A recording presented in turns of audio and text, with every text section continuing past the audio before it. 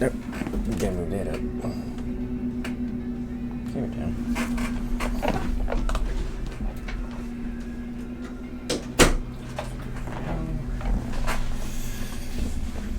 And get everything straight.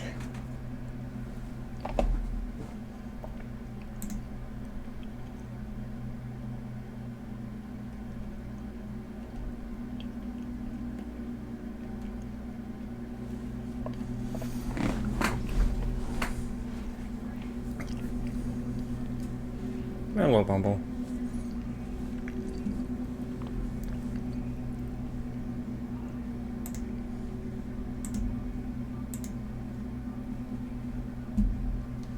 Well, it's the Midwest in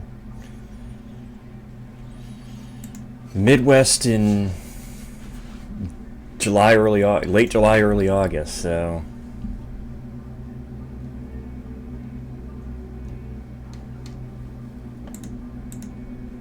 To say that weather is questionable half the time, unpredictable, yeah.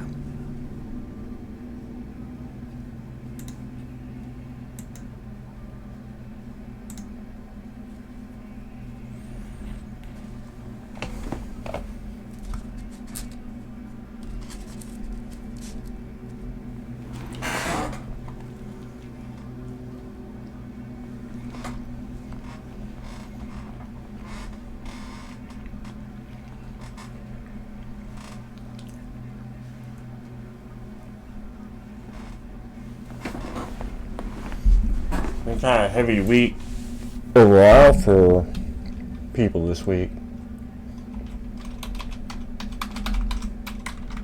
You know. Brickyard, this isn't just another race. It's one of the most special tracks we get to go to all year long. Pretty cool place to race, even cooler place to win. This race can change so fast. You work so hard, and just like that, it can go away. Whole show remain up here. I got a race, and this is why you buy a ticket in the stadium. Here we go. NASCAR on TNT Live at the Indianapolis Motor Speedway. Our coverage of the Brickyard 400 presented by Straight Talk Wireless. Qualified yesterday. I mean, Bumble, it's the same exact thing that Chase Elliott did to Denny Hamlin at 600. He should be sitting a race. If NASCAR's smart and consistent, which it's NASCAR, he should be sitting a race. Like I said, I seen the footage of it. Somebody shared. I didn't watch the race, but somebody shared the footage of it. But yeah, he's sitting a race. If they're smart, he's sitting a race. Got a quick car in qualifying. How was race trip? Yeah, it's not practice. We just lacked a little bit. Obviously, qualifying, my team did a really good job of just making adjustments, stuff confident, really all year long. The NASCAR shot put it gas, and that's so good. It just gets the thing. I wasn't even watching the gloves. I was watching the race car. Straightens the thing out and then suddenly hangs a hard left. Yeah. It's the exact same thing that Chase Elliott did to Denny Hamlin. Literally the exact same thing. Pretty cool for Chase Briscoe. He goes over to Joe Gibbs Racing. He's won the pole for every Crown Jewel race this year. And our starting grid presented by Straight Talk Wireless. Briscoe, Lawrence, best qualifying ever year. We got Eric Jones. Tell you what, the Toyotas definitely came to qualify. I mean, first 5 spots. Surprised at that. Didn't see that coming. AJ Allmendinger, Austin Cindric in row 5. The SVG's in row 6. Best ever qualifying effort at a non-plate oval next to Kyle Busch. He's won here in the Brickyard before. Larson, double duty. He's back in the stock car next to Brad Keselowski. So close a year ago, running out of gas in that final restart. Logano and Bell. Those Toyotas look great in practice. Bell's the one that I have an eye on. Josh Berry, Noah. The cursing ain't got to get him suspended, John. That shouldn't get him suspended. The incident, yes. Well, it's been already the precedent has been set between Bubba and Chase that they'll sit you a week. I'm still surprised that Cindric wasn't suspended for turning Ty Dillon. Oh. Forgot. Sorry, I started this late, so I forgot. Well, you came in late third, but again, I didn't watch the race, but I seen the replays of it. He's sitting a race. If NASCAR's smart, he's sitting a race. Because it literally is the same incident. Granted, not as it was more of a dramatic save than Chase's, but it's literally the exact same thing that happened at Charlotte in. Yeah. And besides, there's a lot of drivers that would be.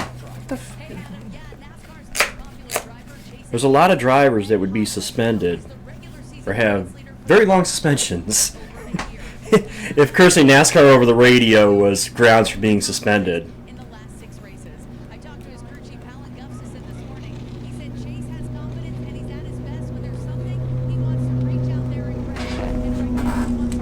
No, it wasn't.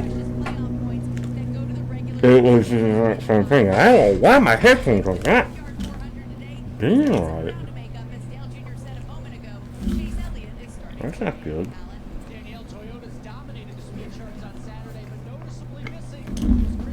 Bending right.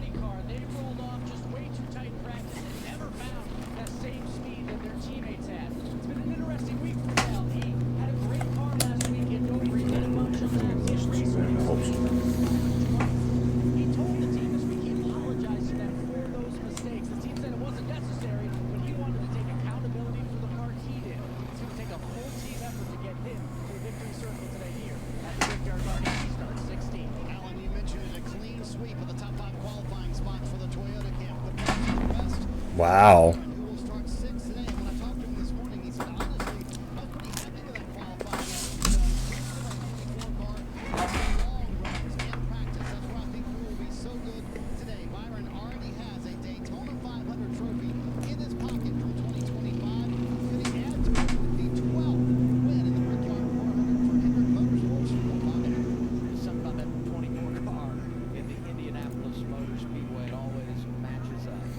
Although the 24 number has not won on this racetrack since Jeff's last win here in 2014.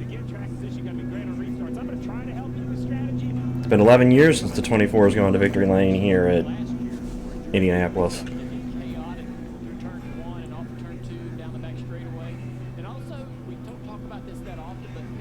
Started the furthest back.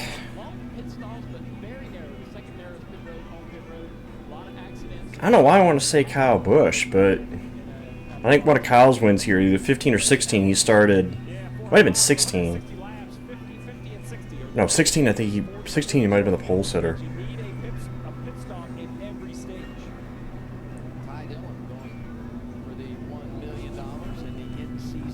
No, the precedent's been set. If NASCAR were smart, he'll sit next week.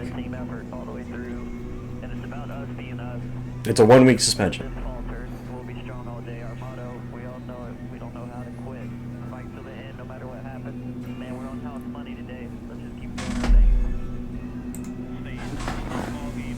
Well, once we get through the first couple laps here, I'll make a couple of mentions about this week and stuffs.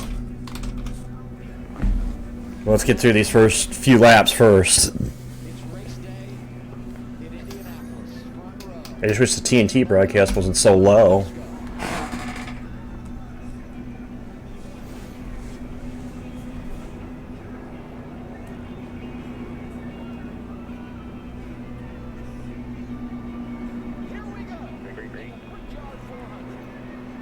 And Briscoe took off, but Jones didn't.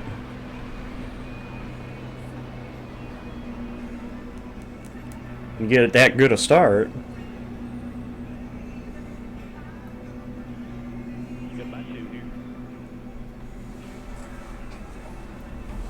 Well, he is the hometown guy, Briscoe, so.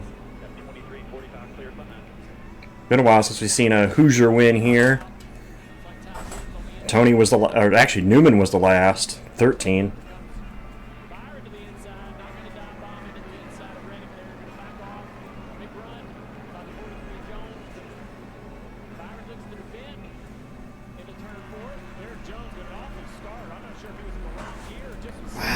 so low.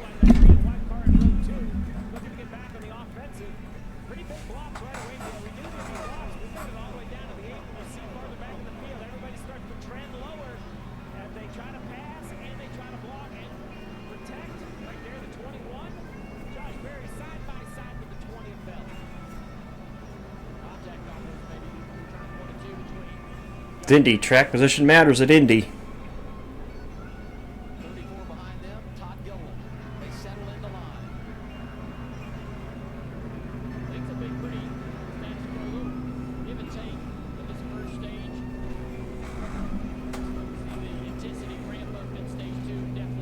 I know Bumble mentioned that there could be weather in the area, so again, we'll have to keep in mind that lap 80.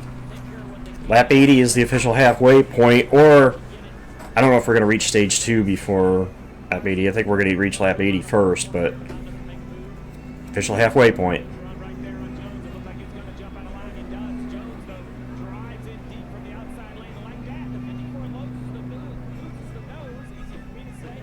Have to keep that in mind.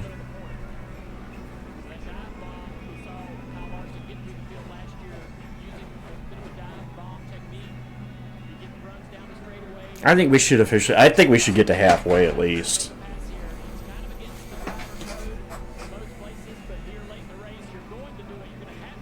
I think no matter what, I think this race is going to end today.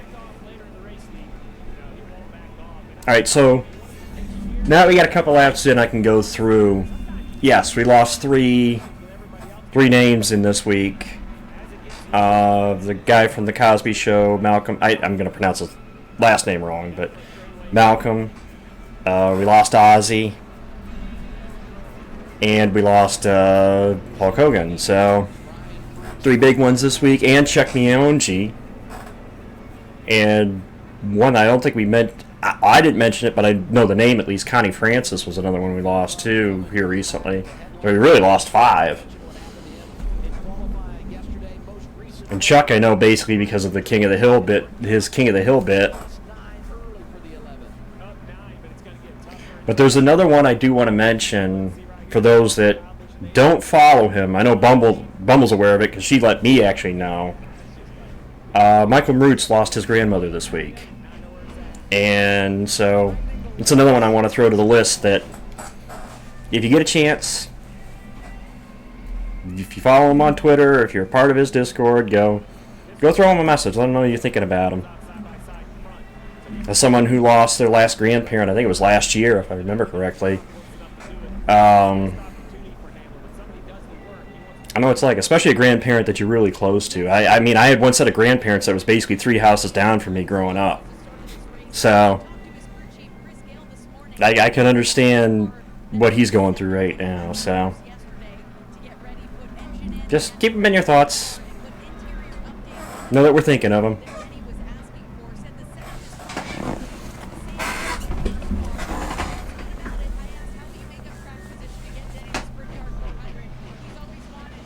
I know, I threw a comment on his video, Bumble, as well as met the message on Twitter, which I know you liked, so.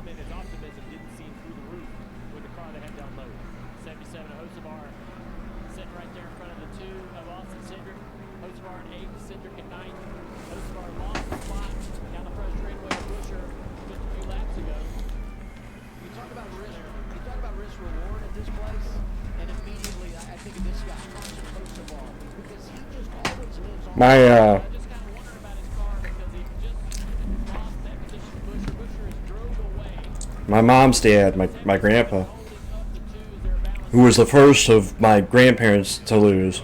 We lost him a couple days before Thanksgiving in 19.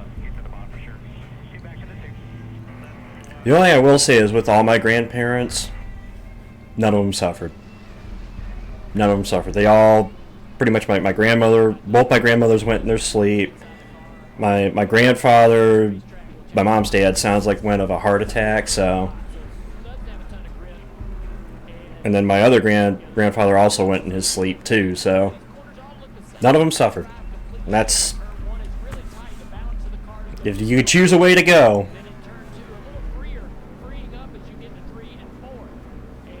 Getting the car perfect in every corner is not a possibility, but the driver's going to have to deal with something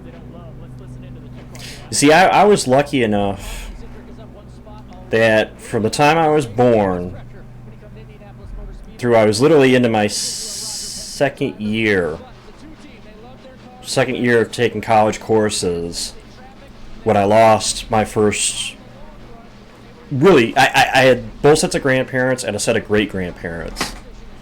And I was in my second year of college when I lost my first great-grandparent. So I consider myself very lucky that I got to have them for as long as I did, you know? I'm very lucky because I know there's ones that don't even get to meet their grandparents sometimes, so I was lucky I had both sets and a set of great-grandparents. So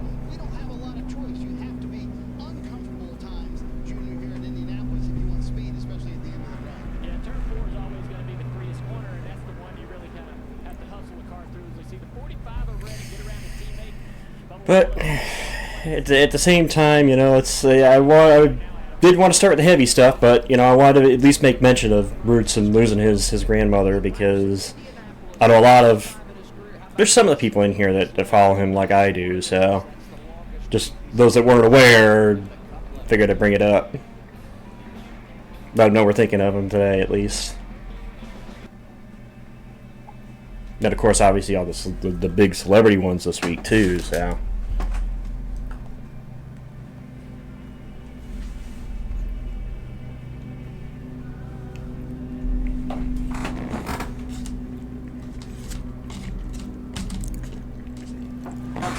You see, what I like about him is, and it comes through in his videos, he loves what he does.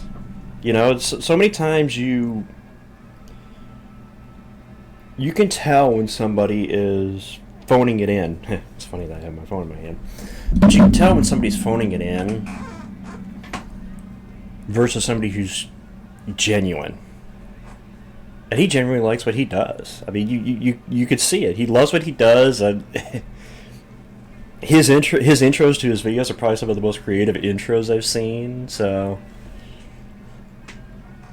you know, he's such a fun person to just watch his videos. And if you haven't watched his videos, please go check him out. I mean, riff out.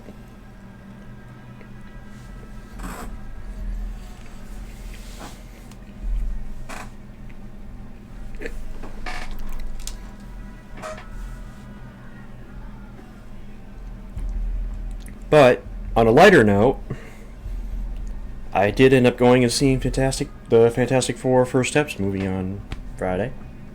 It was good. Again, I like Thunderbolts more. That's still my favorite one of the more recent ones, but it was good. I'll put it on the same level as Shang-Chi, which I loved Shang-Chi, so.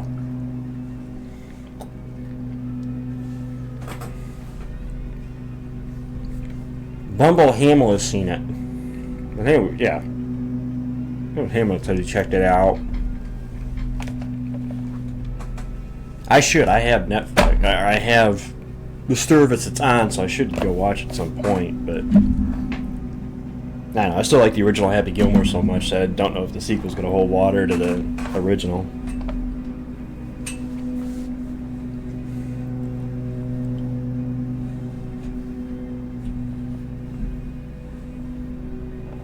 Just remember, it's all in the hips. It's all in the hips. It's all in the hips. Hey, I give him props for that, you know.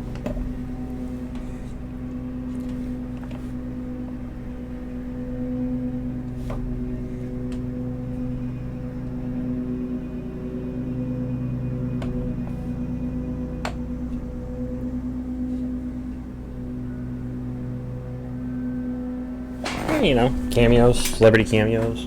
You get a lot of them, especially with sequels.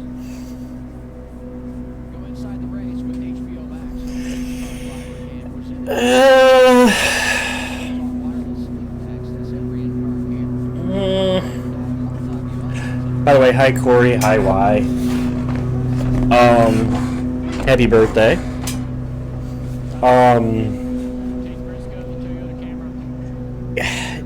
I want to disagree, Bumble, but I can't disagree with that statement. Left corner, we'll see how much he's using the gas. race where you're going to try to save fuel all day, run as hard as you need to, but also try to not have to put more fuel in your car. The less fuel you have to put in your car, the less time you have to spend on pit road, and all that adds up over the course of the day. So look down the front straightaway. I think the one thing we're going to have to keep an eye on too is, or something to keep in mind,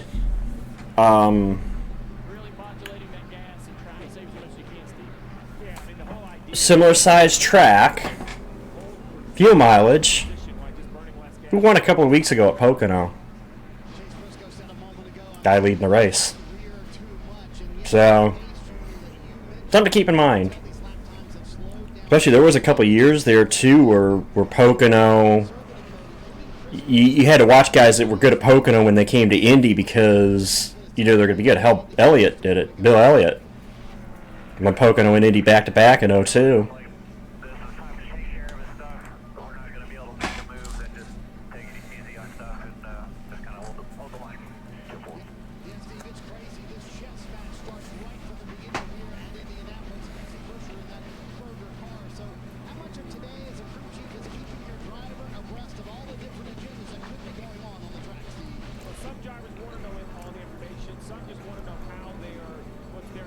It's such a different lineup as far as the way qualifying went, you know. And the guys we expect to be obviously players when it comes to Indianapolis, obviously the most notable one being Kyle Larson.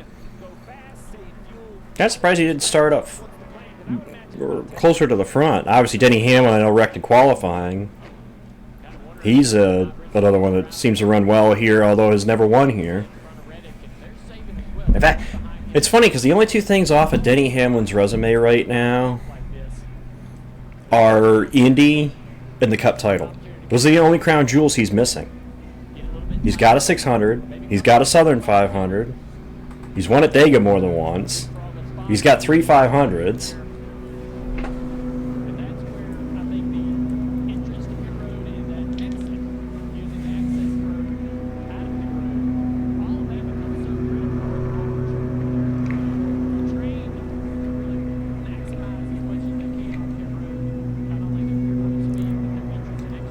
So,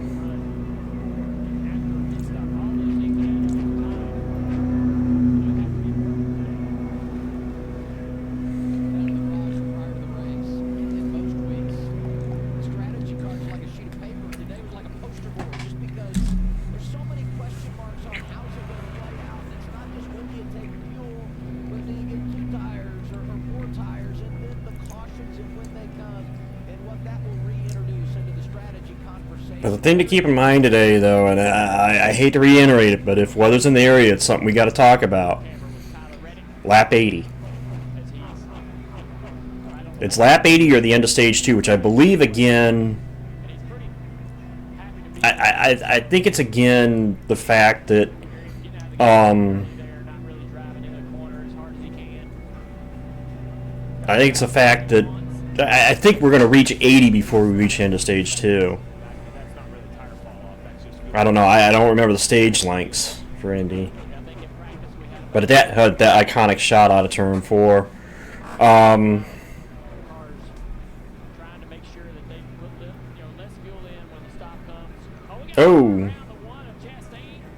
Chastain, and there was another car caught up with him. I couldn't see who it was. Looked like a blue car. Could be saving Tristan. Because he is leading the race and obviously burning the most fuel. He's got to back off more to try to save fuel. So he could have backed up to Reddick.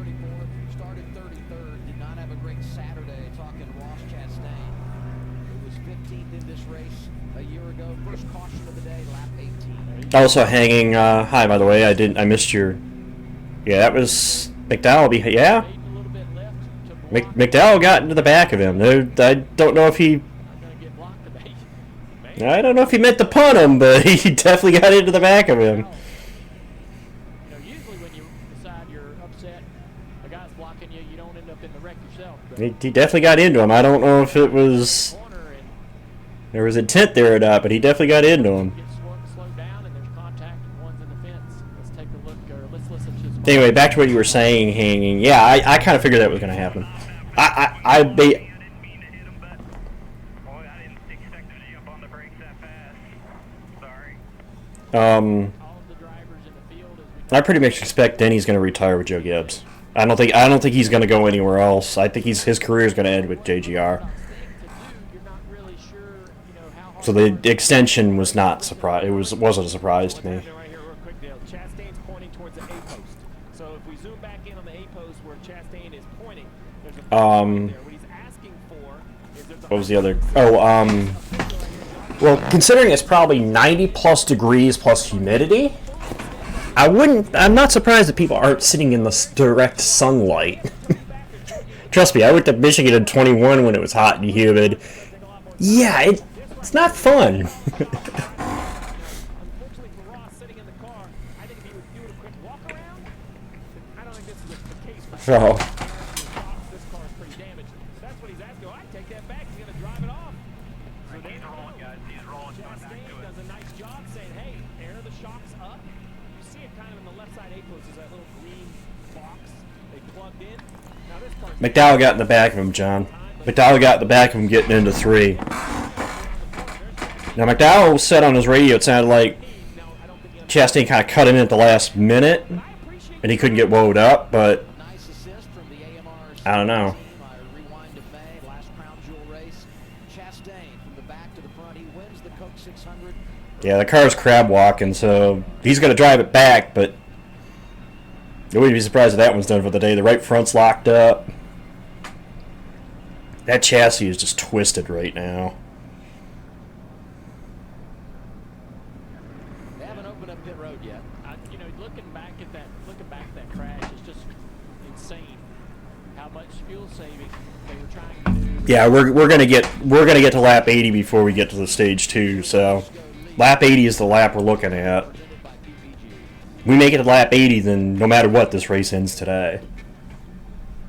Whether we go the full distance or not, although I'd like to see them go the full distance.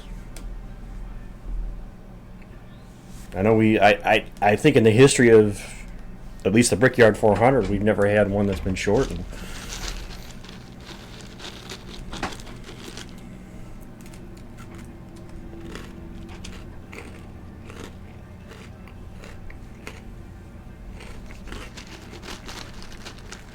Even that chaotic race in 17 still made the distance. Hell, we went to overtime in that race.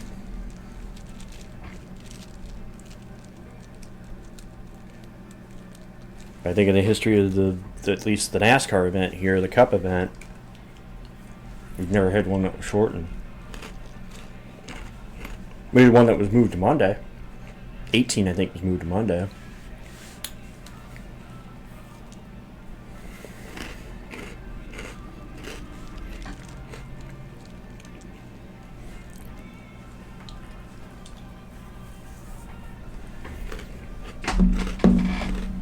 It's kind of funny though when you start to think about it, because both, 2017. Both the Crown Jewel races in 17, Daytona and Indy, were chaotic races. You know, the 500 had 2 major wrecks.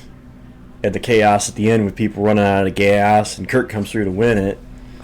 And then Indy had all the chaos that erupted basically from the point that Busch and Truex wrecked. I mean, prior to that wreck, that race was pretty much a battle between Busch and Truex, and then when they wrecked, it's like the floodgates opened.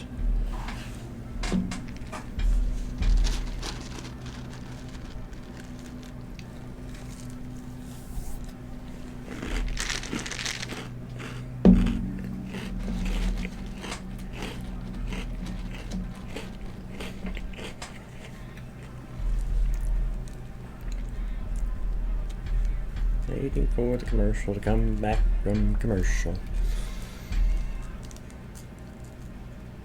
But I pretty much know, pretty much know all the Brickyard winners. On TNT is brought to you by Straight Talk Wireless Real Unlimited Data for fans of Fast, official partner of NASCAR.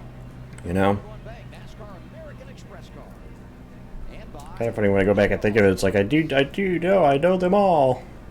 Tough situation right here because basically the whole field is on the lead lap, and I expect everybody to come to pit road. Dale, you pointed out how narrow this pit stall is, and this is normally when you get that stacked up. This is when you can get turned around. You see Cindric going off cycle, trying to work some track position. Looks like Joey's gonna do it. Strategy call for 3 Barry. cars. The rest of the field comes to pit road.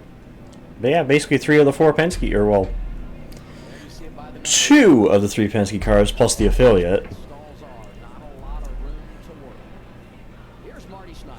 Yeah, and James Small reminded Well, what's going to help Briscoe is Briscoe's got that first stall. stalls are coming to pit road. He comes to pit road, having let That first stall is an advantage. Reddick in a 20 that slides a little bit long in his stall. He said his car was starting to migrate a little bit free. Yep, 2 tires for Reddick. For the Toyota camp, same for his teammate Bubba Wallace. He's going to be A lot of them are going to do 2, I think. at the end of pit road, right side tires only. And Bubba and Reddick flip spots. teammate Tyler Reddick Everybody else looks like... Oh, Jones gained 1 over Byron. wound up pitting. Larson and Bush gained 3. Everybody coming off. Took right sides. Briscoe, #1 pit position after winning the pole. Hold serve on the pit lane.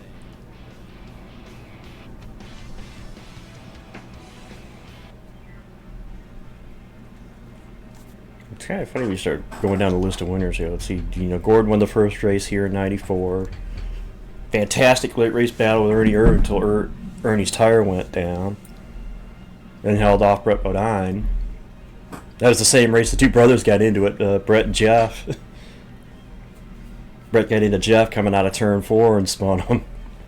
He admits years later, yeah, I did get into him. 95 when Senior won. 96 was Jarrett's first win in Indy. One of the few multiple winners at this track. 97 was the battle between Rudd and Bobby Labonte. Rudd ending up on top in that 10 car. 98, which was Gordon's second. I think that went in under yellow. 99 when Jarrett won. In 98 actually started the streak of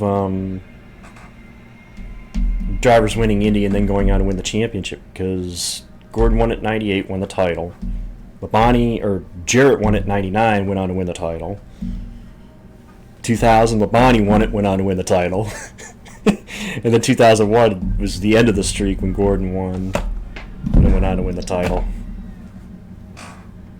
I mentioned Bill Elliott, who won back-to-back Indy and Pocono in 02. Kevin Harvick won in 03 when he passed, I think it was McMurray was leading at the time, passed him in the lap traffic. They had a bunch of tail and lead lap cars starting in front of him and we passed him in the traffic. Drove around him. And then,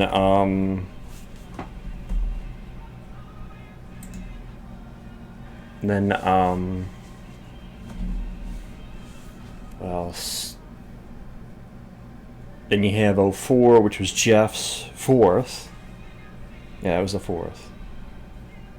It was, 90, 94, 98, 01. Yeah, that was the 4th, 04. The first overtime, first green, white, checkered finish in the Cup Series. It was Indy. 05 was Tony winning it, which was big for Tony. I mean, that was that right in the middle of that summer stretch, the summer of Stewart, so to say. 06 was Johnson's first.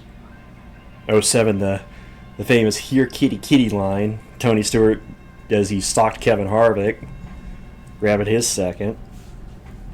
08 was the infamous tire race, where Goodyear was not prepared with the COT for that race. You're home for live betting, and new customers can bet $5 and As Johnson held off Carl Edwards. instantly.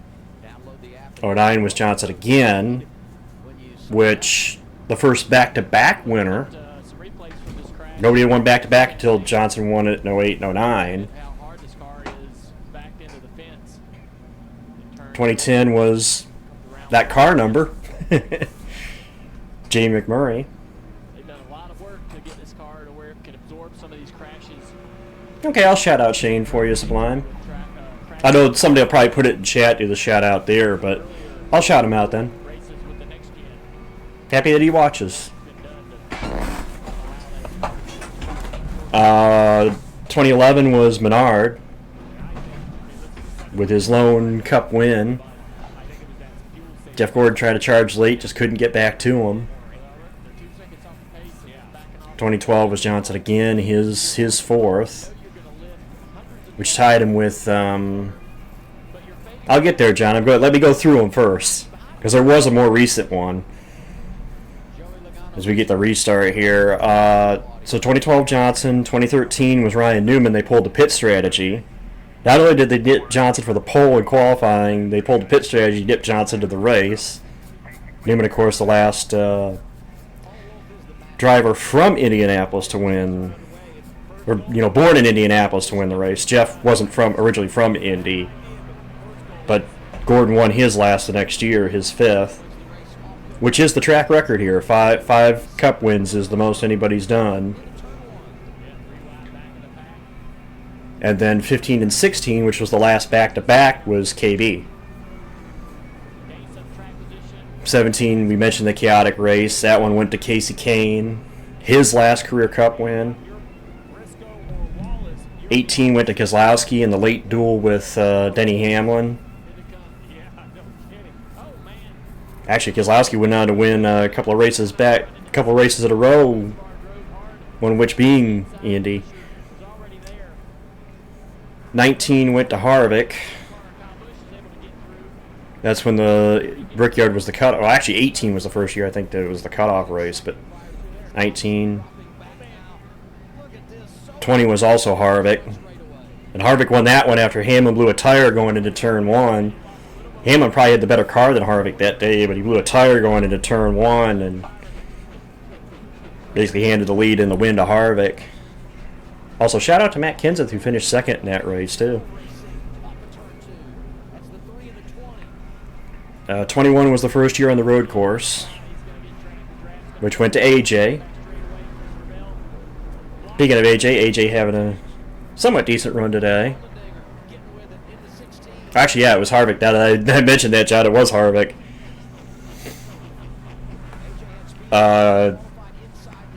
So 21, 22 was Reddick on the road course. You mean 20. 20, Bumble. Yeah, it's no surprise that it was hard, too. It's at 22, so... No, 21. 21 is when the curbing came up. It was the first year. 22 was Reddick. 23 was McDowell over Elliott. McDowell's second career Cup win.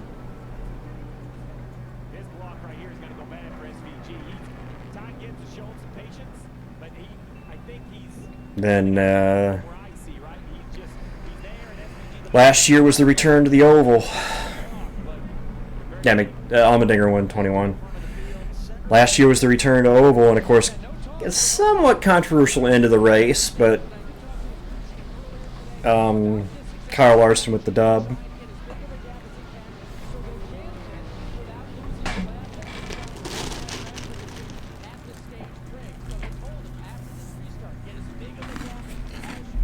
Oh, it's still in Indianapolis. Uh-oh.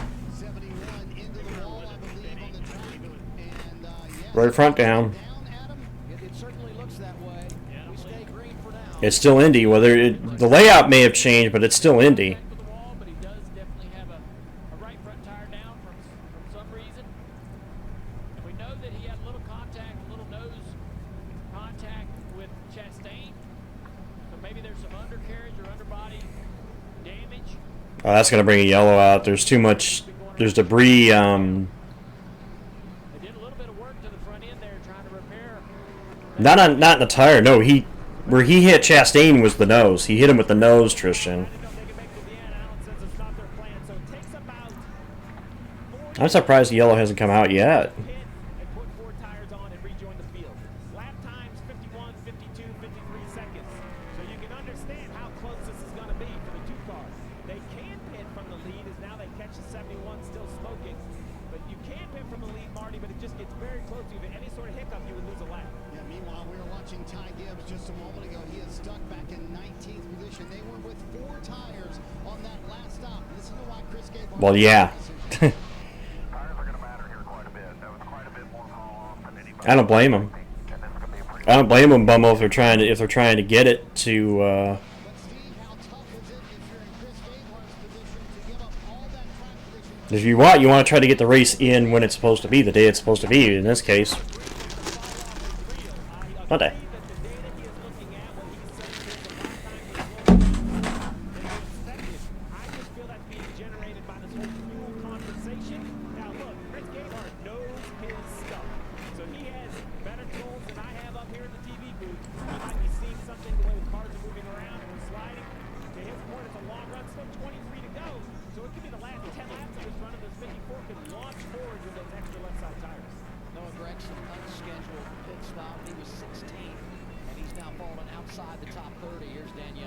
So there's all your Brickyard winners. It's pretty good. I was able to recall all that just offhand, and facts about the damn races too. I know Indy. I like Indy. Granted, the races here have not been very entertaining, and if you ask me, and this is just me, I don't like that we went away from the road course, because I don't think the oval has been worthy of being that much better than the road course was, but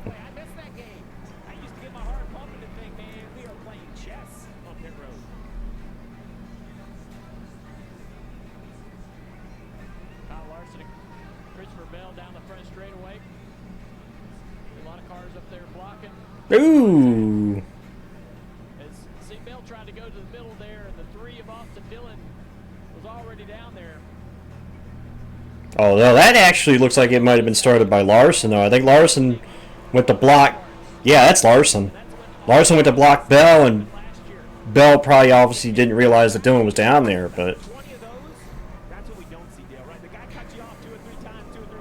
that one I think was more on Larson. Because he tried to block Bell, and yeah, granted Bell probably didn't know the 3 was down there, but that was a very aggressive block. Last year's winner, quiet early. Larson back there in 12. Top 5, Cedric, Logano, Briscoe, Wallace, and Josh Berry. You're watching the Brickyard 400 on TNT.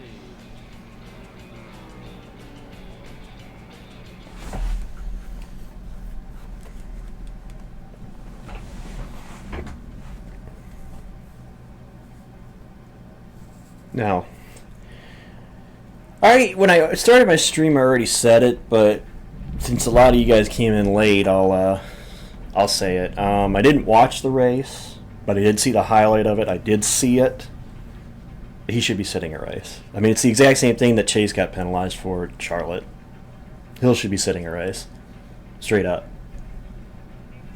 It's literally the exact same thing that we saw about Elliott, except Hill's save was a little more spectacular than Chase's, but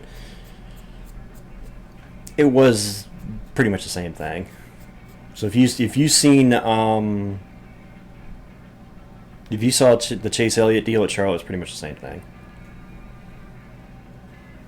Amarola got into the back of Hill, got him a little loose. Hill went up the hill, saved it, had a little bit of a dramatic save, and then just cut left. Just cut left and right reared him.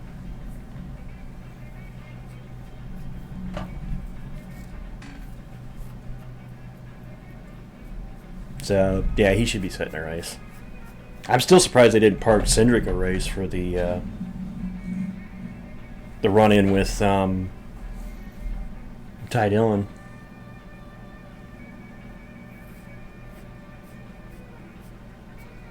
At Dakota.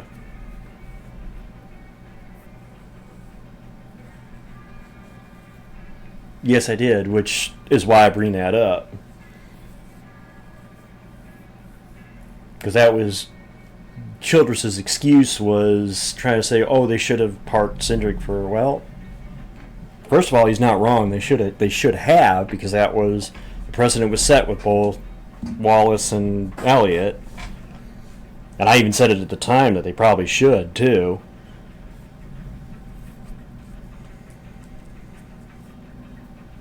He's got work to do if he's going to get it done today too. But we've seen him pull off miracles. Hell, he waited the last corner, last lap of Sonoma. So I'm not ruling Ty out of anything yet.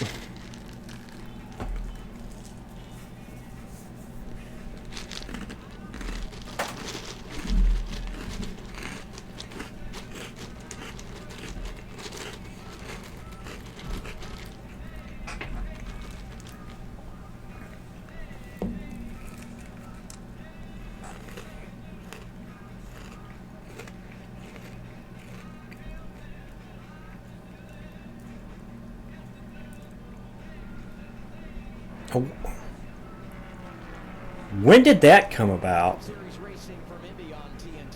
Because I don't remember that ever being a thing.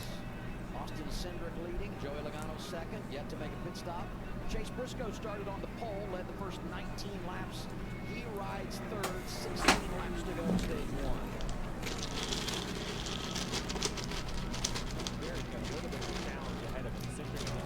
They see that makes more sense. That makes more sense, Juan. That you lose all the playoff points. That makes sense. But I don't think I've heard that other part.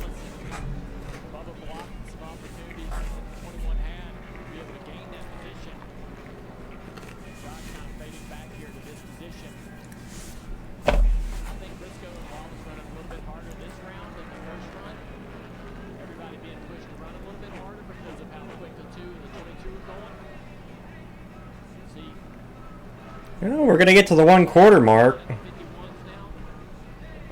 Yeah, I was going to say. That's what I thought.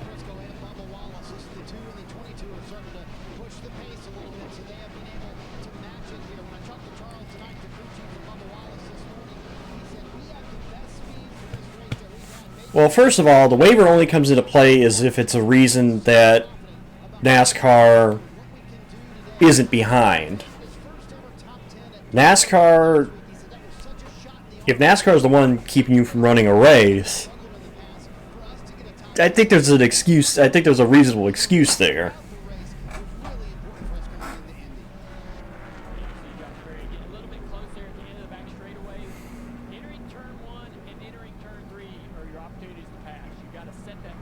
And right now, the way the points look, again, granted, we still got 14 laps to go in the first stage, but the way the playoff points are looking, it's looking more and more like those below the cut line are just going to have to win a race to try to advance.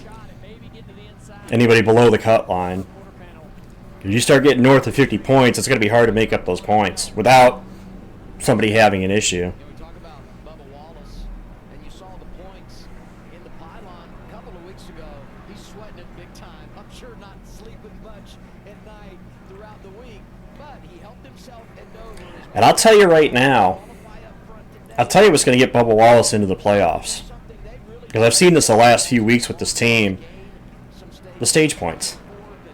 This team the last few weeks has been really good about capitalizing on stage points.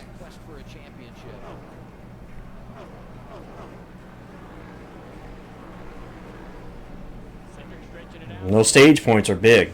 Those stage points can be the difference between... Oh, it could be the difference between guys winning the regular season championship, too. I mean, look at that battle right now. William Byron is sitting 7th.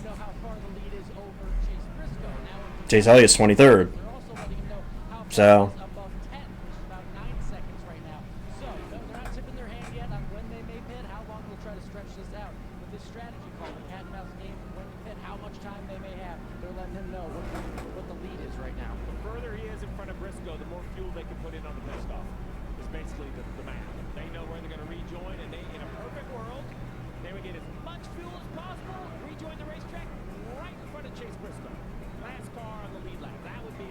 yes, you got it from Daily Downforce.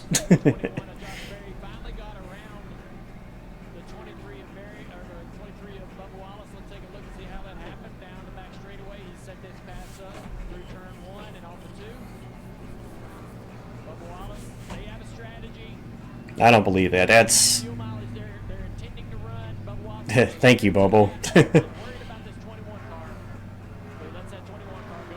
Yeah, that 21 is pitting on the green. Now Jones behind him, that's on the same strategy. So Bubba's gonna, not want to let him by. I'm not saying That's what it sounds like, John. They're trying to go as far as they can, pit before the stage end, and try to hang on the lead lap, which is why Cindric's trying to stretch as big a lead as he can. Because if they can stay on the lead lap when everybody else pits at the end of the stage, they get the track position back. They're working it like a road course. That's their strat. Which at a track in Indianapolis where track position is everything, if they can stay on the lead lap, Bubba Wallace told Charles tonight on the radio, I'm neutral, negative and a half. I had to get that translated out, and that means he needs to turn just a little bit better in the center of the corner. good run going so far for Jones, too. Austin Cindric, they told him on the radio, Brian Wilson said, we have time for a 14-second pit stop. No mistakes. Again, that lead over Chase Briscoe right now, 5.2 seconds. So they're doing the math. Allen brings up something there that we have to discuss. Yeah, in the playoff era, that's never happened. Where if a driver's been suspended, they completely lose playoff eligibility. That's never happened. It comes with no miscues because one bobble I mean, that's a very severe punishment too in these situations. for an incident that was one race. Now, sitting a race, yeah, it's fair, but As much as he can stretch it out, and the bigger they stretch Yeah. it out, as Steve said, the more fuel they can put in, it just can have no mistakes when they come down pit road. But he was told at least a 14-second pit stop. 14 seconds is a lot. You can change 4 tires in 10 and a half seconds. So 14 seconds, you could put all 20 gallons in. Got word Ross Chastain evaluated at the care center, and he has been released. And here's Joey Logano making his pit stop, 10 to go, stage 1. All right, so let's see how much fuel Paul Wolf dares put in this 22 car. Remember, 10 seconds, tires will be changed. Really watch the pit stop. They're going to either set the jack down on the left or leave it jacked up, but they're all going to be focused on the fuel man, Allen. It's how much fuel. no, I think a runway, depending on the incident, a one-race suspension is enough of a penalty. That's enough of a penalty, at least in my mind. Depending on the incident, obviously. But it's just me. Well, the key is can they stay on the lead lap? Which is why I'm looking more at Cindric than I am Logano as far as being able to stay on the lead lap. As long as they have a clean pit, they should be able to stay ahead of the leader, stay on the lead lap. Strategy calls they envisioned even before this talk from crew chief Brian Wilson before the race. They envisioned something like this: manufacturing the track position and then get as far as out possible as they can to get themselves as much fuel as they can and hopefully set themselves up later on. Over to the right side, you see the fuel can going in. Over to the left side on fuel, second can of fuel in there. Remember, they call for a 14-second pit stop to get as much fuel as they can. Waiting, on and off for Austin Cindric. All right, upper left, you see the track map, 22 out in front of the 19. You see the 2 sitting on pit road.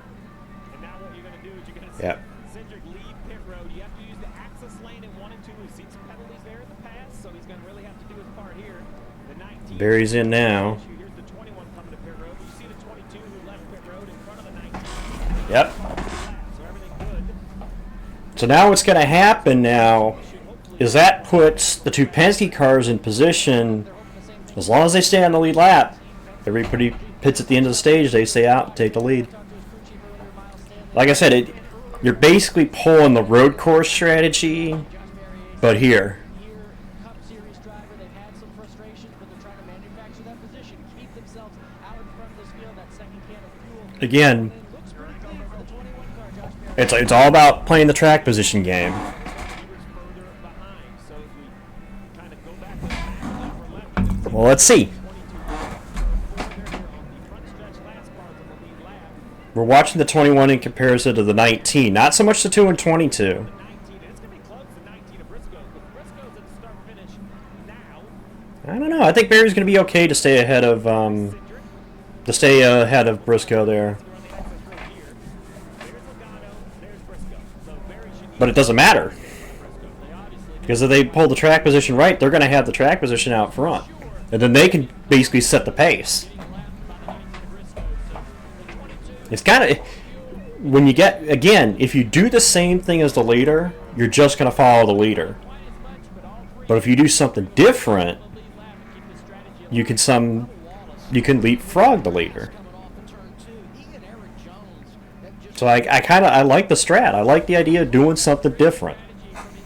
Doing something different to buy yourself track position.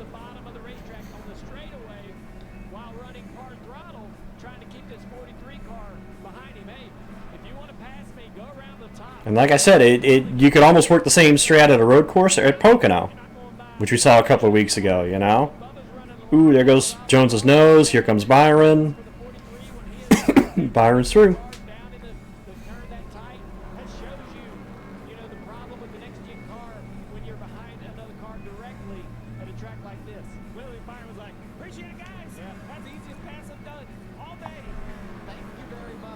Looks like Briscoe is most likely going to win the stage here.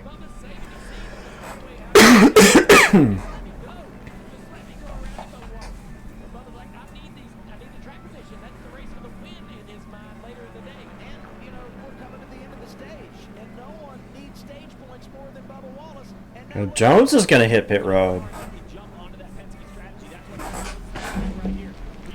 Get a couple. We're going to try to maybe do this.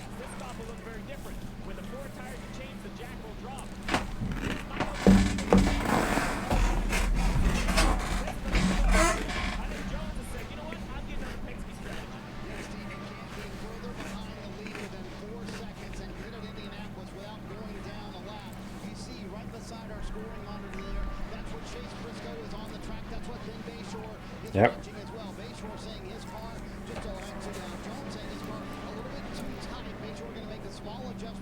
And the only way this strategy works is if you don't lose a lap. If you lose a lap, then the strategy doesn't matter. You're stuck a lap down.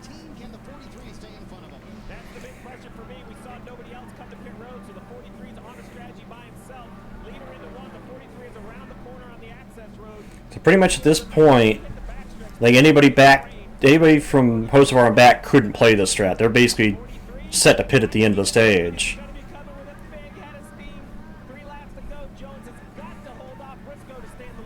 I think he's going to do it. I think he should be able to hold him off.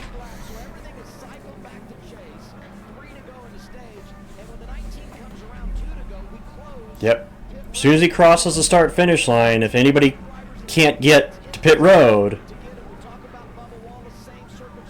nobody else is going to pit. So your leaders, once the stage wraps up, should be Cindric, Logano, Barry, and Jones. And Gibbs currently 14th. Right now Gibbs leads that battle.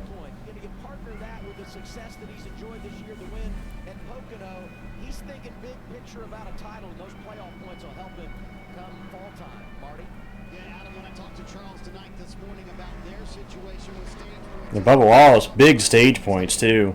And William Byron. That battle for the regular season championship.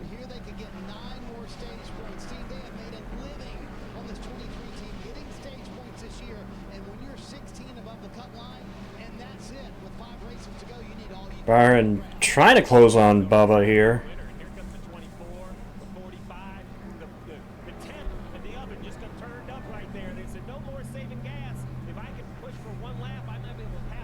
The points battle to try to make the playoffs. I will say these points though big for William Byron. Byron as well. And the reason stage points are big for him, because he wants that regular season championship. He lost the lead last week to Chase Elliott, but helping himself here today. Yeah, making definitely helping him. How about Busher? How about Kyle Busch and Hocevar? Just Martin or Dylan there at 9. Just a lot of guys that are So Chase Briscoe, the native Hoosier, started on pole. That have won a Brickyard 400. They come off this last corner, and he will win stage 1. Green and white checkered flag. Stage 1 done in Indianapolis, and it's going to be Chase Briscoe who wins it after starting on the pole. Wallace finishes the deal. Byron gets 8 points, 6 for Busher. For Briscoe, that's his second stage win of the campaign. Stage, Pocono. It's also the last time he won a race. We're off and rolling on Crown Jewel. It's the Brickyard 400 TNT.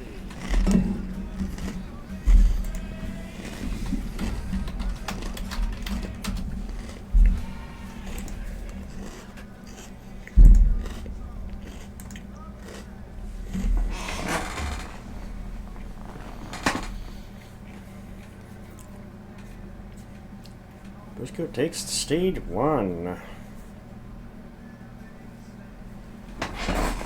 What's a breakdown on that? 28-3.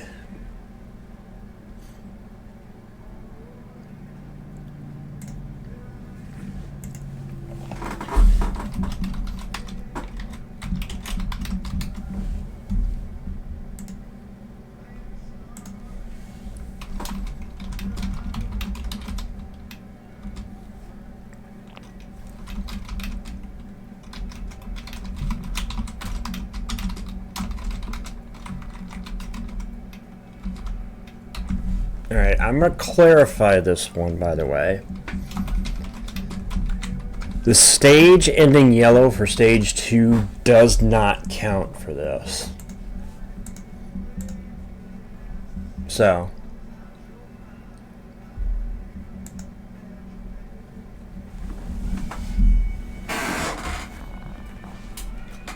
The stage ending yellow for stage 2 does not count for this. I'm talking yellows, naturally occurring yellows. We will have 2 or fewer in stage 2. So if we have 2, the prediction is true. If we have 3, it's false.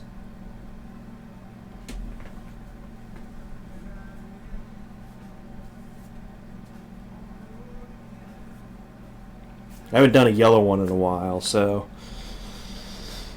make this stage 2 one a yellow one.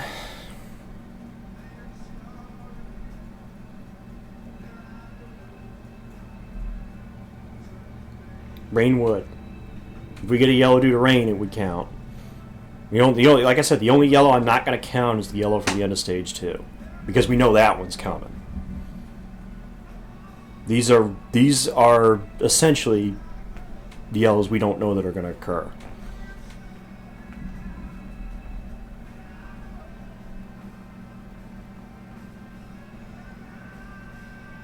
NASCAR Cup Series racing on TNT. For reference, we only had 1 in stage 1. Progressive protect your auto, home, and business today at Progressive. The Chastain McDowell collision. At BK, have it your way. You rule. Dude, it's beautiful. I mean, should we expect any different when Ryan Penske gets involved? Here, the guys that are on the green won't pit. Everybody else will pit. It's going to be a little bit. I assume 4 tires, varying fuel load, same thing as earlier. Ooh. Just cannot get run over on pit road. You see a few guys. Okay, a couple guys did stay out. I see Alex Bowman stayed out. On pit road already. I think Keselowski did. Here they are, Marty. Interesting comment from William Byron, who said, I had a little smoke inside. Somebody else stayed out too. I'm trying to see who it is. Fairly quickly. And he also Oh, said Rudy Fury Justin Haley. too tight, but I'm afraid to make a big adjustment on it because I don't know how much of that was just right side tires on that last stop, so a smaller adjustment for the 2014. Meanwhile, Bubba Wallace said, I just need more turn, and that is hurting our exit speed on the corners. No, I didn't say. It must have been Priest that I saw then. I saw a car with the number 6. Meanwhile, Chase Briscoe said that was all Hocevar, That was way too free, especially 2 tires. into that run. I think that might have been a 2-tire call for Carson Hocevar and his team. Yes, it was. Chase Briscoe of those who took 4 tires. Damn, Suarez and Gibbs's crews with 4 tires leaping some spots. Off the pit lane. 7 lead lap cars stay out. Restart going to be outstanding as we begin stage 2. It comes your way next. Like I said, when I do the yellow prediction, that's the yellows we don't know that are going to happen. The stage-ending yellow does not count. Well, I'm not surprised, Tristan, because we basically ran a fuel run. So it's going to take longer to put fuel in the car than it is to change tires. So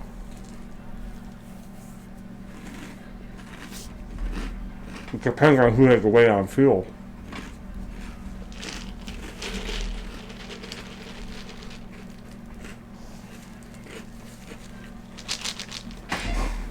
If you had to wait to get some fuel, then you might as well take 4 tires.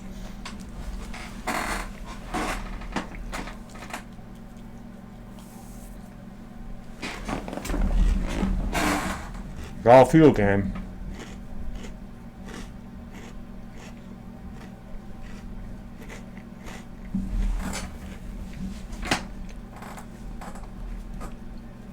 Yeah, so that's 7 then. No surprise the 2, 22, 21, and 43. I'm interested with what the 60, the 48, and the 7 are playing.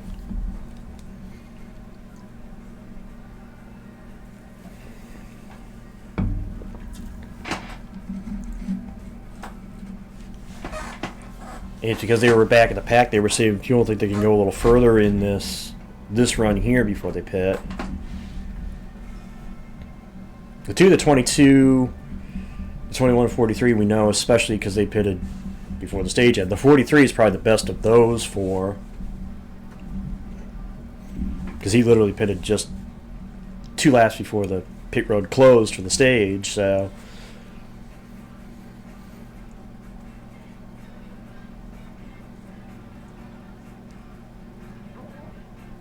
Curious to see which strat works.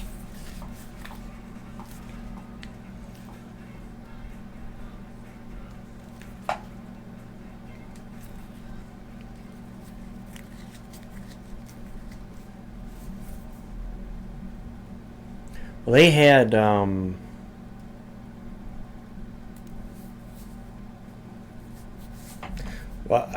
this is TNT, by the way, Bumble, not NBC, but I heard him say under the one green flag run that he pitted under green unscheduled, so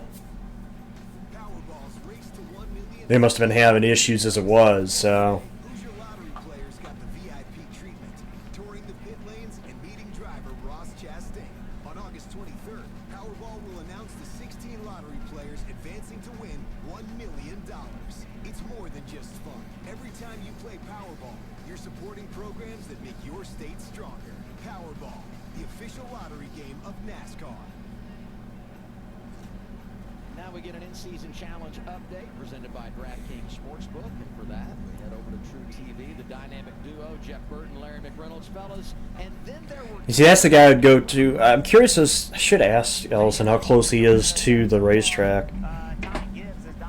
I know he's the Hoosier, but I forget if he said how close he is to the racetrack. I could text a buddy of mine, the guy that I invited me down to when I went to the 500, the Indy 500, ask him what the weather looks like down there.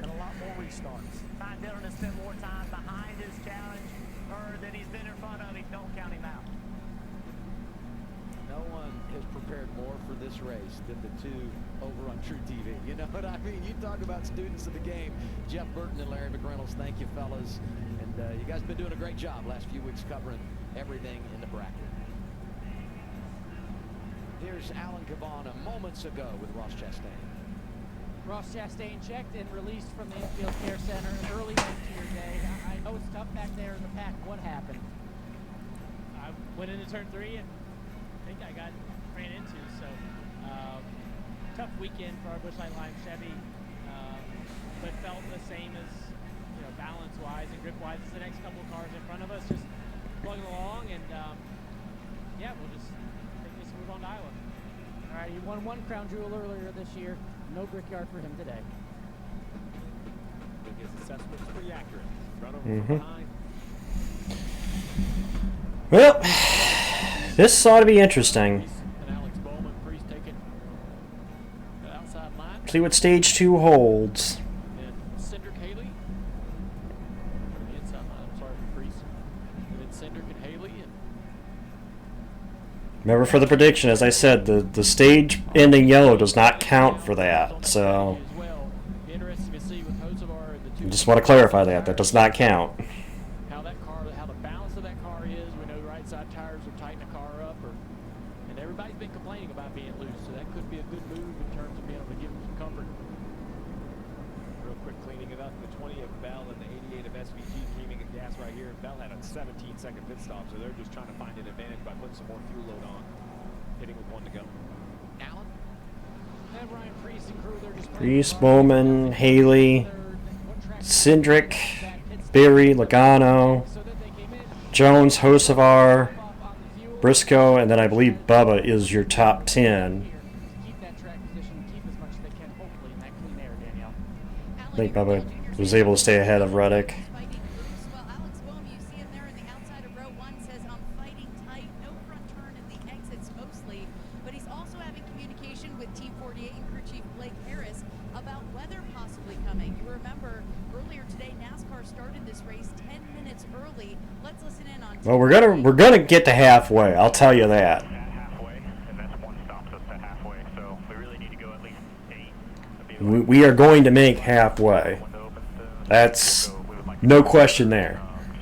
The question becomes, once we get past halfway, how much further we go. I'd like to think we get the whole thing in today, and I'm staying optimistic on that.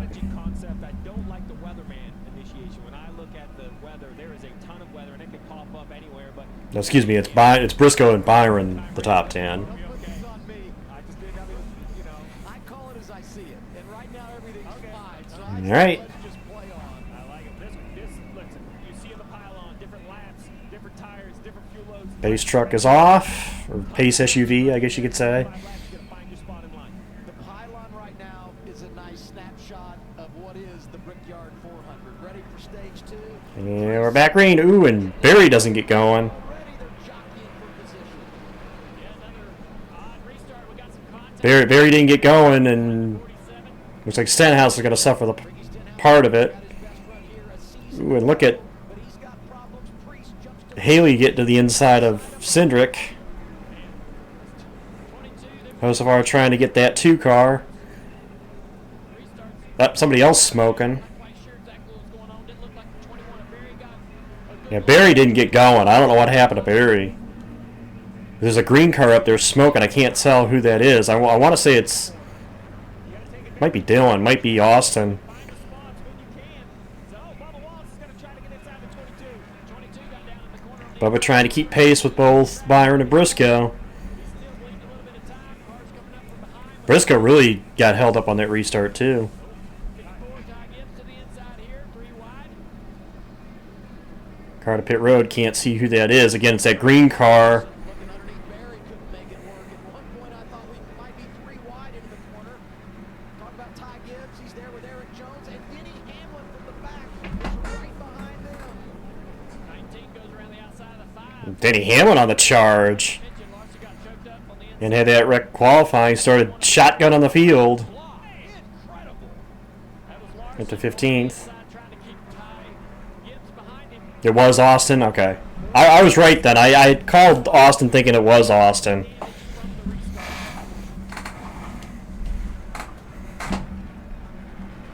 Yep, another one to pit road there. Let's take a look at the replay and see how that stuff happened at the back of the field. Riding on board with the 10, Ty Dillon. That started because Barry didn't go. Just a big, huge checkup. Oh, yeah. The 47 is Stenhouse. I think that started from Barry didn't get a good launch. We see this all the time.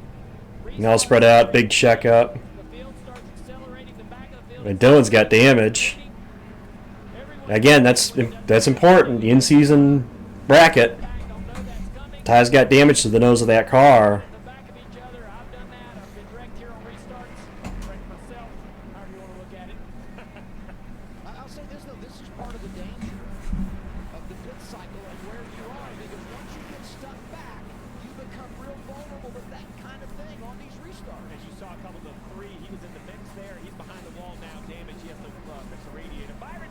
Ooh, Byron battle for.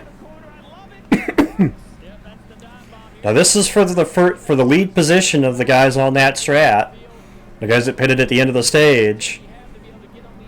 Byron leads that group. It's Byron, Hocevar, Bubba, Busher.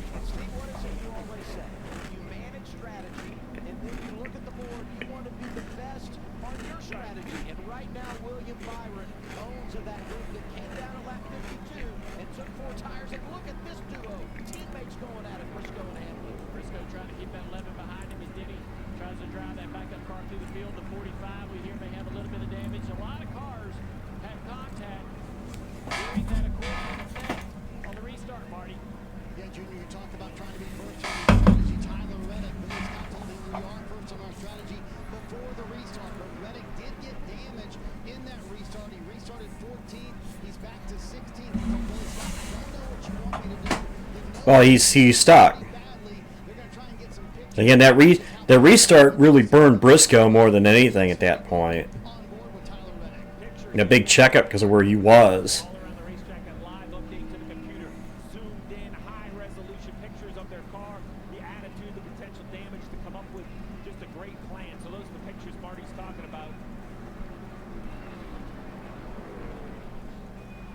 Frustrating for Reddick. He had a good car today, really showed it early in this race after a great qualifying run yesterday, but it is a long afternoon. And if you go back to last year when he had a really good race car, had to battle through some tough times, come back from adversity, and he did it, finishing second winless this year, but in very good points position. Chase Elliott, big block by Todd Gilliland. Blaney gonna try to take advantage. Ooh, a little bit of aggressive block there. Not any more aggressive than the block that Gillen pulled on Elliott.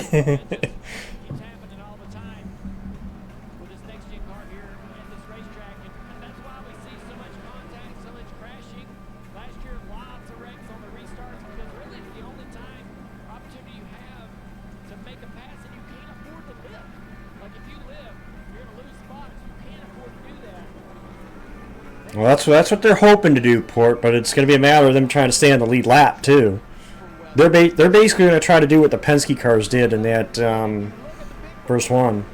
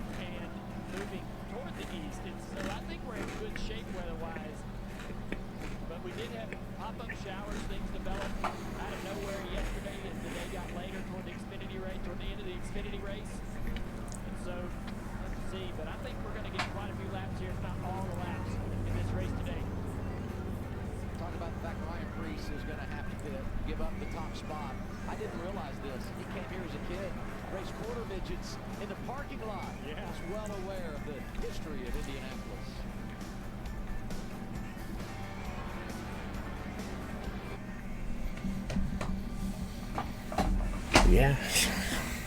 Indy.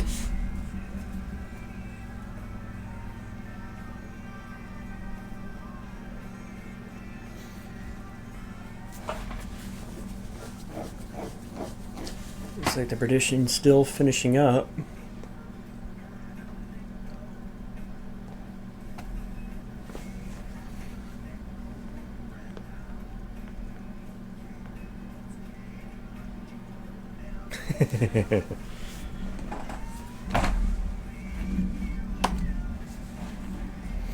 Yeah, it's interesting because it's not the first time that RCR has had a slump as racing.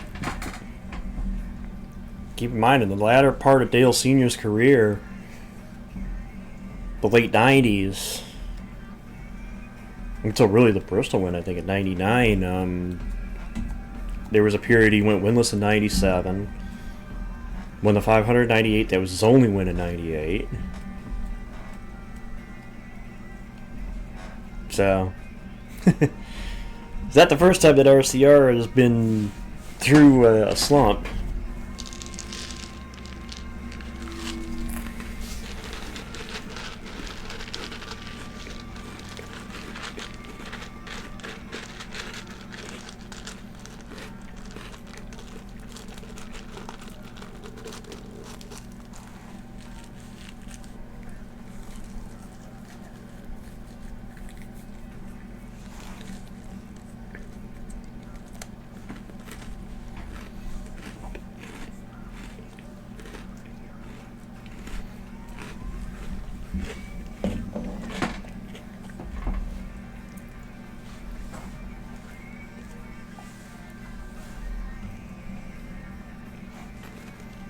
Really, at this point, it's not even Richard that's running the operation so much anymore now, too.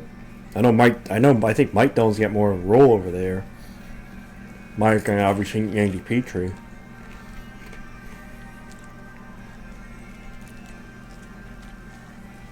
Yeah. I mean, 2000 really was his best, Kix. One of my favorite cereals. 2000 was one of Dale Sr.'s best seasons since he has record in 96 at Dega. 96 was going to be a good year for him, then he had that wreck at Dega.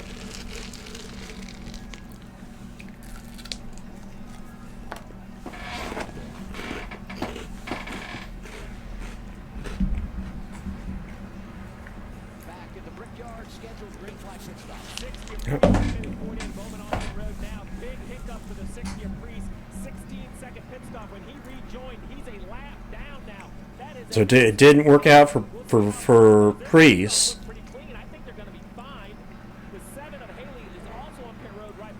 Comparing Bowman to the leader, Cindric.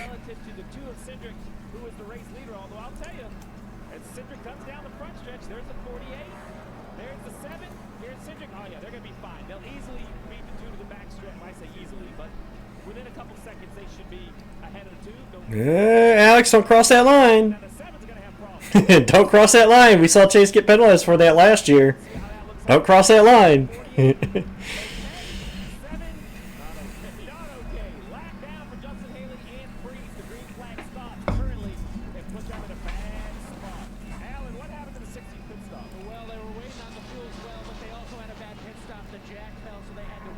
Oh.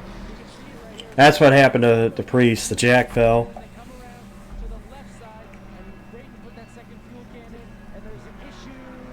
Yep, right there. That falls off the jack.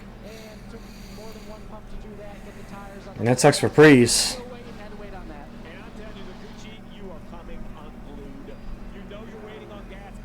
So right now, the only one of those three that's been able to stay on the lead lap is Bowman. Priest and Cindric, or Priest and Haley are both a lap down now.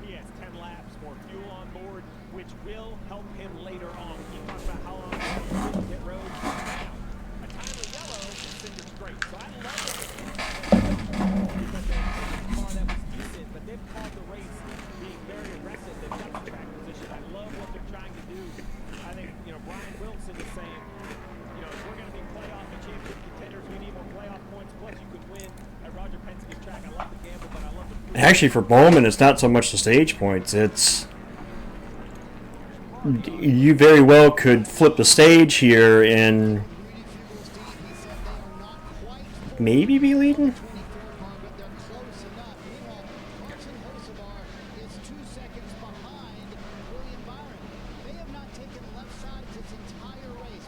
Wow.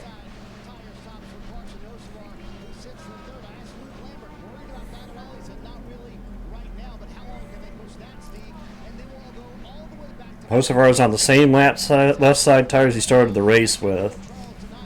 He's gone almost half the distance. Wow.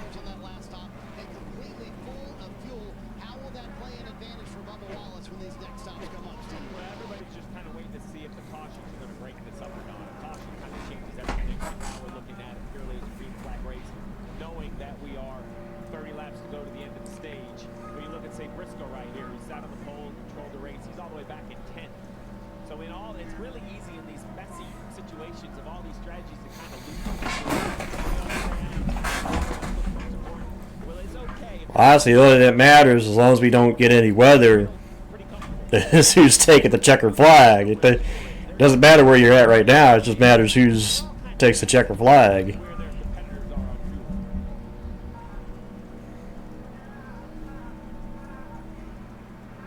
Kyle Busch, a name that popped up on the leaderboard early, and right now drifted a little bit here. Yeah, you're looking at the damage on the nose of that car. We talked about Man, the that cars that were involved in that restart. more damage to the nose of that 8 car than I thought. Probably had some, some Man, we didn't see any shots of it. I was just going off of Kylito's kind of maybe exaggerated until I actually got to look at it now, and yeah, that's a pretty good dent into the nose. It looks like Ty Dillon's car as far as the damage to his nose.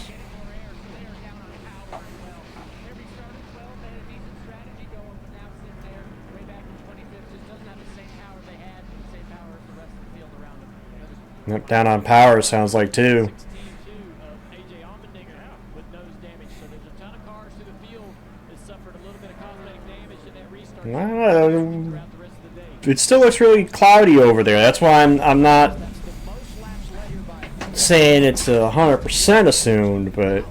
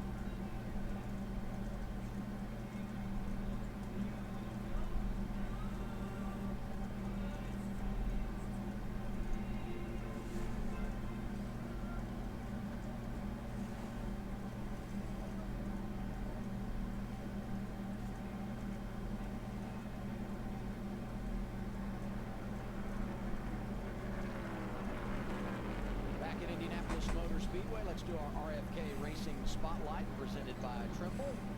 Chris Buescher, best of the bunch, running 6th right now. And in a really good spot when you look at the overall strategy and how we would score this thing. Brad Keselowski, top 20, won the race here in 2018. We talked about Ryan Preece, a lap down, but he's the first car in the 1 lap down category right now. So should we get a caution, he could get back on the lead lap. Yeah, the lead's a little bit tight right up here front with Byron and the 2 of Cindric. There's a lot of traffic in front of them, and so while we've talked about the dirty air and how challenging that can be for Byron, this 2 car that's the lead close the gap. Ty Dillon's going to race hard. He's got $1 million on the line. Doesn't want to lose a lap, right?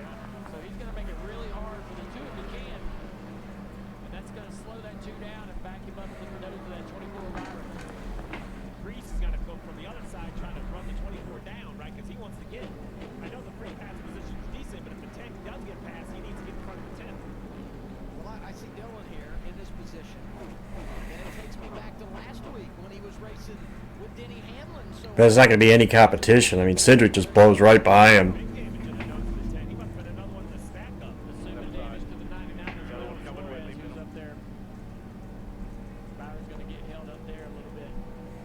Trying to get it. We got right. Yep, Custer. Issue on the 41 here. And Steve, tire issues were a deal last year. It's on the service road.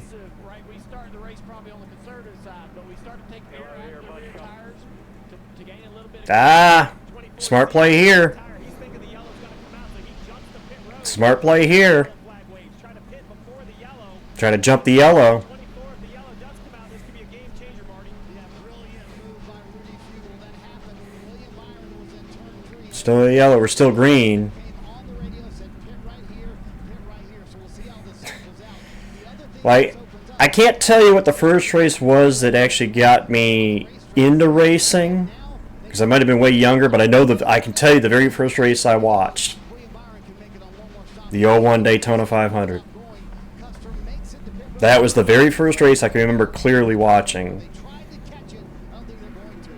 yeah, Custer able to Nope, get back nope, but no yellow. We stay green. there. No caution. But Marty, with a great update, they were in the window, so no real penalty, a little bit earlier than they wanted to. Here comes kind of the back of the field. Remember, this 2 car will have to pit under green. I don't think he'll get to the 24. The 24 is on the access road, though. This is going to be pretty close, I think. Off turn 2. No, I think Byron should be able to stay ahead of Cindric here. Oh, Larson. Be all right on the 24, though. Now the 5 on pit road as well. Teammates. Yeah, Kyle Larson says he's just tight when he gets there in traffic. They've been trying to figure that out. He's pitted twice already today. Last time from right side. Larson's had a couple of moments in the top 10 today. Not anything notable, but been in the top 10 a little bit today. 13th and outside of the top 10, but it looks like a clean stop so far. In fact, the only Hendrick car I believe has not been in the top 10 is Elliott. Be in that window. At some point today. Up right here, though. Denny Hamlin, the 43, the 19. Cost the 11 a bunch of times. They're too wide in front of them. Great effort for Denny Hamlin. Big battle among the Toyotas. To get the backup car Back half of the top 10. crashed the primary yesterday in qualifying. Hocevar's in. He has worked his way to the front from the back. Green flag stops right here at basically a little past halfway of the stage. Here's Carson Hocevar. Green flag service, Marty. Yeah, Adam, I wonder if Carson Hocevar has ever been happier to get some left side tires because you mentioned it, back-to-back right side tire stops for the 77 car. And we are officially past halfway in this race too. Different when he's out front. He's been running in the top No matter what, this race ends today. on the track again, pitting on 20 to go here. Which, the way it's looking now, yeah, we're going to go the distance, but 77, same thing. Rinse and repeat. Clean pit stop. Try to get out in front. Currently, the 2 of Cindric leading the race has got Kyle Larson trapped a lap down. So a caution right no, there. Larson trapped a lap down. Or even take the waiver out. But it's a scary situation. If you clip Daniels at the 5, your gamble to pit makes sense. But you're a lap down, which is scary. Yeah, the 77 doesn't. He gets lapped, doesn't. Somebody else is in. Barry's in. Screen there. 21's on pit road, Allen. Yeah, Josh Berry was on that same Penske strategy earlier. He says it's tightened up a bit, but overall it's pretty good. But remember, they're trying to be on that differing strategy that they were on. 2 tires on the right side. We'll see what the full strategy is. Going over 1 can of fuel in the second can. Looks like a clean stop for 21 up Josh Berry, Danielle. Chase Elliott in the 19 coming in right now, Alan. Pretty happy with the car. Chase Elliott. Elliott's in, Bush is in. Right rear gets a little warm and pumped up, but able to cool it back on in this last run. Scheduled green flag pit stops. Just past halfway. Stage 2 in the Brickyard 400. Austin Cindric stays on track. He continues to lead. He's got the most laps today. Got the most laps that he continues. Every lap he runs, he continues to lap cars that are coming to pit road.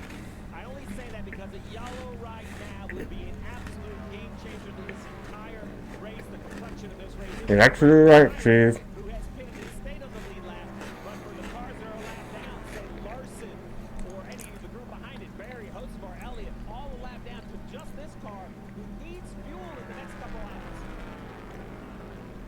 The thing is, Cindric is actually starting, I think, close a little bit to Alex Bowman, too. You know, we're riding around a lap down. Oh, wait a minute, no, tire. You see the smoke out of it. The right rear.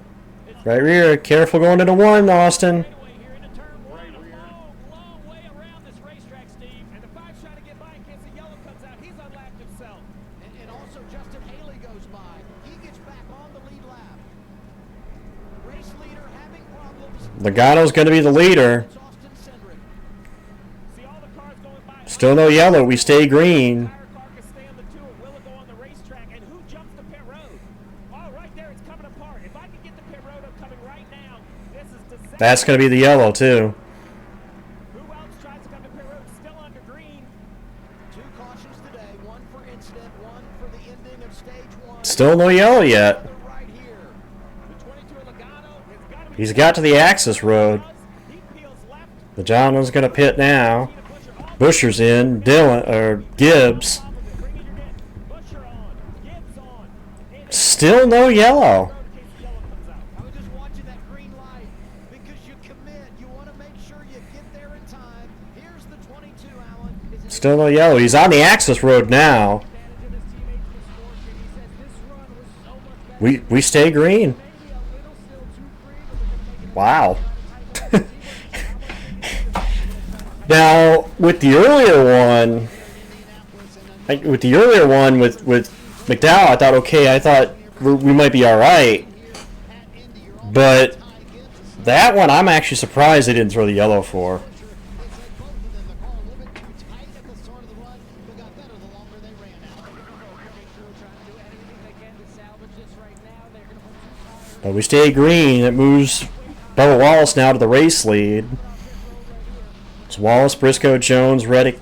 Hamlin is on pit road. Gilliland, Laney Zane Smith, Christopher Bell, Nemechek, and Kozlowski, your top 10. Denny Hamlin started dead last today. Now Now the first one that's pitted is Byron. He's 15th way not currently. Denny likes the handling of this race car. Then it's Bowman, Priest, Larson, Haley, and Logano would be the running order once these guys pit. Led, managing the fuel, managing the position, and the tire goes down. We saw it live, Dale. You jumped out of your seat when the back of that car fell. You could see it. Yeah, he was, you know, we've seen tire issues here as the teams try to take a little air out of the back of the car. Yeah, another, again, right rear. We've seen Custer have the problem with the right rear. Tire early in the run, it's such a surprise when we see that so late into the run when the tire finally fails. But the team just getting a couple. We saw the 41, we saw the 2s, and the team just Again, started kind of surprised there wasn't a caution for that. go fast, but you also have to get that tire to live. We see in the pylon when these drivers out front made their last pit stop, everything is cycled around. Bubba Wallace now in control of this race. He's one of those drivers yet to come. Under green, Briscoe, Jones, Reddick, Gilliland complete the top 5. Blaney's up there, Zane Smith, and Brad Keselowski now in the top 10.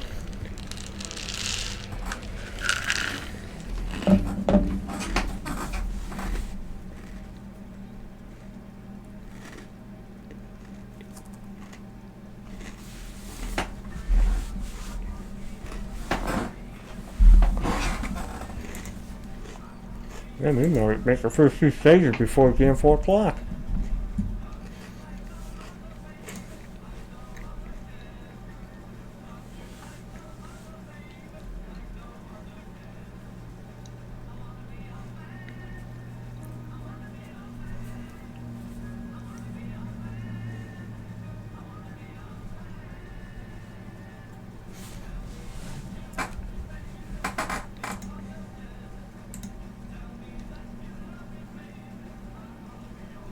No, I was looking at the clock. Curious what time it was. It seems like this race is going by quick. I mean, we only had the one yellow that was due to an incident, and that being McDowell to the back of Chastain.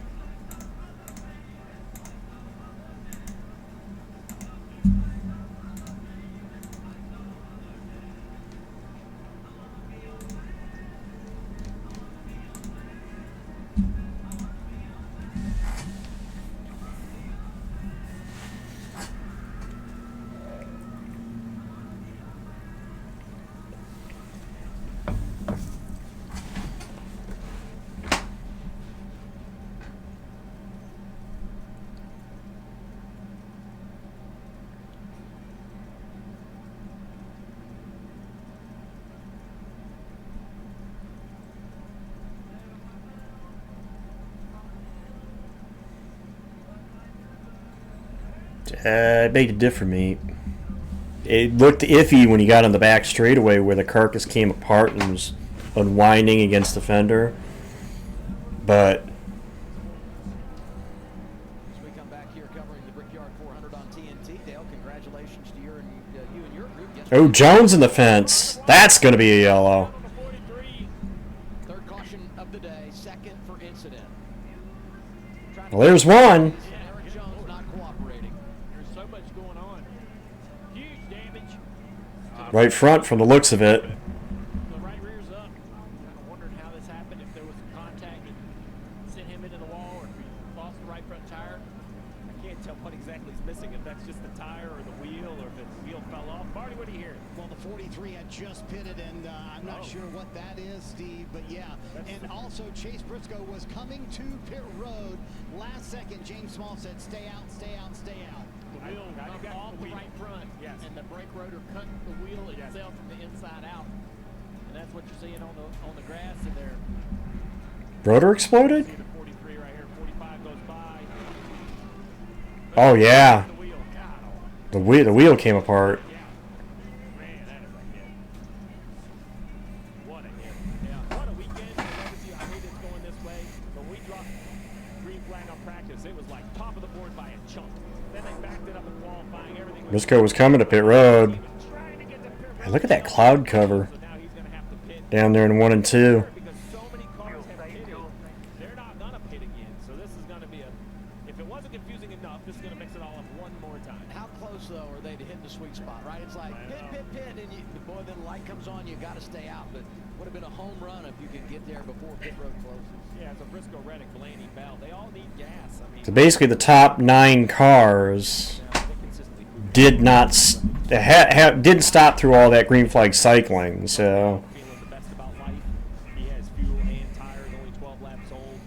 Bowman and Priest, hey, Priest's penalty that got him a lap down. Luckily, the yellow wasn't them, so he kind of survived the mix up there. So we're going to let this pit road cycle go through, and then we'll have a pretty good snapshot of what the field has. You look at our pylon and laps since the last pit stop, and everything looks pretty uniform at the top right, and then after that it looks like our machine is broke. It's just all over the board, further illustrating what we've been talking about all day long. Yeah, it's just going to be a riddle, or a puzzle to see really who's in the best shape when this race comes down to the final handful of laps. And last year, we had some people really gambling, which we're seeing this now. Everybody's gambling on fuel. Yeah. And we had some drivers at the end of last year's race run out of fuel. We had overtime finishes, which a lot of races at this, at Indy come down to late yellow. Dylan gonna get the lucky dog. And I don't know that a lot of teams are going to take the gamble. Don't know how many do that. we have on the lead lap, but This relief lap sponsored by National Debt Relief. When debt hits hard, National Debt that relief gets you back on track. Todd Gilliland back on the lead lap, scored 23rd. And I think it's worth just cleaning up because so much happened on that restart. We kind of saw That Corey, that was the 43, not the 42. That was Jones, not Nemechek. Look at the cars that are a lap down. Ty Dillon in the in-season challenge had some pretty big hood damage. Cindric had a flat right rear. Suarez has damage. You know, so there's just a lot of damaged cars out there. You wonder if this caution will give them any chance to make it any better. I don't know how much they can improve it. Let's listen to the 11 of Hamlin about their fuel situation. We're good on one more stop to the end of the race. And the goal will be, running to the end of the stage, and then once the stage starts in the north, the goal will be stop getting gone, stretch out the biggest gap. All right, so looking at the run real quick, through the Byron, look at how it is. All the positions are no good. Byron can do it on one stop. Larson can do it on one stop. Hamlin can do it on one stop. Logano, you're starting to see that trend. So it's a great update on the 11 radio. So in my mind, Hamlin is now running like fifth. I know that doesn't look that way, but other guys have to fit. Hamlin can stay out. He's going to end up like fifth, sixth, seventh of the cars that can make it on one more stop. Think about the drivers that you just mentioned. William Byron won a couple of Daytona 500s. Pit road not open yet. Is a champion. We know what Denny Hamlin has been able to do. Joey Logano has won 3 titles. Riley Herbst is damaged, so not surprised he's hitting pit road, but pit road is closed, so that is gonna be a penalty. Doesn't really matter to Herbst because he's in trouble. The problem is you can't tighten the nut if the car's on the ground. Let's see what happens here. Yeah, right front off, right front on. Jack gets dropped, and then something makes him go back. No good. Like if you have to go back and hit it again, the car has to be jacked up, as Dale pointed out. So it's a 15 or 16-second pit stop. They're waiting on fuel. That's just Really? Do I really need to explain that one? Wait. Jack it back up. And this one How many feet are in a yard? Hold the brake, hold the brake, hold the brake, hold the brake, hold the brake. man, what a hit. How many feet are in a yard? 9 times out of 10, he's talking about it. 9 times out of 10, if you try to tighten the lug with the tire on the ground, it will not engage and lock the locker. Yeah, it just doesn't tighten up enough. Just that single lug. NASCAR Cup Series racing. It's there's 3 feet in a yard. Instead of putting Brickyard, I literally put what a yard is. It's 3 feet. 3 feet to immortality. RV and boat insurance. Visit progressive.com. And by PNC Bank. Brilliantly boring since 1865. Under caution for the 3rd time today, the Brickyard 400. Man, some of you guys need to go back to learning conversions. Halfway point in this crown jewel race. The strategy has been a moving target. It's still anybody's guess what the stretch run will look like here in Indy. When I love going to talk about all this fuel and all these different things, and that's what's going to set the field for the final sprint to the finish. And then they take the gloves off and just stand there and just keep punching. The line about the immortality, actually, I expect this to look no different today. And it's hard is a line I heard Brickyard because of everything that this during for the opening it is the final race. Season challenge $1 million. for the Indy 500 in 2011, the 100th run, or the 100th run, or the 100 years, I should say. Not the 100th running, but the 100 years. And William Fichtner at the end said to cross the bricks and go into immortality. So in a way, it's I would have said a yard to immortality, but I don't want people to take it down for Brickyard. But so I just said 3 feet. So, all right, so if you're Ty Gibbs, do you want to know this? I think you know it. The way the car drives. No, I'm saying if I'm Ty, if you're Ty Gibbs, do I tell you, hey, Ty Dillon has big problems? Oh, Pit road open. yeah, like on the other side of that? Now, we know the top 9 are going to come in. Is anybody else going to follow them? He can look out the windshield and kind of add it all up in his mind. Yeah. I mean, they shouldn't, but Split at the front, a bunch of cars needing fuel. Blaney, just to confuse us all more, is going to jump onto another strategy. Adam, we'll let you cover that. okay. Ryan going to stay out? Card, I'll put it right out there for you. How about the interesting move there, Adam, with Ryan Blaney staying out? They have not pitted since lap 52 for Ryan Blaney. It's Gibbs. Meanwhile, Tyler Reddick following Chase Briscoe down pit road. Gibbs by a wide margin, Corey. Start accident earlier, and he said it's just not the same car since that damage happened. He said the car just not as usable As long as Gibbs doesn't run into any issues, Dillon's a lap down, so Gibbs is pretty much in the catbird seat as long as he doesn't have any problems. Nemechek. Nemechek gonna win that race off pit road.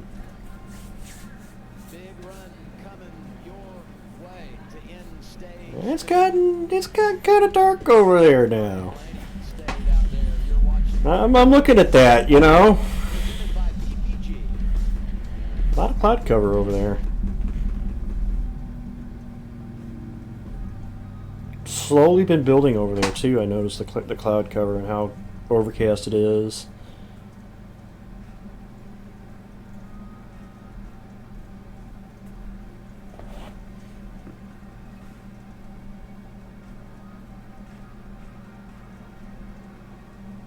I don't need a radar to be looking at the cameras telling me, oh, it's cloudy over there. You can just see how dark it's got.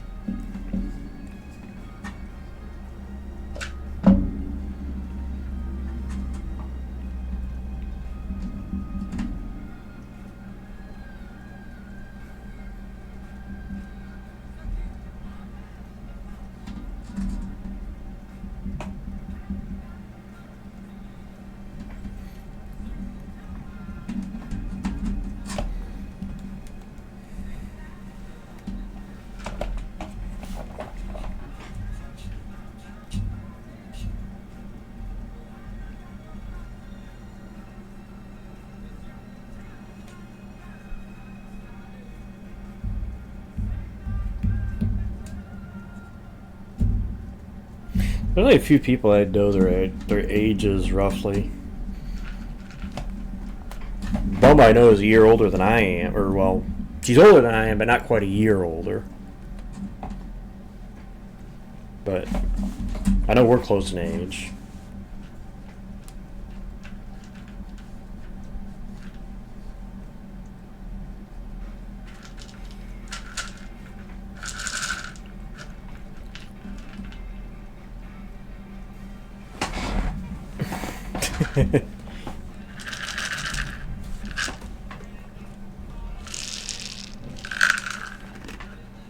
Obama, you look damn good for 74. I ain't gonna lie. Indianapolis Motor Speedway, all about history, tradition. We talk about legends being born here. First ever Brickyard 400, Jeff Gordon gets the checkered flag. That was 19. Hey, I'm right behind you though. I mean, I'm 73, so I mean.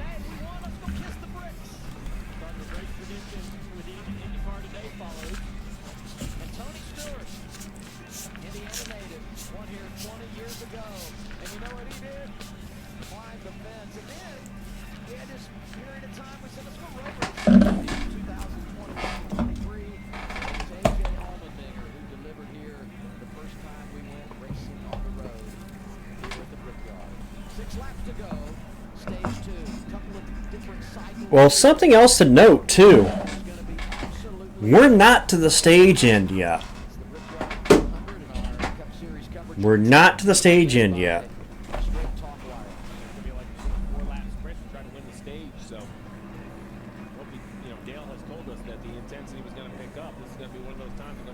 I don't understand that strat out of Ryan and Brad, but if that's their decision that they're going to just wait to the end of the stage and go for the stage points, I could see them doing that. I just don't know if I would want to get back in traffic at the end of the stage, though. Halfway. It's whichever comes first, Corey. The halfway point of the race or stage 2, whichever mark we reach first. Which in this case was the halfway point, lap 80. As we move forward, as for the 12th car, we just saw the big fake out and Blaney stayed out. I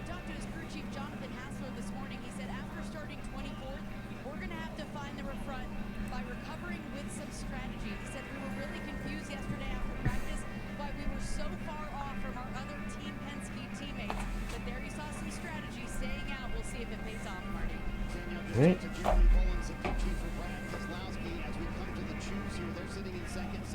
Yeah, I kind of like the play for stage points, though. I mean, if you're in this position, you might as well just go for it. Go for the stage points.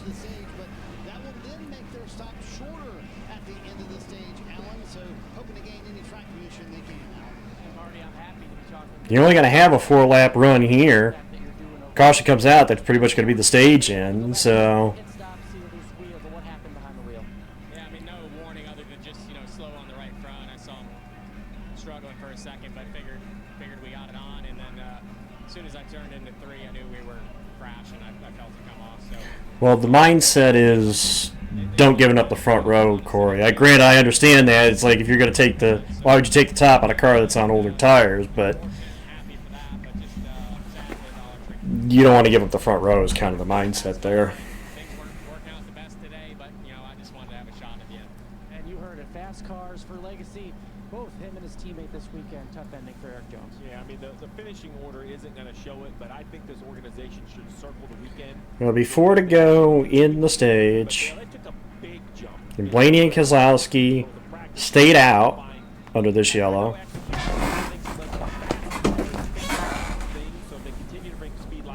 Byron and Bowman pitted prior to the yellow, as well as Larson, Logano, Hamlin. Yeah, John Hunter had great track position here last year, an opportunity to run good, but ended up in the wall by the end of it. But a lot of guys in the top 10 right here. And also only one yellow due to incident so far in this stage. So the stage point prediction probably looks like the answer going to end up being true unless we just don't have enough laps to be able to get more yellows. So.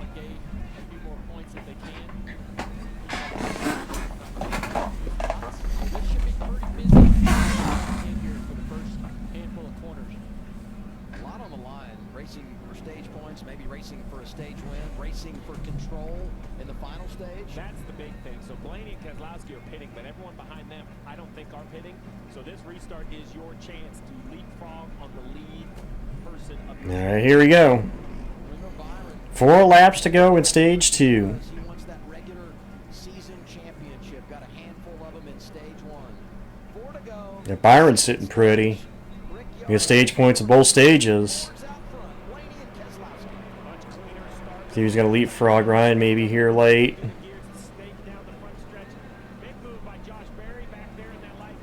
Ooh. Larson almost thought about it. He is going to make it 3 wide.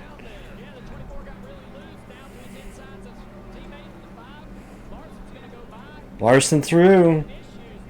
Ooh, Byron didn't quite get going there. Hamlin into 3rd.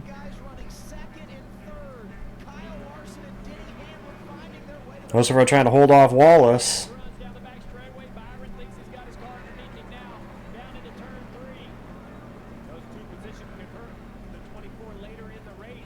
We'll come to 3 to go in the stage.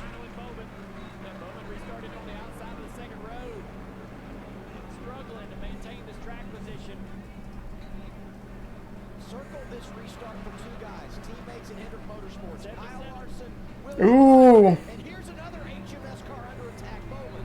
Bowman made a nice block of Hocevar.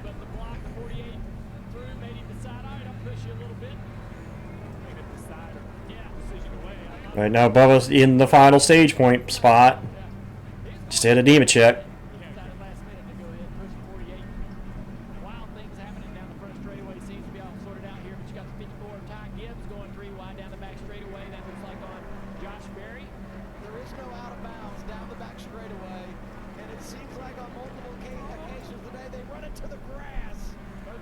Now, Gillen got against the grass there, I think, going into 3.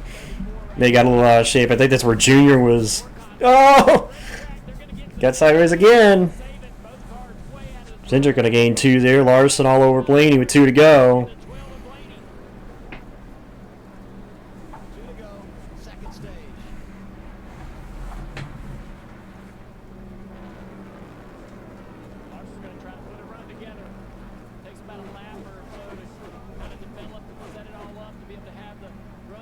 Pit road closes with 2 to go. They went way down to the, almost to the grass.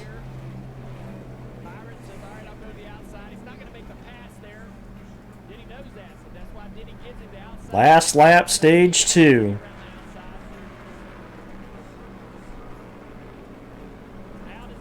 Blaney get a snake with Larson. Larson goes top.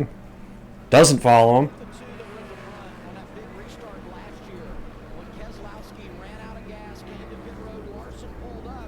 It was Blaney that was the control car, but Larson got the jump, got the lead, eventually won the race. They're 1-2 right now, final lap of the stage. Looks like we're going to make it back clean. Larson trying to put together momentum off of turn 2. Blaney blocking, actually trying to break the draft more than anything down the back. Looks like we might be able to pick up a stage win here at Indy.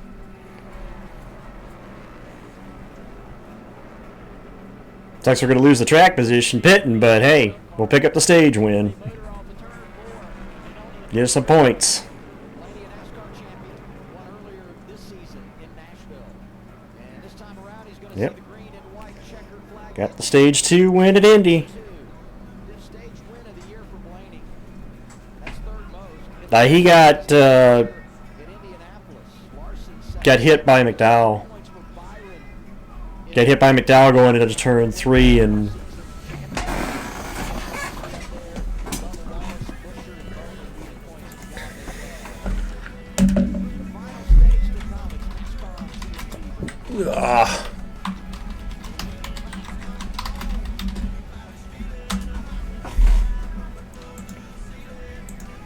only one yellow due to incident in stage 2, so we've only had 2 yellows today due to incidents on track.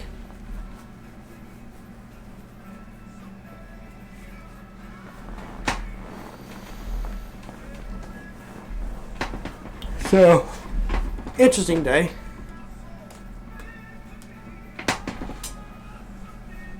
Only two really yellows due to incident.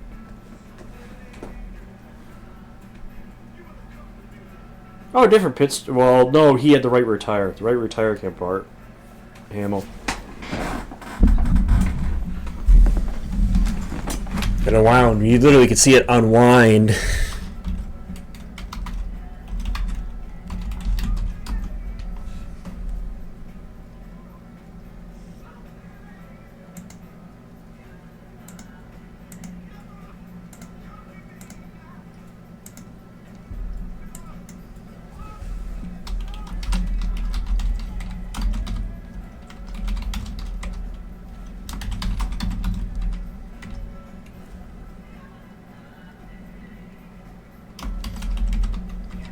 Let's do him in there.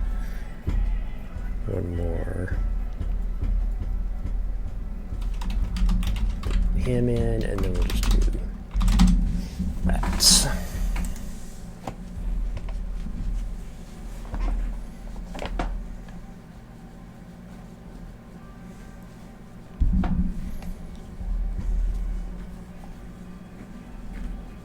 Stage 3.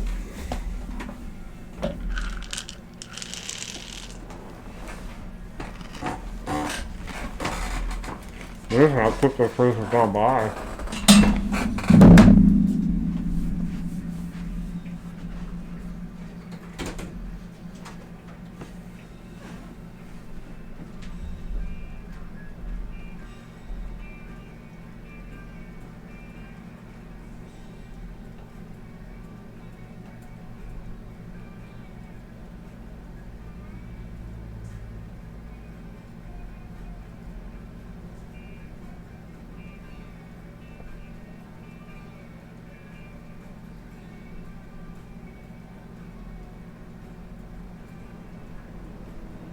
NASCAR Cup Series racing on TNT, brought to you by Straight Talk Wireless, real unlimited data for fans of fast, official partner of NASCAR. The Credit One Bank NASCAR American Express car. And by Toyota. Let's go places.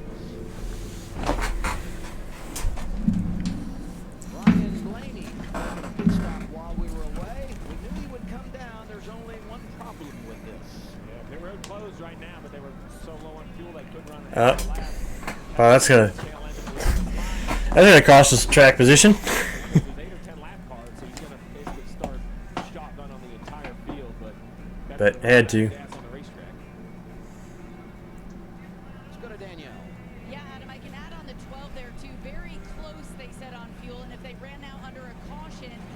couldn't have made it back around. You see the 48 is now down and away. Alex Bowman said, I'm tight in 2 and 4, 1 and 3 are fine. Marty. Danielle, like we mentioned a moment ago, Jeremy Bullens told me we're going to pit here. They're going to try and fill up as much as they can for Brad Keselowski. That then will make their stop, which everyone has to make another one in stage 3, a little bit shorter with 58 to go. Meanwhile, we just saw Yeah, pretty much it's a one-stop race. giving up 17. Chris Gabehart said he was going to make the call based on the amount of cars that came down. So what's a play here, Steve, for Chris Gabehart, who again running 17th for taking 4 tires in fuel right here. Well, everyone behind it pitted, so basically it would have been the last car that didn't pit. So for Gibbs, I think it's as simple as Now, my question here is, stand on the racetrack, put that fuel in, much like Brad Keselowski under green. it's a one-stop race from here. We know that. It's a one-stop race. Sponsored by National Chevrolet. If you pit here, He's 24th in the running. do you entertain the idea of gas only under green? I know we've seen 2 tires. Do you entertain the idea of taking gas only under green? Because if you take 4 tires here, the amount of time you would gain by taking gas only, especially under green,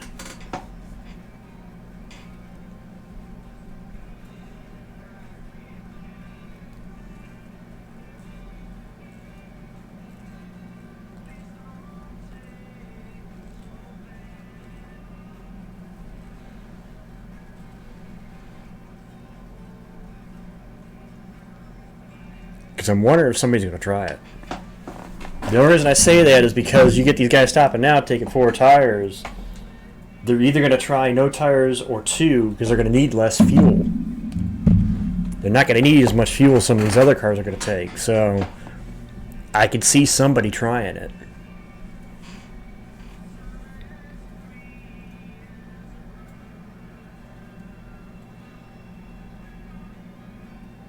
It just opens that playbook up a little more. Something else that you could possibly do.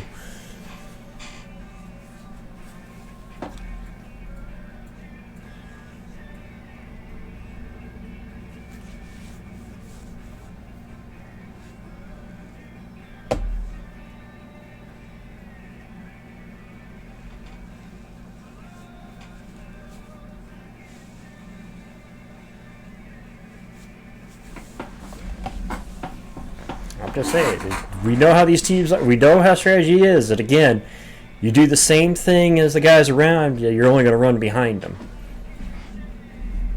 So it wouldn't shock me if somebody tries it. Didn't say it was going to work. I just said it wouldn't shock me if somebody tries it.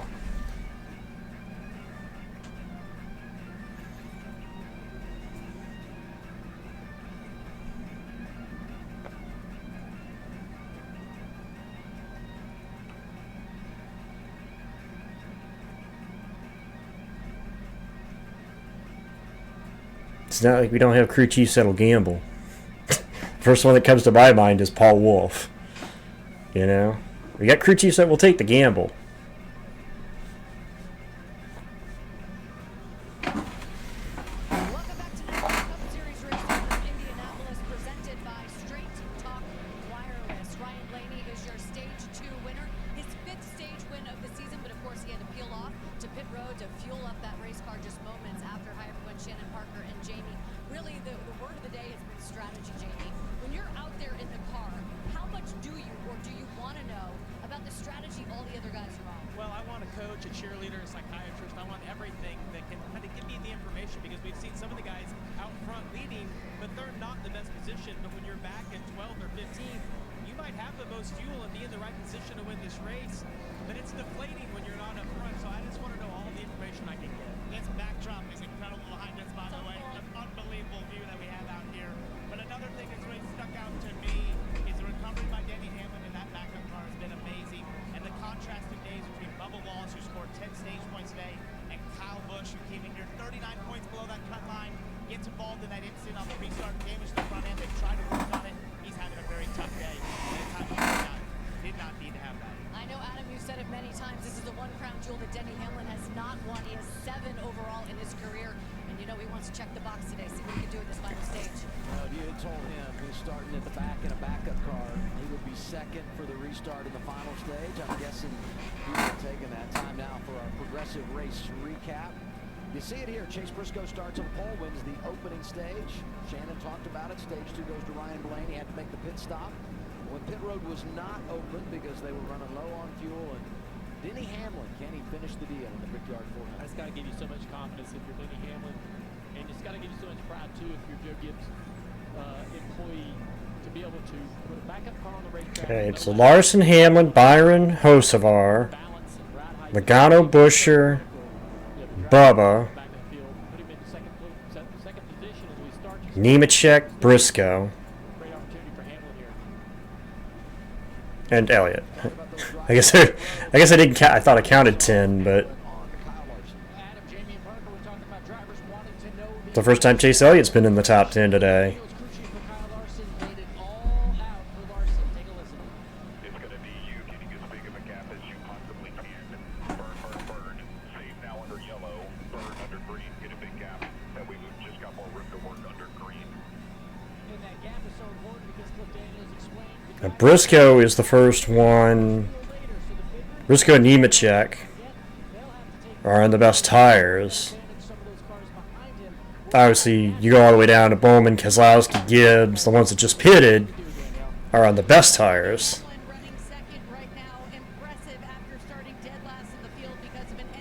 But again, it's not so much tires here. It's going to come down to who needs less fuel. That's what opens that playbook up.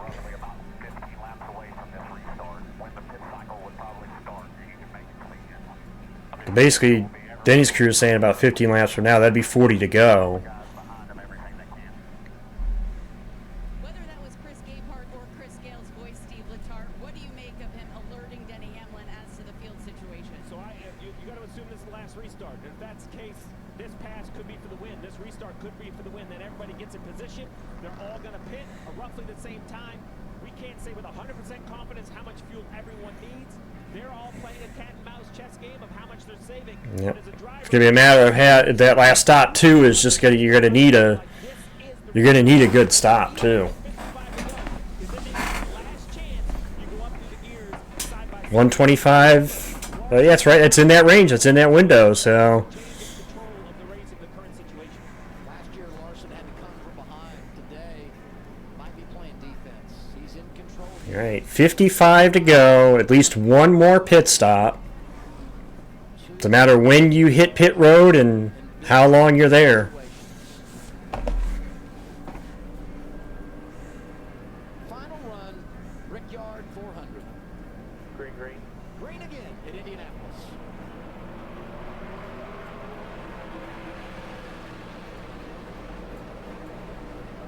And already fanning out. Looking for something to happen. 3 wide. Track a little bit, that drives Denny up the track. He has to jump out of the gas. Byron peeking into 2. I think that was Reddick and Nemechek with Elliott that were 3 wide back there, and Elliott kind of was the one who lost a couple spots out of that. Coming down his back straightaway. Byron or Blaney ducking out back there.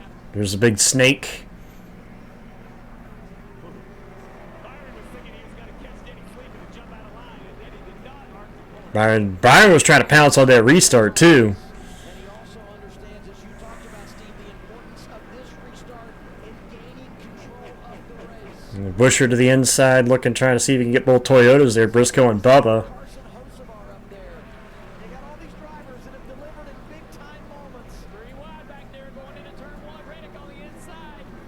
Briscoe up high. Damn, Reddick gaining spots right now, up to 7th. I think he restarted like 11th or 12th, so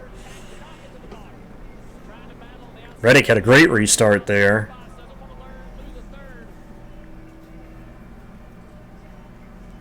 Now I assume going to stay in line with Briscoe. That'll help him a little bit. Can Briscoe's hold off Priest? He's going to try. No, he's going to concede. He's going to take the spot away. You see how Dale shook his hand. He's like, there's no way he's driving on the outside of Priest right there. I like that. Bell to the outside of Briscoe. What a move by Bell. This works. Not quite able to do it. Gonna look to the inside down the front straightaway. Gotta get to his inside though. 19 struggling. Here comes the 42 and Nemechek to the inside. Just trading spots. Bell gets by, trying to bring Nemechek with him. Briscoe trying to rally in the outside lane. All this happening for 10th on back. I like that move by John Hunter. Good car. Be selfish. Don't push the 19. Go on by. Make it happen for Legacy. Nemechek's having a decent day, too. Nemechek, I was looking at the averages, too, on the NASCAR app. The averages from practice, and Nemechek was at the top of that list for much of it. I know the big thing for him was where he started today, but hey, he's running 11th.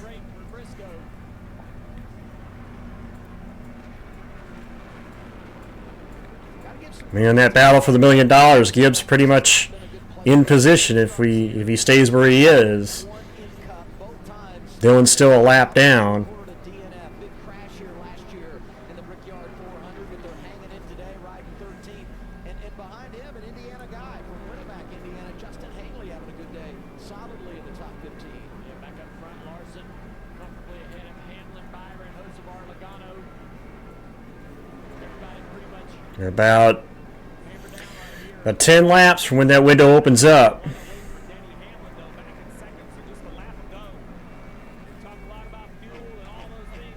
Roughly 10 laps or so. I say lap 120 is when that window opens.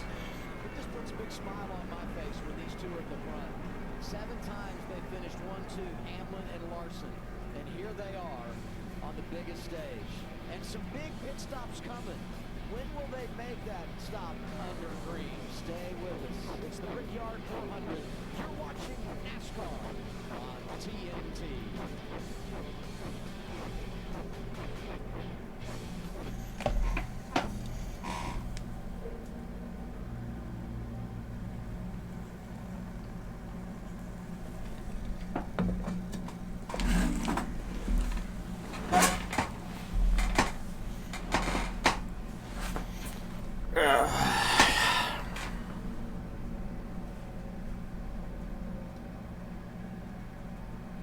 What is that channel point I'm looking right now?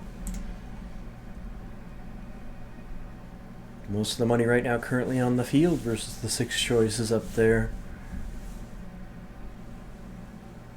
Geez, I'm surprised the low amount of points on both Larson and Hamlin. It's kind of surprising. They're the top 2 of the race, and yet they probably have the fewest number of points on them right now.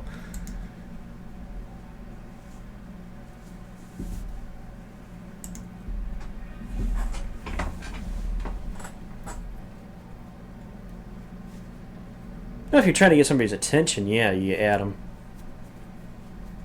Because it highlights the message for them.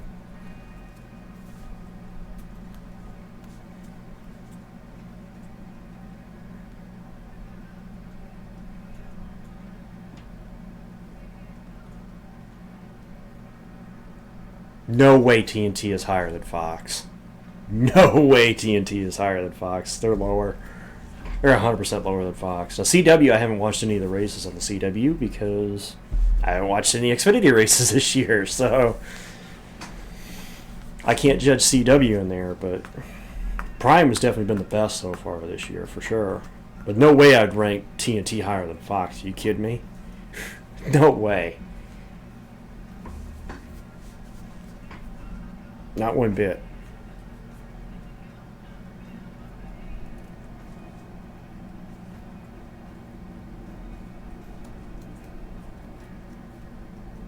TNT has by far been the worst this year.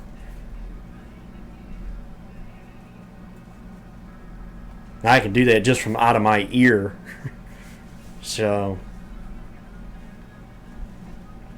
TNT probably has the worst audio of all of them, without a doubt.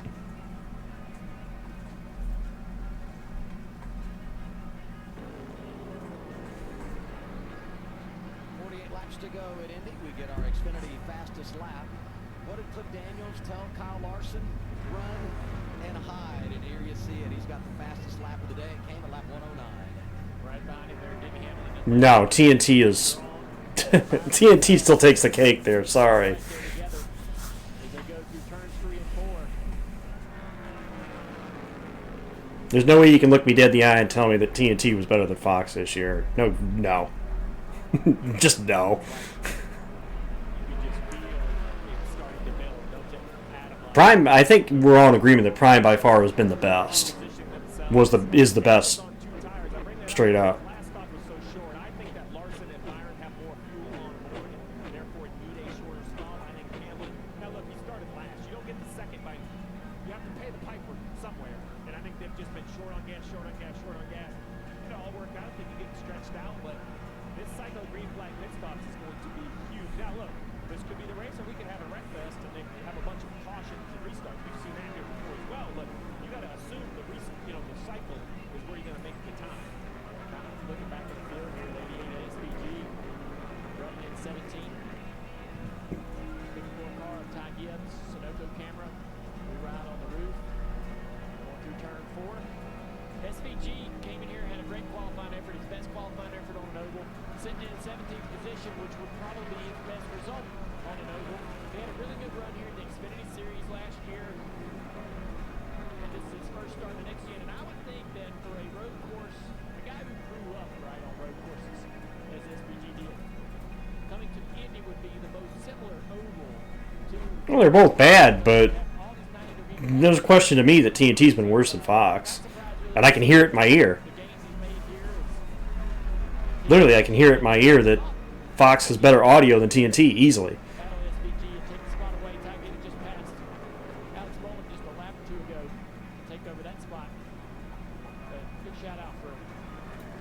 Even that's debatable. I'd take Mike Joy over Adam Alexander. I don't like Adam Alexander that much. He's good when he does the race day stuff that he used to do for FS1, but I don't like him as lead commentator.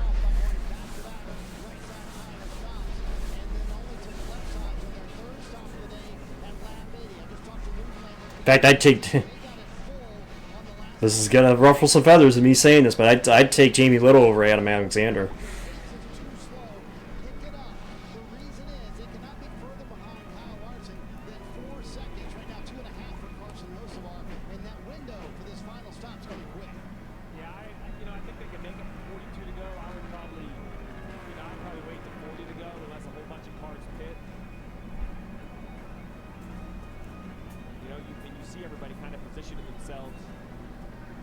Yeah, but we're getting close here, about three laps or so. So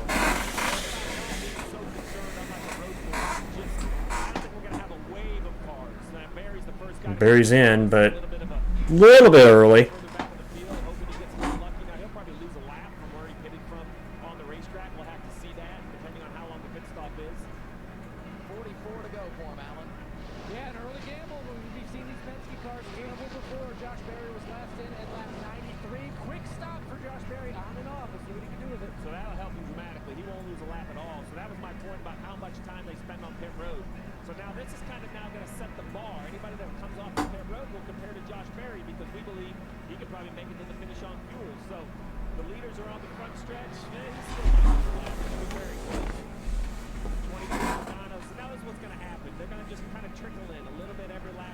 Yeah, a couple of ones earlier than when I thought they would come. I thought we wouldn't see any until lap 20 or 120, but we got a couple early here.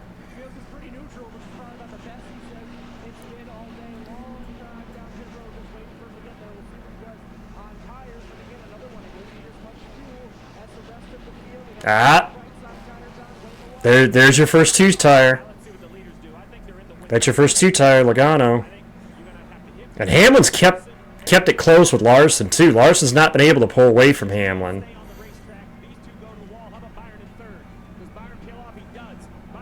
Byron's in. Now it's a matter of, okay, now let's see what they do. What do? 2 versus 4? How much fuel you take?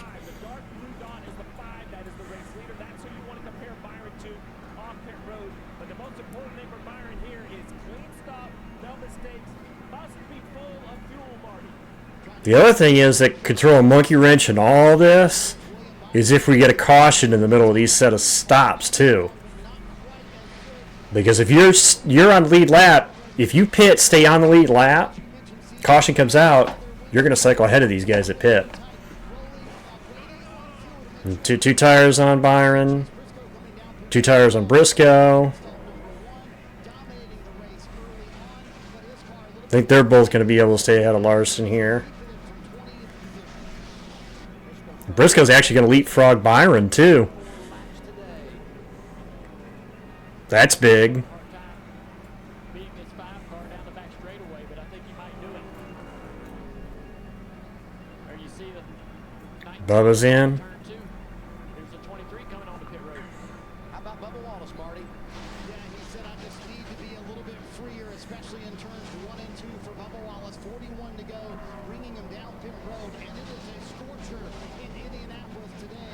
Earlier on, he asked for an extra Another 2-tire. Yep, another 2-tire. as well, and just right side to And they should easily, I think, beat them off.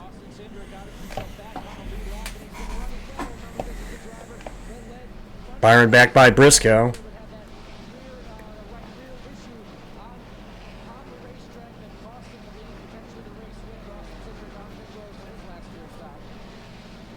This is so interesting, right? Right now, as they run,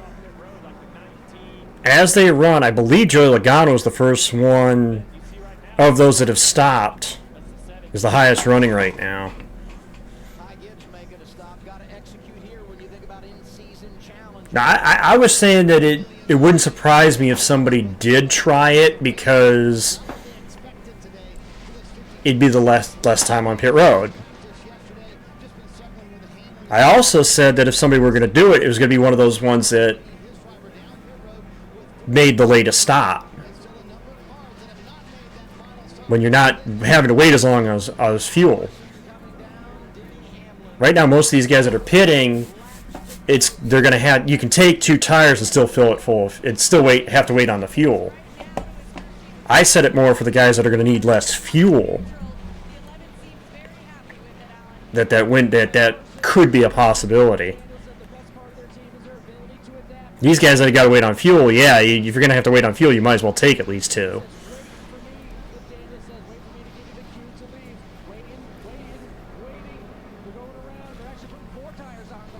Oh, 4 tires for Larson.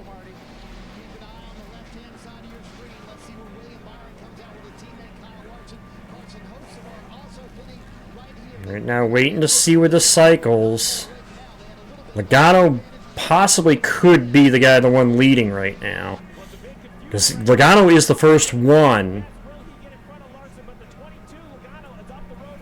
Exactly. Logano and Bubba and Barry are all ahead of the Hendrick battle.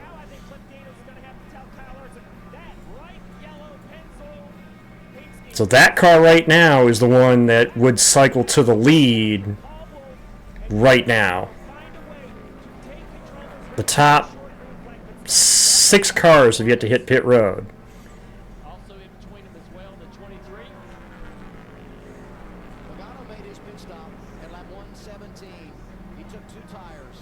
Talked about Bubba Wallace, talked about Tyler Reddick, and there you see Larson. And there's 3 cars actually there's a couple cars between Larson and Logano too, Bubba and Reddick, who are also good to go. These guys have played their hand. We know the cars that they have. The 22 car had a 6-second pit stop. Man, 37 laps is going to be a long time out there to try to And we still have 4 cars that have yet to hit pit road, actually 5. Justin Haley, Brad Keselowski, Todd Gillen, Blaney, and Catherine Legg. Logano is the first that we know of. The first of those that stopped.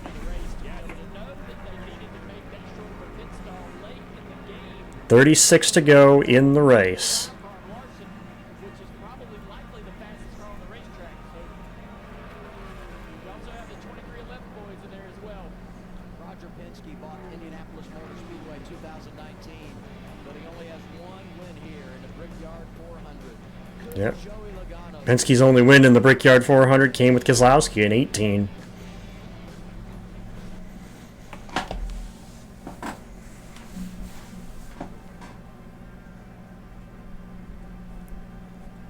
I don't think you can stretch the fuel. It's a long way to go. 50-something laps on fuel if you're going to stretch it.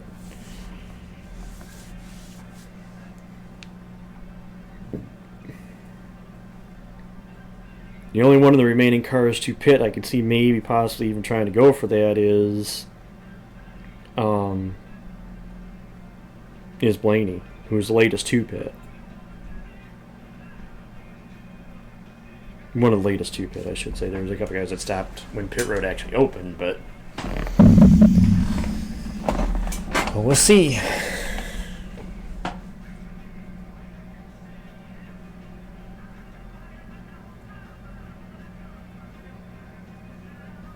Although what the real question is going to be, you just made me think of this, Kalito, too. If we run long enough in this race and the caution comes out, what do? We run long enough in this race, how much do you bet on tires? We get a caution late enough in this race, let's say less than 10 laps to go, because we will have run at least those 30, 35, 40 laps on tires. Do you gamble? Do you stay out? Do you come? If you hit pit road, do you take 2 tires? Well, right now Kyle's got 4. But I'm saying, if we run long enough on these tires where these tires have 30, 40 laps on them,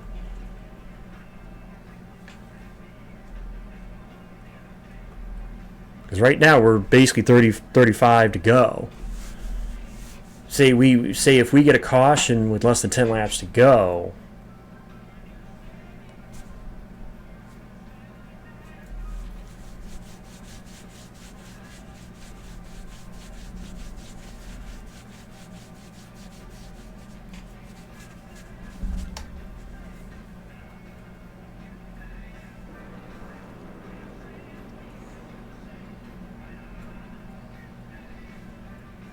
ooh, Mustang.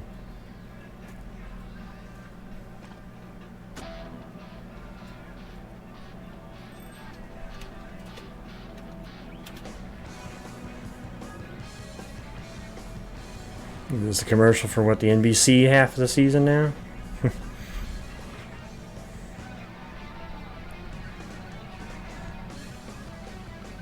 Or USA, actually.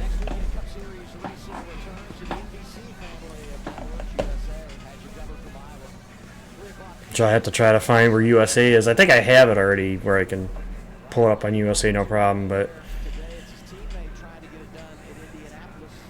Joey Logano, he is our Chewy top dog. The cycle is right now.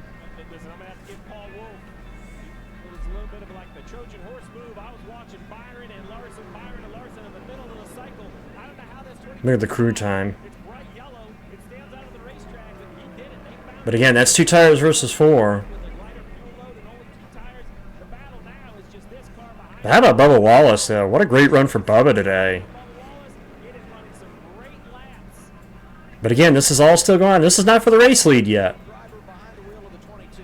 Top 5 cars have yet to hit the pit road.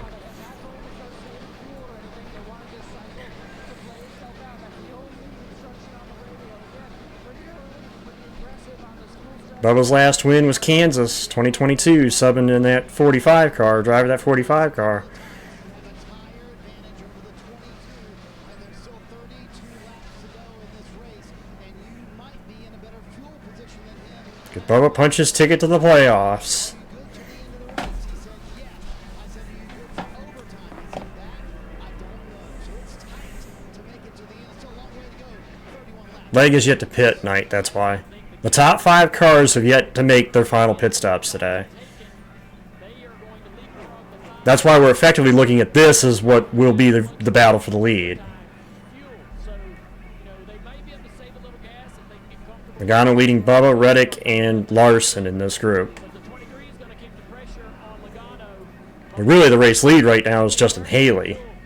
Another thing to think about too is there's no better defender in the series than the 22 Logano. If he can mash the gas and not run out of fuel, I don't see how you get around this yellow Denver car. Yeah, it's been a master class. Well, they can. A couple of them I know can run it long, because remember Blaney pitted, was one of the later ones to pit. So their hope is to try to run it long enough to where people will pit again, which you don't know.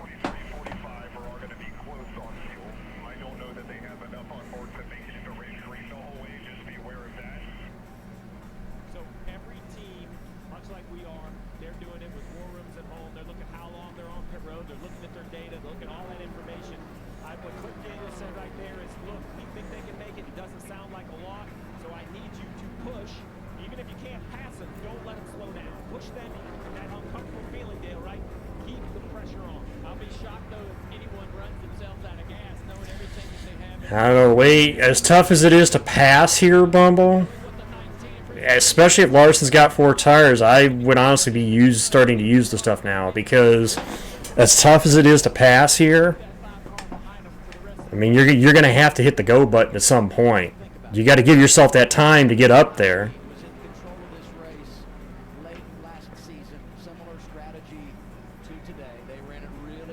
I can understand saving your stuff if you're like where Bubba is, where you're closer to getting at him. But if you're further back like he is right now, you got to be pushing it hard, especially with those 4 tires. You use them.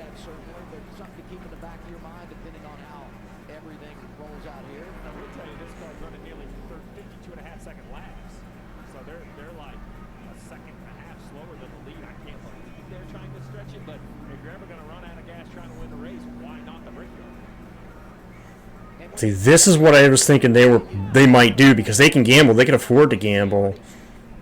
So I'm not surprised that they're trying to do this.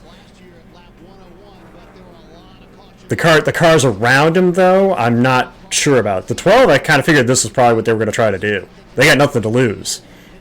Why not go for it? It's Indy. Why not go for it? It's Indy. The cars around him, though, I don't know.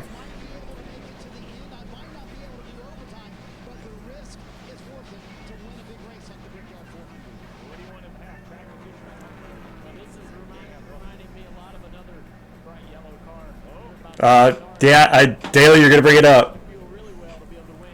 Another car sponsored by Menards. One in 2011. He's thinking if we run long enough, if the caution comes out, he'll have a tire advantage. Or if he just say he pits when he needs fuel, and then the caution comes out, he can stay out and have a better tire advantage. He's trying to find an advantage. Keselowski the same way, running here in second. If you're Justin Haley, you're leading the Brickyard 400. You're from Winnebago, Indiana, 110 miles up the road. But 27 to go at Indy. And this is what it's come down to. Kind of reminds me a lot of the 2011 race as far as these guys staying out trying to stretch and trying to make something happen, you know? Last year, and his best run ever in a Cup car came here on the road course, his rookie campaign 2022. Better than the crossings. He told me he needed a whole dozen of golf balls after Friday afternoon. Oh! Tire down on Logano. But he's on the access road, so we should stay green. I mean, we've seen this all day, so we should stay green. That's going to put Bubba in position now. Bubba Wallace will be the first on that strategy.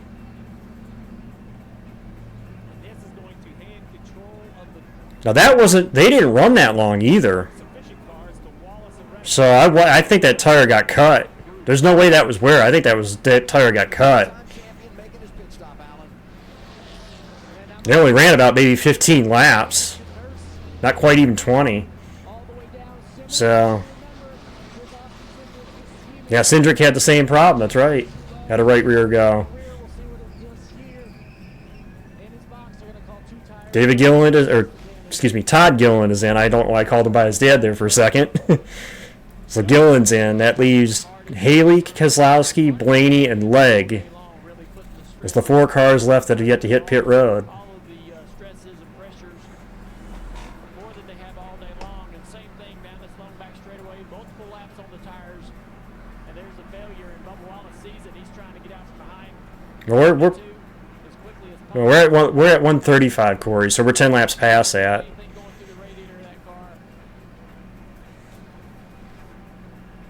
Uh-oh. Now it's not running. Should be able to just turn it into the garage. No power on the 22, and now he's far enough out of the pit box. Does this generate a caution? This is going to bring yellow out. Yeah, he's sitting right in the middle of pit road. Well, the power's coming now. They could push him back into the stall. Team's coming down now, though. Starting to hear Brad Keselowski could make his pit stop, and you saw the crew gesturing as if they just want to get him pushed and get him behind the wall, maybe. Yeah, I think that's where they're going. Nope, they got it fired. Haley and Keselowski are in. Well, that'll hand the lead to my guy. Hands it to Blaney. With 24 to go.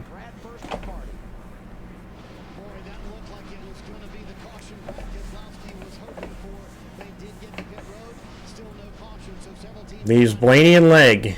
Was the only two that have yet to hit pit road.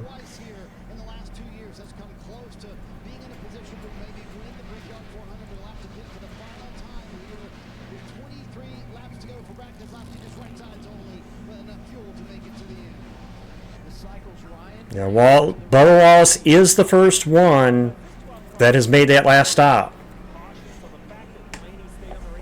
Blaney and Legg are the only two cars that have yet to make that. Are they going to do it? Are they going to try to stretch it? It's 22 laps. I think they pitted, what, with about 50 to go, I think is what they... when they made that pit stop. I don't know, that's a stretch. I mean, again, you're not going to win a race doing what everybody else does, but I don't know, that's a stretch to try to make it that far. Granted, it is a Penske car. They're pretty good at doing that, but I mean, Joey won that race at Nashville last year stretching it, so we'll see. I don't know. It's going to be... I think the winner of this race is either going to be Blaney if he makes it or Bubba. But we'll see.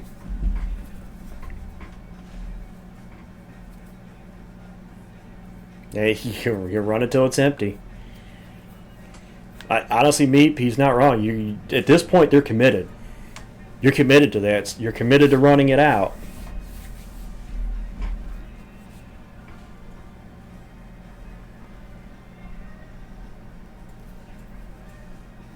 Right now, you got it's Blaney. Of course, Legg hasn't pitted yet, but then it's Bubba, Reddick, Larson. And I'd have to see again because I don't know who's behind. I think it's Hamlin behind Larson, but I'm not positive.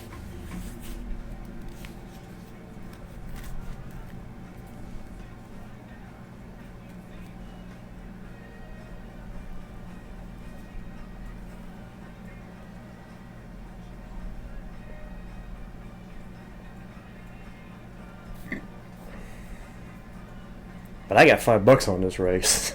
In my team, I got Blaney and Reddick, and my coworkers got Larson. So I need Reddick to hold off Larson. I don't know if he's going to be able to 4 tires versus 2,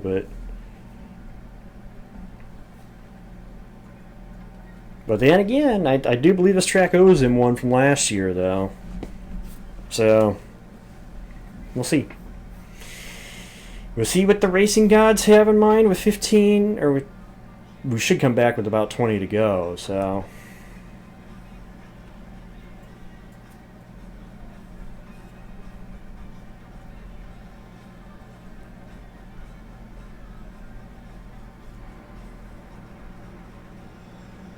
Blaney's still on track with 19 to go. Wasn't too far off.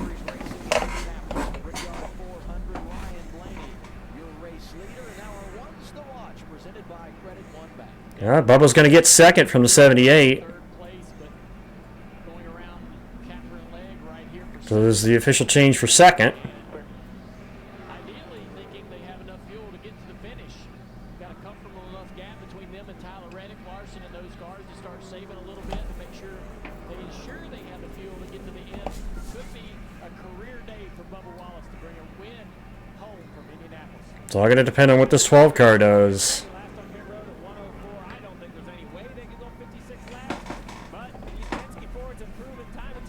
That's why I'm not going to say anything, Steve, because I know what these Penske cars have done in terms of saving fuel. So, you know, If they could somehow pull this off, it wouldn't shock me. They're very good at doing this. There's the battle for third. Reddick just ahead of Larson. Josh Berry and William Byron trying to catch those two.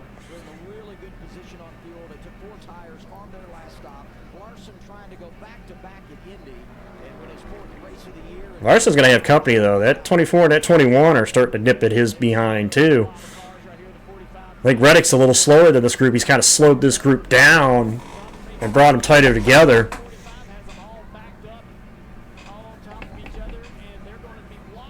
Yeah, Bubba's gap back to there is about 3 seconds, and Blaney's in. So it's going to be about a 3 second, maybe almost 4 or 5 second gap for Bubba. Yeah, they tried it. They tried something different. And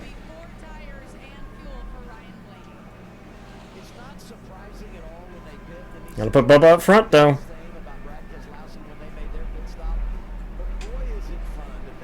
Yeah, it's going to be almost 5 second gap.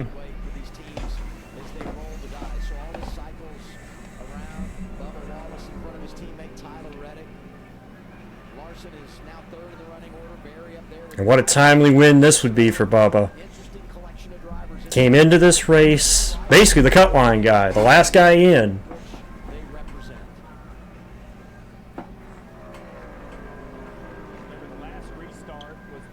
Yep, Kansas 22 driving the 45 car. Part of that string of races, the 45 number 1. Kansas. 16 laps to go at Indy. Looks like Larson got around Reddick.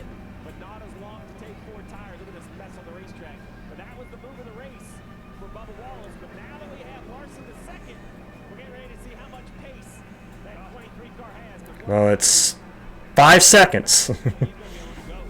he has to pretty much be on go at this point because you got 5 seconds between you and the leader. Almost 6.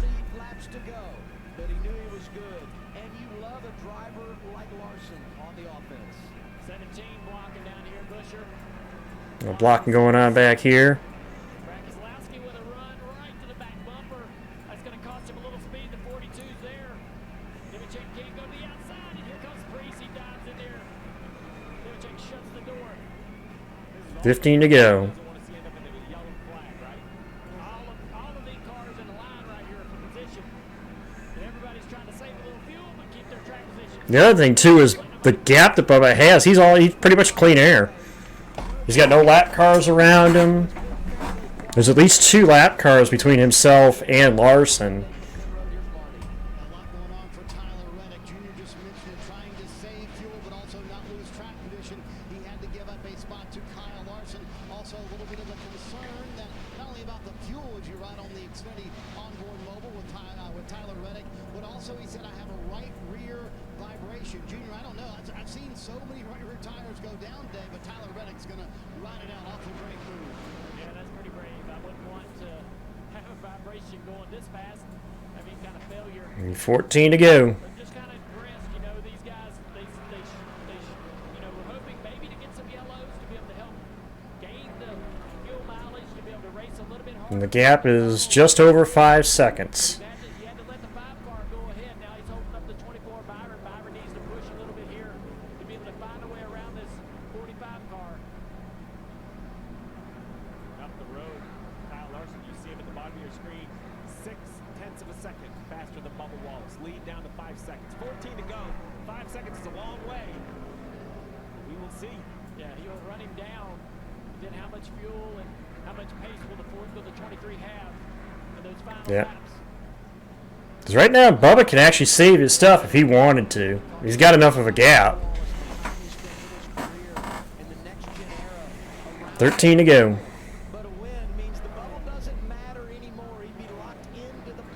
And Ty Gibbs right now running in the 16th position, in position to lock down that $1 million. And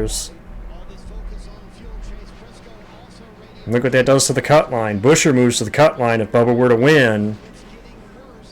Puts some 56 up on Priest, and pretty much everybody Priest on down would be in must win. if you want to make the playoffs. 56 is a lot of points to try to make up. Pretty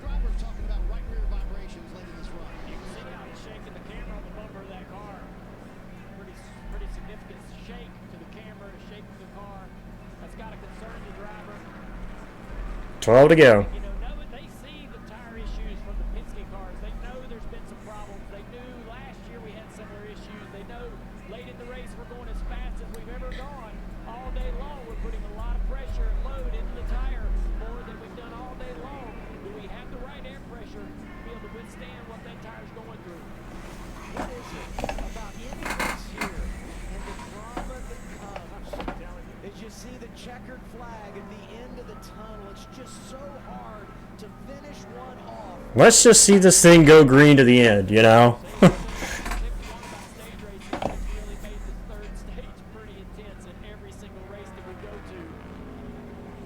11 to go this time. And now we go in-season challenge. Ty Gibbs running 16th. Ty Dillon 3 laps down in 30th. It's got to finish the job if you're Ty Gibbs. You win the first in-season challenge and pick up the $1 million.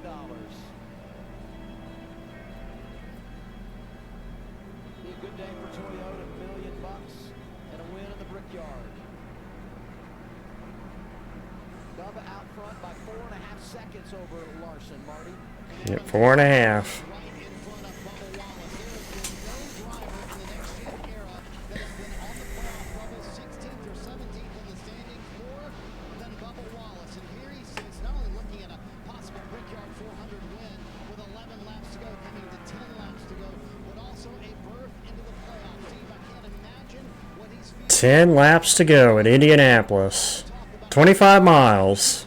If he can finish these final 10 laps, and also he would get to celebrate a Brickyard 400 win.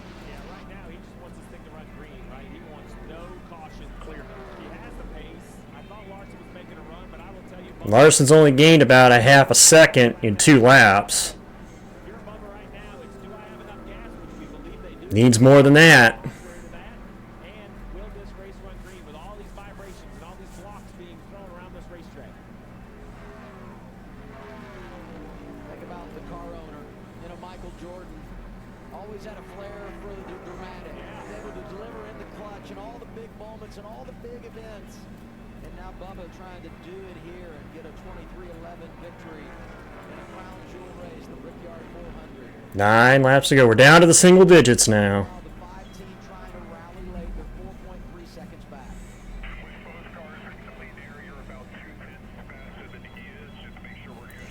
That's not good enough. 2/10 is not enough to run him down. You need more than that. 9 laps to go, that only gives you 1.8 seconds that you would gain. So, not enough if that's what he's going to try to gain on him. What a job by the 11. Started last, right? So he had to find a way, and they were just continuing to fill this car to get the track position. And now here he is, running inside the top 5. Just an amazing job from the weekend. Yeah, Josh lost those spots. Yeah, Josh Berry made a nice recovery. Briscoe obviously into the top 10. Hosefar has been there. Traffic late in the 3rd stage. Busher Bell. Traffic in the wrong spot. You have to dip. Can't get off the corner. 8 to go. Is it an opportunity for somebody to do something at the end of the next straightaway? Right here, the 24's got a little bit of a run on the 45 down the front straightaway. Reddick's going to block way down low, trying to keep that 24 behind him into turn 1. Racing for 3rd, and as they Oh, the 45 missed the corner. Ooh. Hamlin, and there goes Byron by Reddick. Reddick on that shallow entry misses the entry, slides up the corner, opens up the door for the 24 to go through. Reddick complaining about the balance, complaining about the vibration. I'm sure he doesn't feel comfortable with that car entering so shallow. And now he's defending 11. Denny Hamlin to the inside. Reddick's going to let him have it. Reddick way up the track. Yep. Here comes the 21 of Berry. Reddick lost all his momentum. Inside into turn 4. Cost him 3 spots. Spots there for the 45 car. Just 7 to go. Great effort from Josh Berry. 7 laps to go at Indy. The lead for Wallace. It's about just over 3.5. It's the gap right now. talk about how Wallace got the lead with those 2 tires, but if he didn't have the pace, Larson would be running him down. But Bubba Wallace is putting some amazing laps on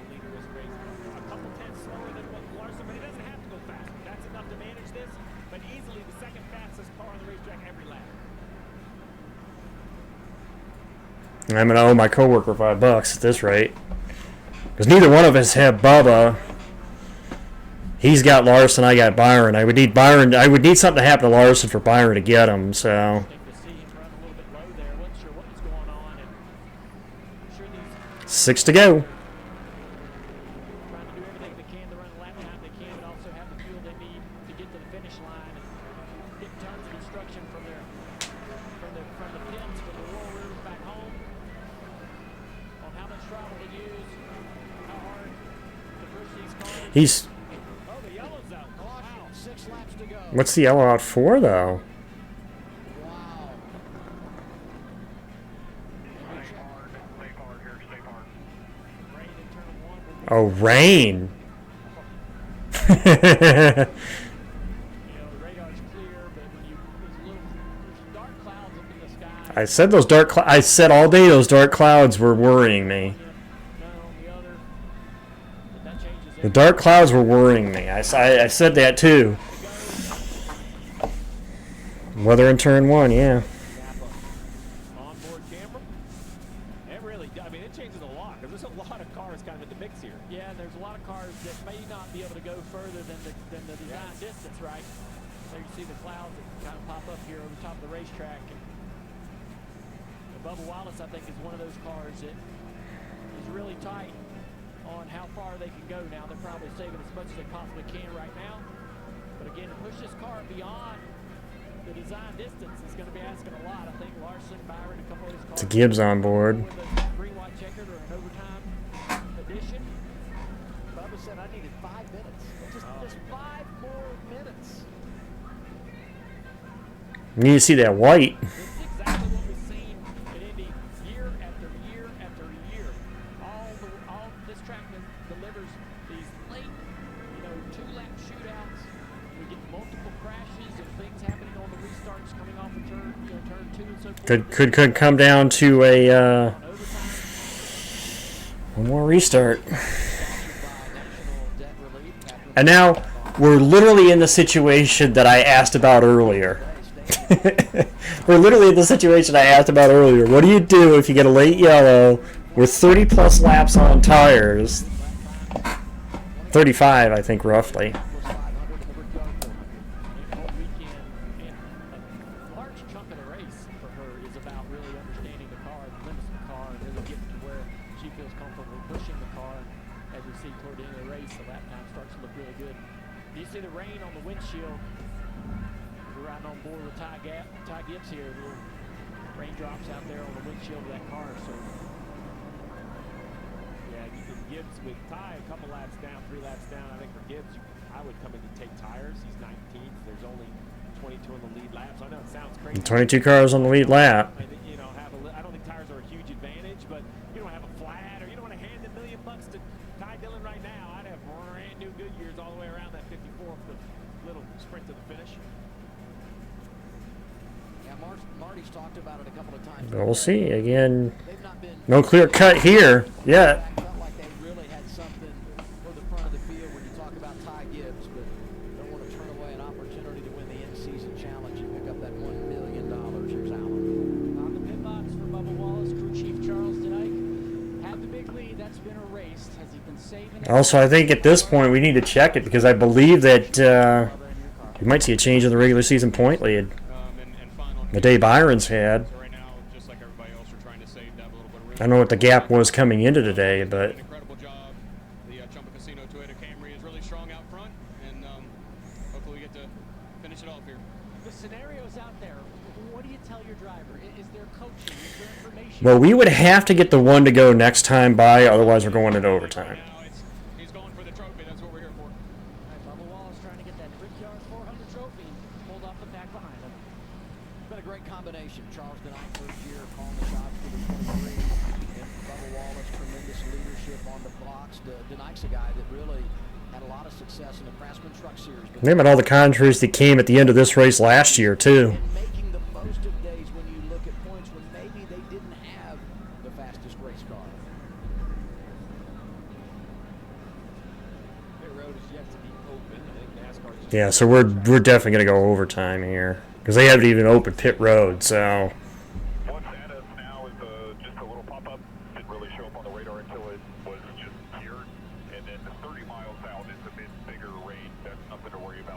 Yeah, we're not stopping this thing.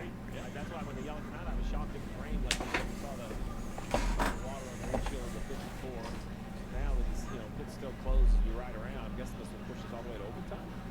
Yeah, you'd like to see the pit road open if you're Bubba Wallace. I think there's a lot of cars in the field that are really tight on fuel, and any additional lap that you know is going to push you. Exactly my question, Thomas. I was talking about this earlier. We're going to have 22 on the lead lap. Thinking about the track has enough temperature in it. We experienced this yesterday in the Xfinity race. And God bless. Because look at how many guys are actually close on fuel. There's the rain.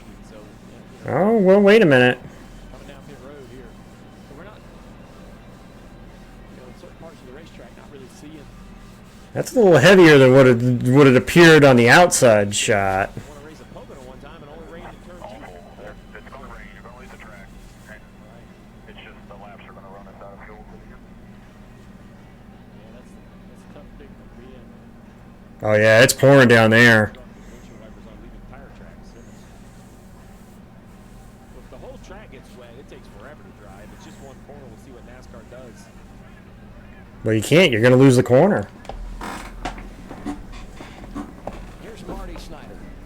Yeah, Adam, the drivers were just told we're coming down pit road and stopping as it starts to rain here a little harder on pit road. So Cliff Daniels, good call here by NASCAR to stop the race at this point.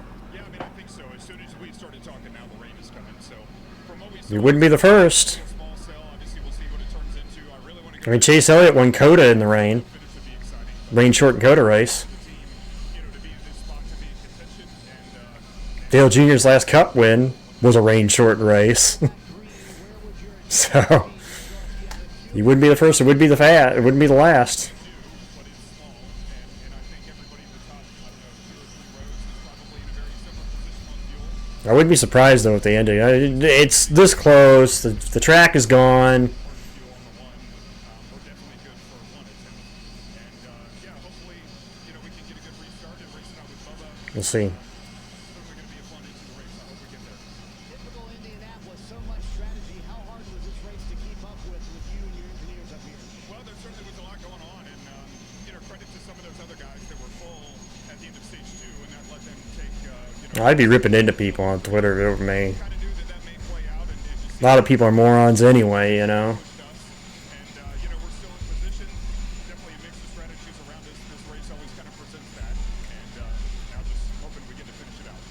Cliff Daniels watching to see if it's going to stop raining here, and it kind of has stopped here on pit road. And Adam, you can always count on the jet dryers to come right by you when you're doing a crew chief interview, right? It's Murphy's Law, Marty. Exactly.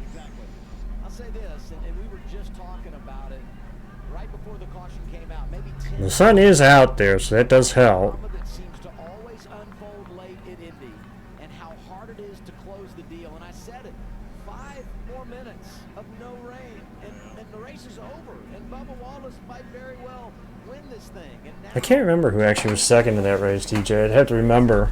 There had been a raindrop one at that end of the racetrack. I mean, this was really crazy. They just really went into the track, saw the rain. Well, you got a big enough track.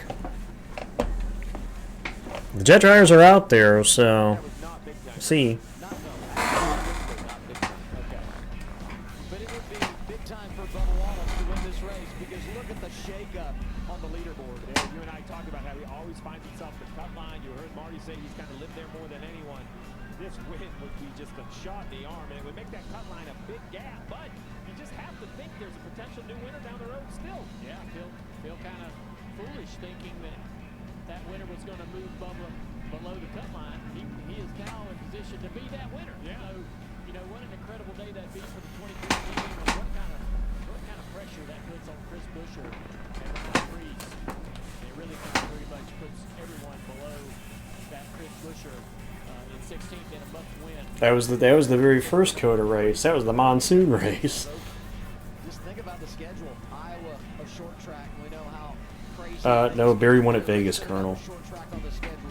Watkins Glen Barry won at Vegas. has produced some wild finishes in the regular season finale at the always unpredictable Daytona International Speedway. Byron won the 500. Out for rain at Indianapolis.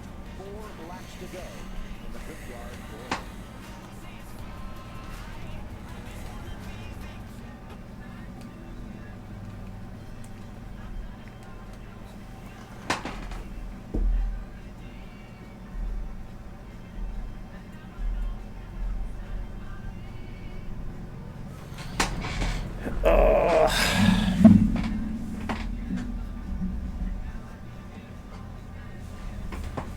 definitely going to be a bit of a nail biter here.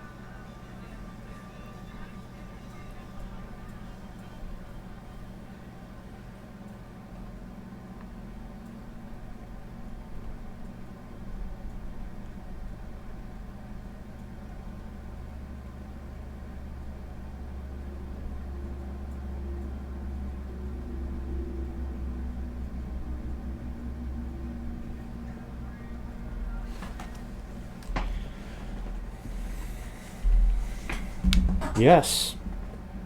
Yes, there is.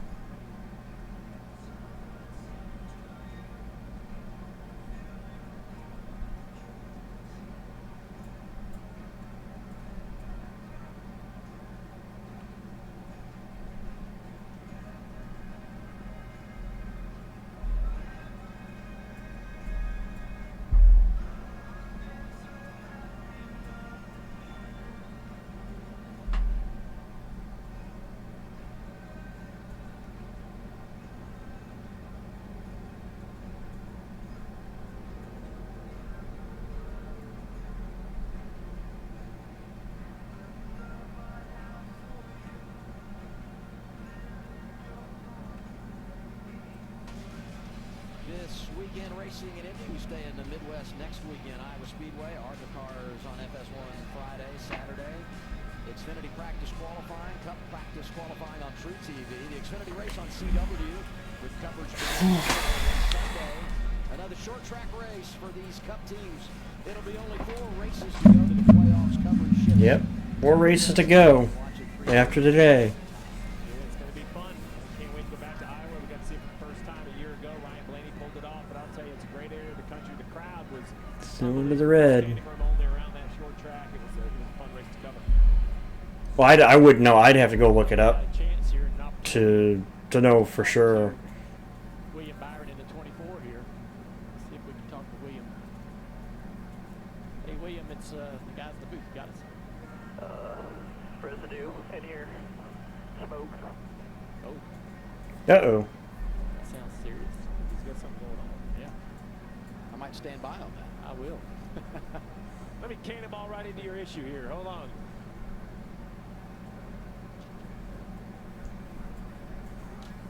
Marty?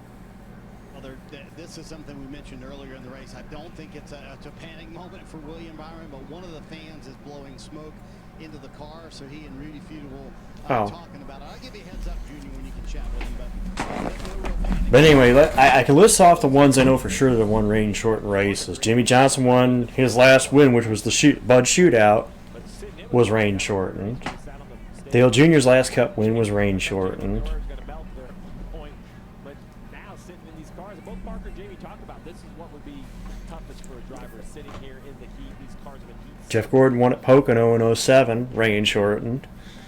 William Byron is Actually, he won twice at Pocono, rain shortened. 2007 and 2012. you have smoke in the car today. What's going on in this?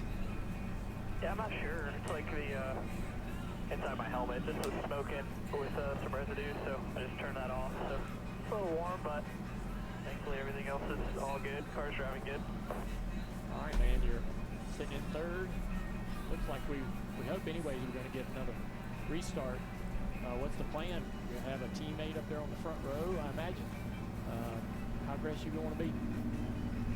Yeah, I think it just kind of all depends on how we get through one or how the lead guys get through one. Hey, Sweet Caroline. Get off of one good and have a run. I think I'll obviously take the run and do whatever I can with it. Sweet Caroline. Super important. Being on older stuff, so just getting it cleaned up for that and, having a good launch to Well, Neil Diamond. In front of me, I'll probably take, assume probably third. Depends on where the leader picks, but that's what I'm thinking. All right, Bo, good luck when we get started back. And appreciate They did put the covers on the cars, so that's good. William Byron won earlier this season in the Daytona 500. I won't forget Jeff Burton winning at Darlington after wrecking the car when the rain came. 10 to 15 minutes to dry that portion of the track that was dampened by a shower. Look through the top 10 on our leaderboard. We've talked a lot about those guys up there in the top 5. Got to celebrate Josh Berry. Tyler Reddick, second year a year ago. We mentioned Chase Briscoe at one time had a major vibration, going to ride it out. Pole sitter is 7th. Briscoe won stage 1. Of course, he's an Indiana guy.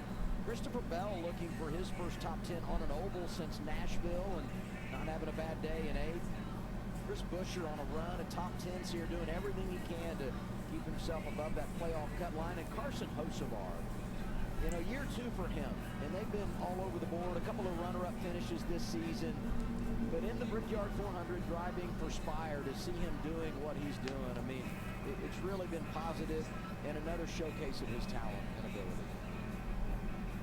Well, let's do a little race recap of what we've seen today in the Brickyard 400 presented by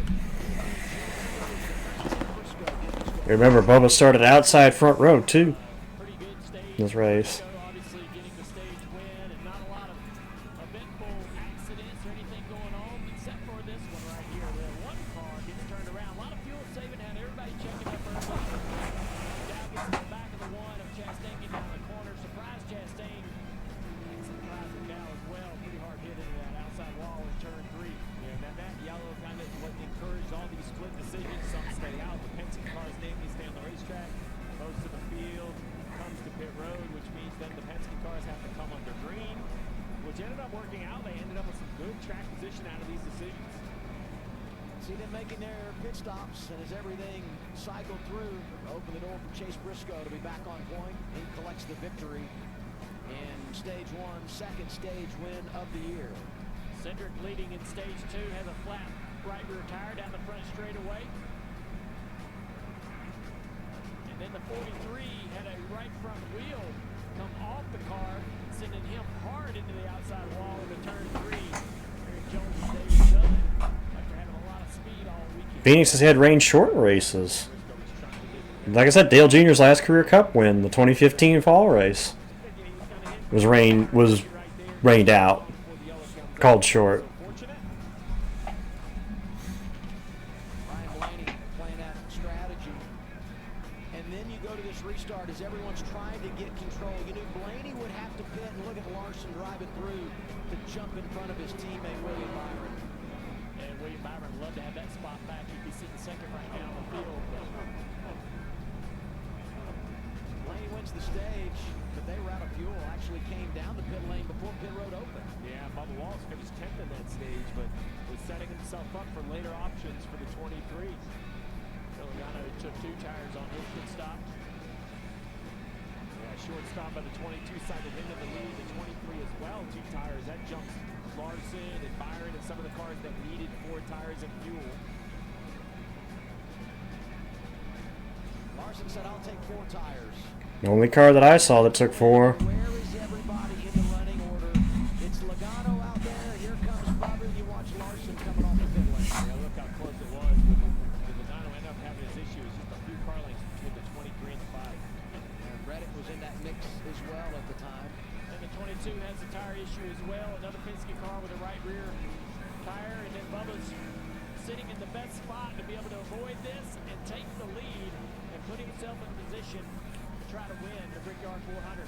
You see, somebody must have put money on him late too, Corey, because when I checked it, nobody had put anything on Bubba. So, somebody must have put something on him late, like at the last second. Bubba's leading. You're hearing all these reports of vibrations. And we're talking about, man, Bubba doesn't need a caution, and it wasn't something on track that brought out the yellow flag. It was Mother Nature. We get rain with 4 laps to go. The caution is turned into a red flag, and we're hopeful to be less than 10 minutes away at drying this track and then getting ready for it. No, we've had more than one race, especially the older races. Like prior to the modern era where the field was trapped a lap down. You had the field number of laps down. So all but one car. Good for a couple overtimes. So we were just talking a little bit about what was going to happen with the choose, who was going to push who, and where we were going to take. So I think that's the intriguing part right now. So I don't know. We'll see. You always take the outside, right? Here at Indianapolis? Or no, you always take the inside here at Indianapolis. Yeah, I mean, depending on what you're doing there and what's going to happen, I don't know. We were talking about that for sure. There's a debate going. We'll see. Can you even believe, Chris, that you're in this position after starting dead last in a backup car? No, not really. I think that, you know, obviously this team is very good. Obviously they've excelled all year, and they've shown that, you know, changing an engine at Chicago and coming back for a fourth place finish, that we could do it today. It's hard to pass, but I don't think we're surprised by it. It's good to do it, though. You told me this morning, for Denny Hamlin to get up front, you're just going to have to do it the old-fashioned way, pick them off one at a time. Yeah, I mean, there were a couple opportunities, right? We probably missed on one, and I didn't want to get aggressive in a certain situation, and then we took advantage of a right-side stop earlier when other guys were doing four to get track position. Now here's my question. I'll throw this one out to the chat. If you're William Byron, let's assume Bubba takes the inside on the restart. Larson takes us to the outside. If you're Byron, do you restart behind Bubba or you restart behind Kyle? Because I could see the teammates going the route. You know, I could see Kyle going behind Bubba, William going behind Kyle, and Denny going behind Bubba. But that's what I'm saying. If you're Byron, do you take the inside or the outside here? This morning, and he said, you know, it really would be a shame if we didn't have a shot at this, because Denny and I talked about two things in the offseason. Getting to 60 wins, he's sitting at 58, and Indianapolis. He said that is the one we circled. It's the one that Denny wants, and here we go now. Denny Hamlin sitting fourth will have a shot. Well, Danielle talked about the fact that Denny is no stranger to success in the Crown Jewels. I mean, that was unbelievable for the Truex in the 500. 3 times he won the Great American Race. Yep. Showing 20s there. Beating his teammate, the 600.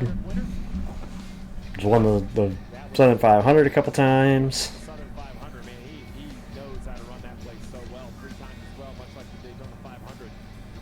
11 years apart, though, between 2010 and 2021. That says a lot about really his career in general. To win that race over a decade apart from his first to his most recent. He's always been great in Darlington, and that's his kind of racetrack. He kind of grew up on the short track to the south. Yeah, the original Hail Melon was Carl Edwards. Carl had the original Hail Melon. Right there, all the drivers that have won the Southern 500, Brickyard 400, Coach 600, and Daytona 500. And there's only 4 of them. Pretty solid list. And he's kind of going, wow. And all of them are champions, too. The comment from the crew chief just before we saw those highlights about the temperature, track temp. We saw this yesterday with the Xfinity race.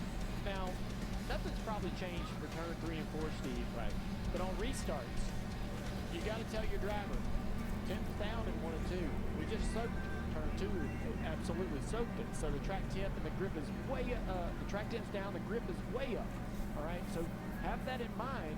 Even with these trucks going over there to dry it, that temperature is out of that track. It's going to have a ton of grip. It's at the perfect time of the day. The fastest laps of the day are ran right around this time frame.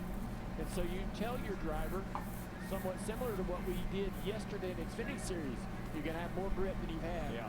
More grip than you think you have. Going down into turn 1, into turn 2. So drive the car, be aggressive, force issue, count on that car to really have what you need to be able to make it happen on this restart. The restart's going to be critical. It's going to be chaos off of turn 2. Some cars are going to have to lift because of things that happen in 1 and 2. Some cars are going to be coming with big runs. We see it every year here. I just can't see it only taking one shot at this. I just can't. There's just too many people thinking they can get a few more spots. It just never seems to work that way. The over-under on overtime attempts, I'll set it at 2.5. You agree with that math? A trip inside the museum is we go to break on TNT.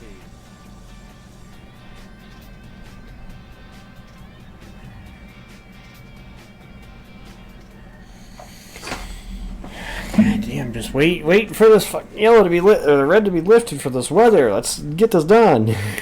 Damn it.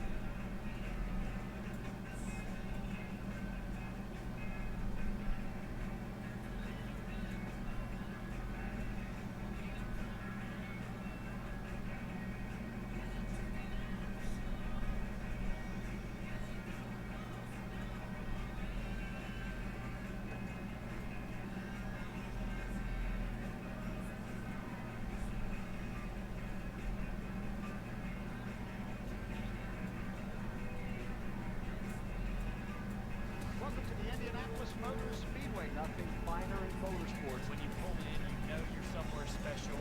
One race that can define a career. It's a racetrack that all the drivers want to win at. Can't sell it enough. The history here at Indianapolis Motor Speedway. Today, the 29th running of the Brickyard 400. Jeff Gordon, 5 wins in this crown jewel race. And today, the finish will come in overtime. The red flag has been lifted. All right. We've dried the track, and now the question of what's next. Do you pit, do you not pit, and what happens on this restart? I think run 3, 4, probably even 5 rows are committed. Now, I will say, you know, if we get 2 or 3 or 4 overtime, part of pitching cycle position. Now, I'm going to throw something out there because it's something to keep in mind. Remember last week, we had a late yellow. We had a delay that brought us into overtime. Chase Briscoe pitted for tires, and he finished second.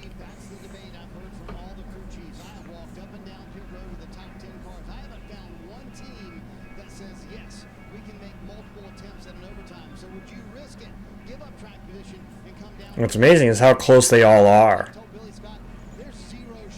Larson's only 2 lap difference to Bubba. Byron's a lap worse than Bubba.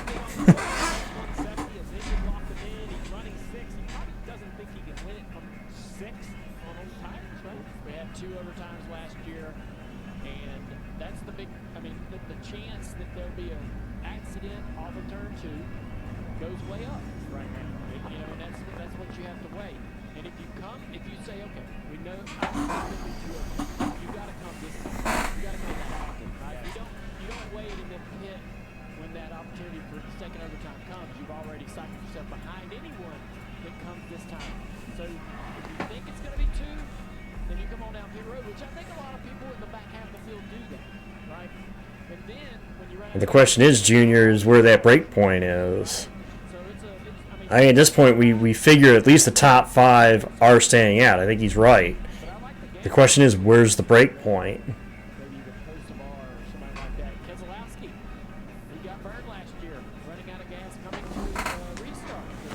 Is it Briscoe, like it was at Dover? Overtime rules, 2-lap shootout. So if the caution comes out prior to I mean, it's as simple as we make the white flag, next flag ends the race. It's as simple as that. If not, if we don't make the white flag, we just... And he does not, Trishan. Remember, there were guys that pitted before Larson, or pitted after Larson, that are actually even better on fuel. They just don't have the track position that Larson does. Fan was blowing smoke. One of the fans inside the race car was blowing smoke, so they just shut the fan off. All right, pit road's open. I see Reddick. Reddick and Briscoe. Nope, Briscoe stays out.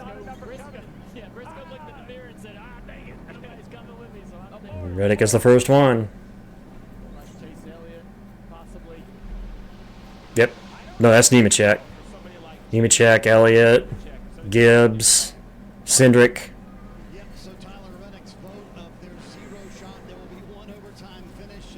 At least 4. Nemechek took 2. Reddick is going to take 4.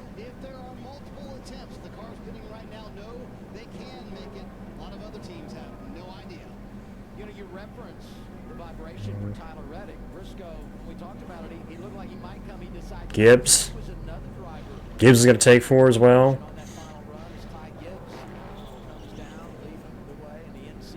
Looks like Nemechek's going to win that race off. That's a situation that's tough for him. Now he's behind a large majority of the field. There is an accident. You don't want to get into the accident, having kind of damage that wouldn't allow you to continue. $1 million, I might just find myself a safe little pocket back there. Yeah. I think I know what I would do. All bank accounts aren't measured equally. I was going to say, for $100, I'd say find myself a pretty safe little pocket and ride around back there. But 3 laps down is Dillon, so, well, yeah, I'm not even going to say it because it'll happen at that point. Multiple green-white checkers, a bunch of laps being scored. Well, then let's talk about where they're going to choose. We know who's pitting. All right, Dale, you're Bubba Wallace. We saw Allgaier, not to tear a Band-Aid off, but he did win with Zillich, so I'm not going to make it too big. You know, he chose the top, which I think was going to work, but then Larson mistakenly got in on the cause of wreck. So if you're the 23, top or bottom? Oh, you got to go bottom.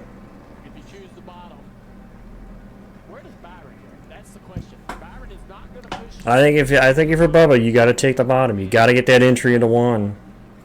I would imagine that would be bad. That would be bad. So you hear about that on Monday or maybe soon. So that's the 20. Denny Hamlin. Can there be a place where Bubba and Denny are able to line up together? I think either way, the second row is really the key. Who is behind the second row? Because the pusher and the launch is the critical part of this. And the other thing to keep in mind too is if Bubba clearing Larson is one thing, but if he clears Larson and whoever's behind him gets inside of Larson and they get to race at each other, that could change everything too.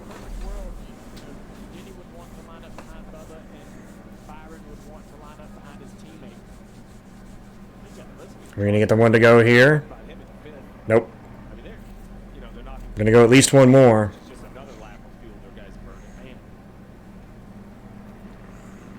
Let's get some reports from the pit lane before we get to choose, Marty.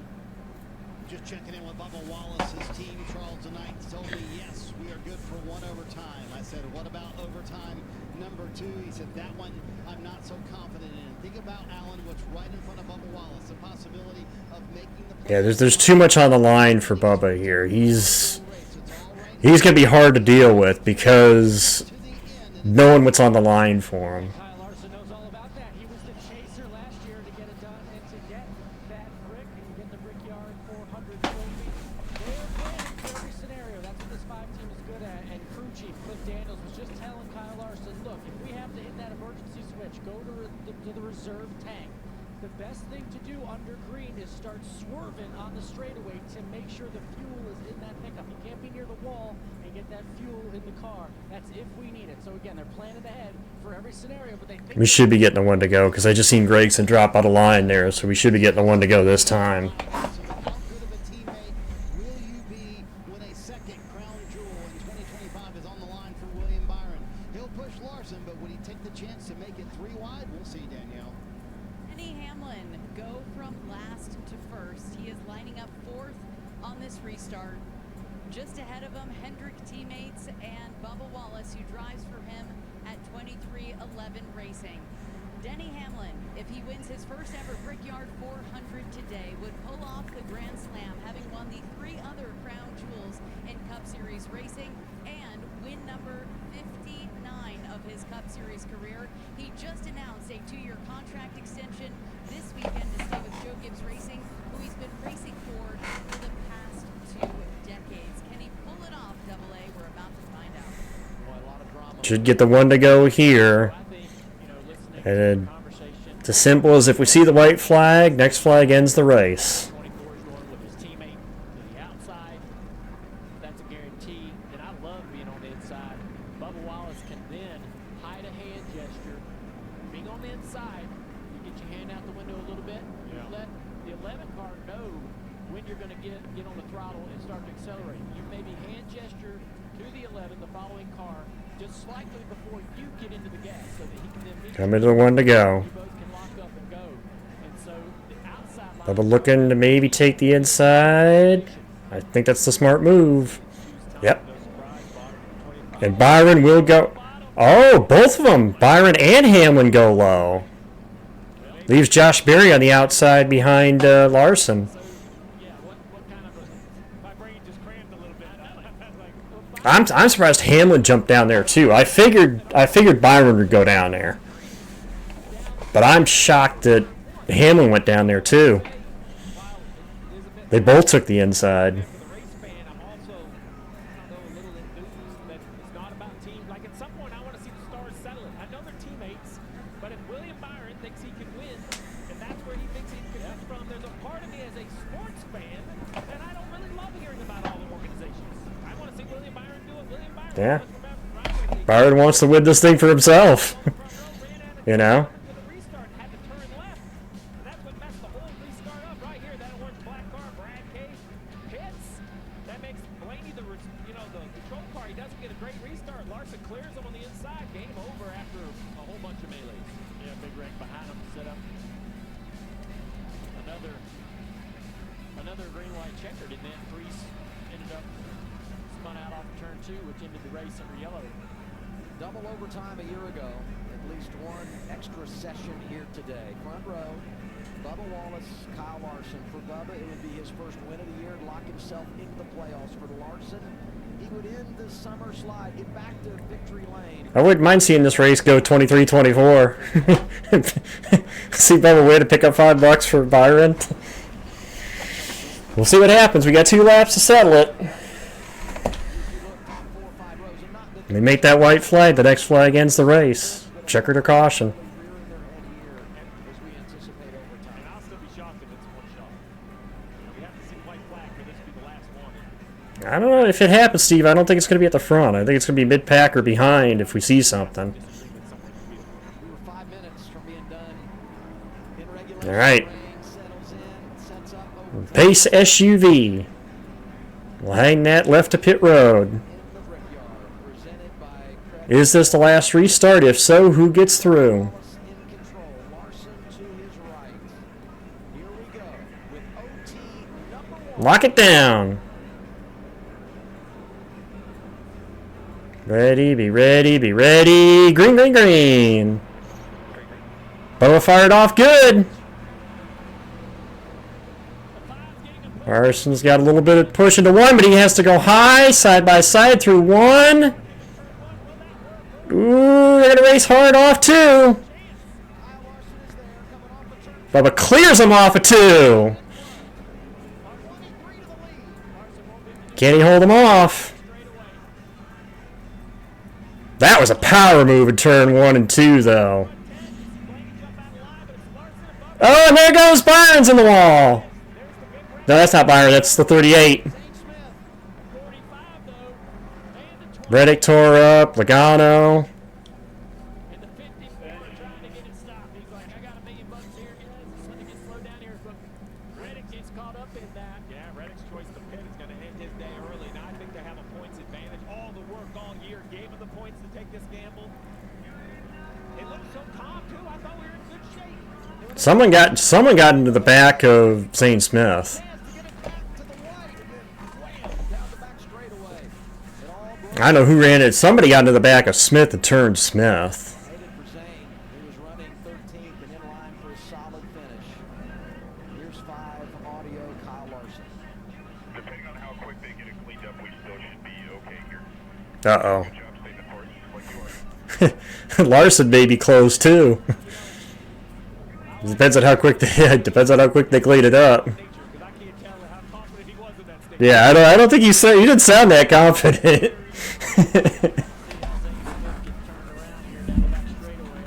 Not a great can't. Ooh. They're saying Bell, but you couldn't even see from that shot. Come on, TNT, you got a better shot than that. There you go. Yeah, it was Bell. Bell got into him.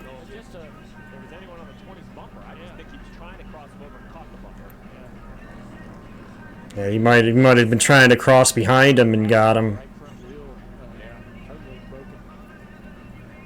Yeah, the 20 just goes left into hooked it. Just ran into him.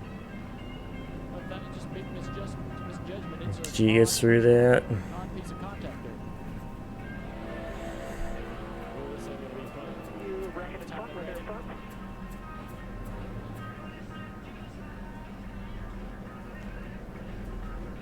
Yeah, no, I think Chris was trying to cross him over and didn't realize he was that close.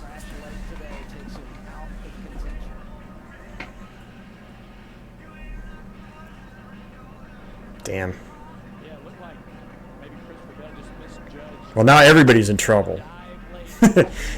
Everybody's gonna be biting their nails now. Because keep in mind, even Larson, there was only a 3-lap difference in terms of the pit stop between himself and Bubba, so everybody's going to be close.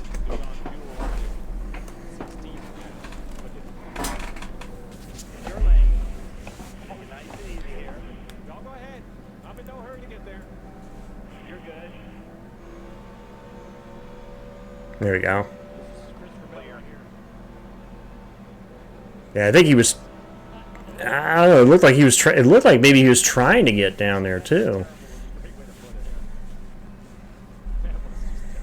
That was just bad. This could very well end Bubba Wallace's shot at the Brickyard 400. This was from Charles tonight just moments ago. Listen. Keep saving hard here. We're obviously not in a good spot on fuel. At a minimum, we got to get to when pit road is open. At a minimum, Stevie said we have to get to when pit road's open. And I think tonight's issue now is he's worried that Bubba Wallace may not be able to make it back around until pit road is open. They also told William Byron. Now, Austin Hill was intentional. We clearly saw that. First and third that feel like they have to pit before the second overtime. That one, I don't know. That one's hard to rule though. Oh, 5 minutes. Adam said it multiple times. 5 minutes before the rain came, just a handful of laps. Bubba Wallace doing everything he could do. But all of this disappointment, though, I just want to go back to the Yeah, the onboard made it look worse. We talked about what it was like to race here, and then Jamie McMurray told us about what it was like to win here.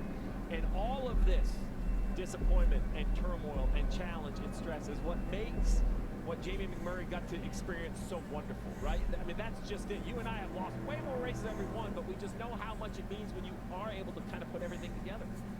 Larson running second, Allen.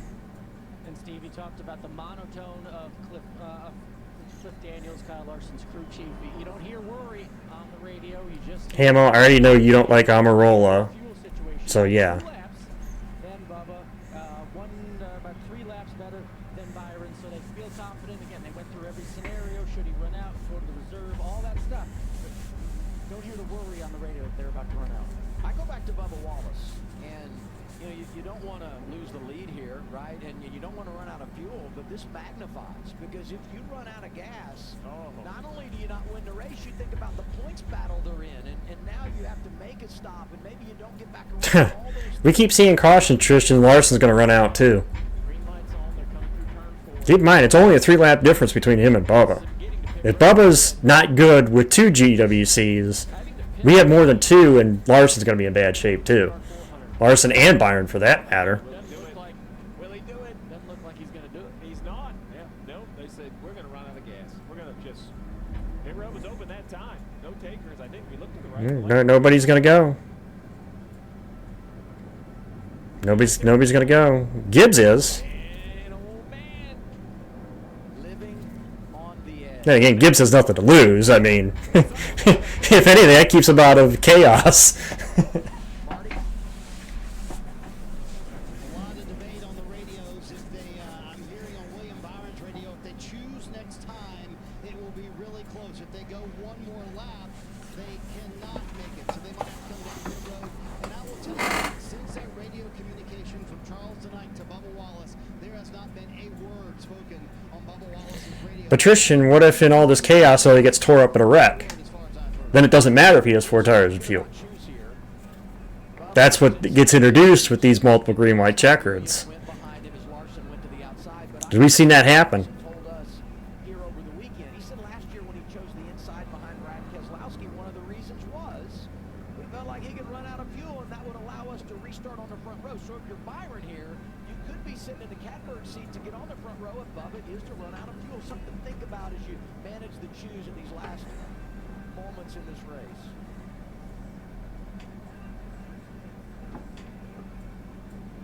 There's a lot to untangle. Marty? And Charles tonight did say, stay out, save for your life. So Bubba Wallace, maybe a playoff spot in front of him, maybe a Brickyard 400. They do not know if they have enough fuel. And they just told William Byron, we should be coming to the choose. It will be really close. Watch all this about Bubba running out. Watch Larson run out. Choose here, Steve. These teams think about All this going on. Watch Larson be the one to actually run out. Oh, that would be hilarious. I mean, don't get me wrong, I like Carl, but that would be funny as fuck. radio. I remember the Saturday night short track days where that's the guy that was in charge of everything. So The margin of being a hero versus feeling the heartbreak in the Brickyard 400. Going to be double overtime. Will we get the one to go here? to your point there, Adam, you got the concern over whether you're gonna. You've worked all day long, no matter what the race is, no matter where the race is at. I realize how dark it is there, overcast. Position to succeed. And on top of that, you got some cars coming to pit road. Chase Briscoe looks like he's coming down to pit road now. Yeah, so Briscoe. Yeah, we'll be one to go here. Pit road's closed this time. They closed him one to go, so he just must be a fuel issue for the 19. All right, see what the choose looks like. I assume it's bottom 23, bottom 24. Let's see. Denny continues to pick the bottom. He Yep, doesn't want same order as the last restart. The other thought here, Larson's already had one crack at it.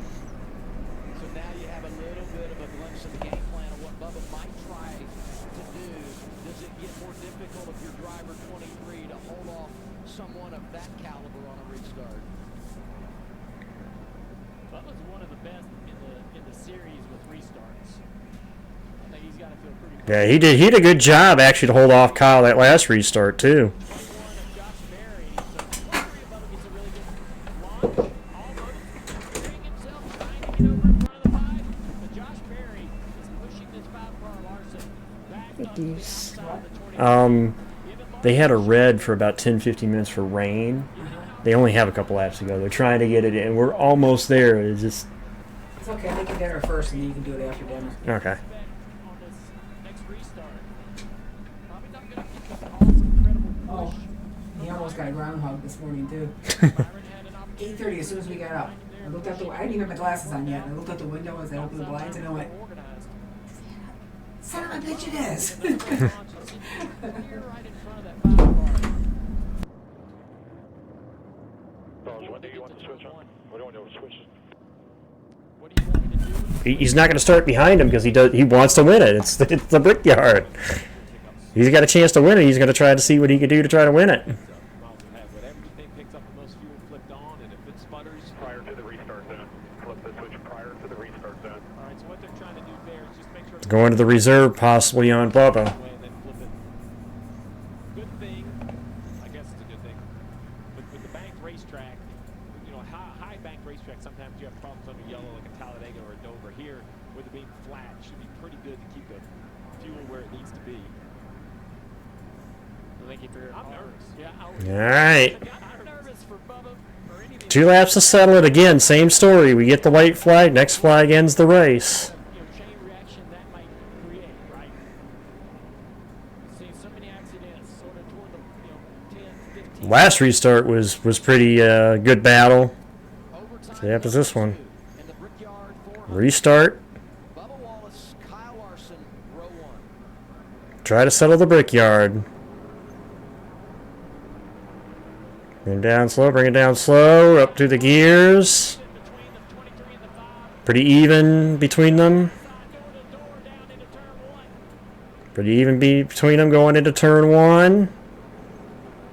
Bubba's going to clear him. Larson had a wiggle. Bubba Wallace gets it done again. 23 out front off of turn 2. Does he have enough? Got to make it to the white. They can get back around to the white flag. The next flag will end the race. Will we make it to the white? Into the back of the pack, down the back straightaway, into turn 3. Bubba Can we make it to the white? I think we're going to make it there. Yep, we're going to make it to the white. Yep, white flag, last lap. At Indianapolis. Can Bubba Wallace hang on and beat the winner from last year? Into 1 and 2.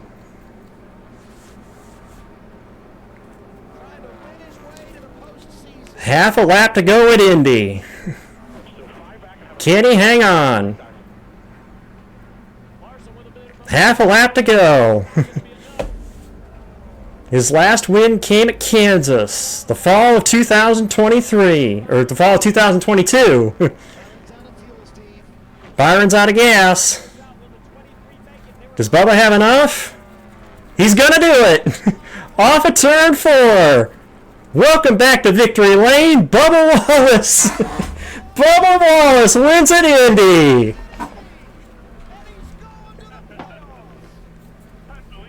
Unbelievable. How about that? They had enough.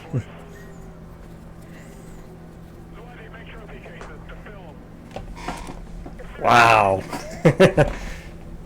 Held off probably one of the best and Ty Gibbs wins $1 million. the bracket takes home the $1 million.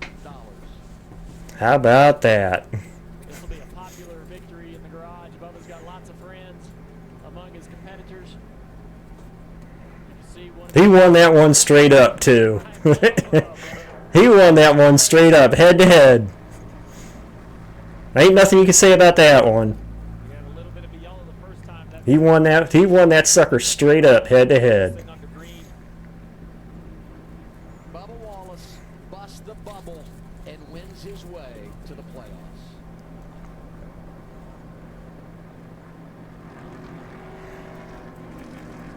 How about that? Oh yeah, Frank. You cleaned house, Frank. I'll give you that. I'll put that up in a second, but damn. Very aggressively said a few years ago at Daytona. He earned that one. He earned that one. Damn right, Bubba. You can't say anything now. He earned that one. He did that one on merit. His mindset has changed. And I go back to Michael Jordan. How about that? First year of competition for 2311 said our expectations. Tell you what, Bubba, if there's anything left in the tank, run it out. Run that sucker out. Run her out.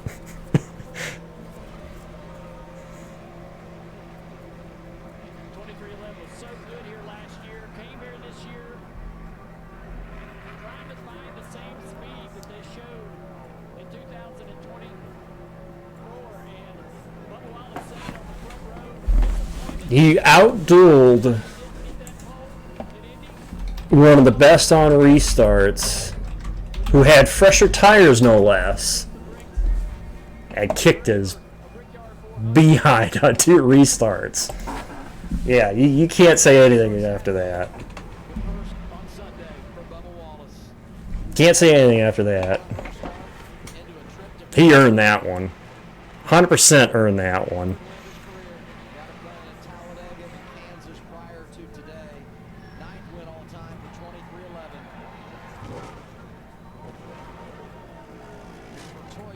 Keep making up excuses. That's all I say. Keep making up excuses.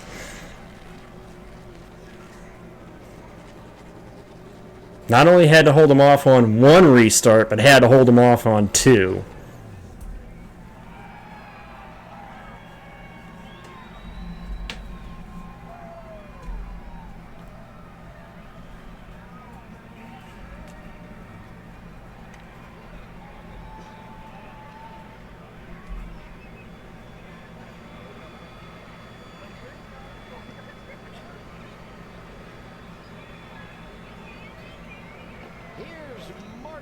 You want to talk about an excited guy? Wait till we see this interview. He's going to be one happy guy, too.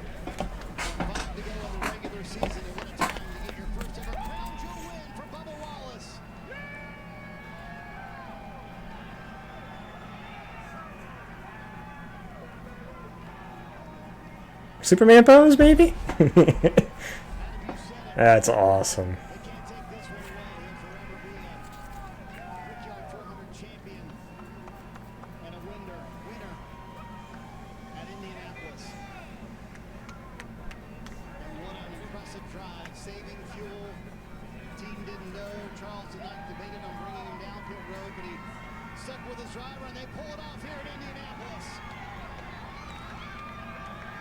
Soak it in, Bubba. You earned that one. Ain't no other way to categorize that one. He earned that one.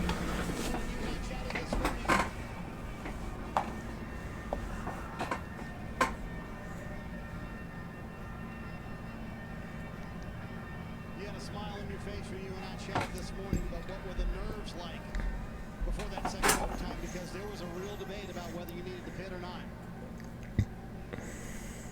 I'm wore out. And I thought about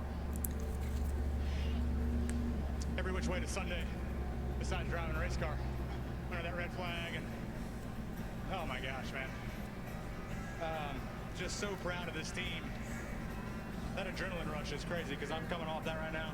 It depends. I know Byron had the stage points today, but it depends on where Byron finished too versus with Larson.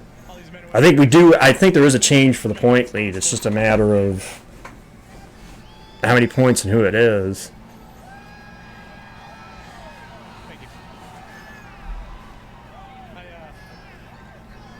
I don't see my wife and my kid, but welcome to Victory Lane, Bex. That's pretty cool. Officially, Daytona was Daytona, but to Well, Bubba, this is more than just Victory Lane. This is Indianapolis Victory Lane. But these people here at Victory Lane, that's what it's about. It's about these people that continue to push in me, believe in me, and man, just so proud. I appreciate all you guys. Thank you. Here comes Bex and Amanda. They're right here. They want to celebrate.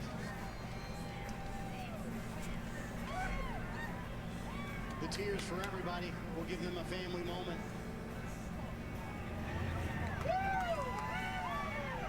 Dude, you need Bubba. You just soak it in.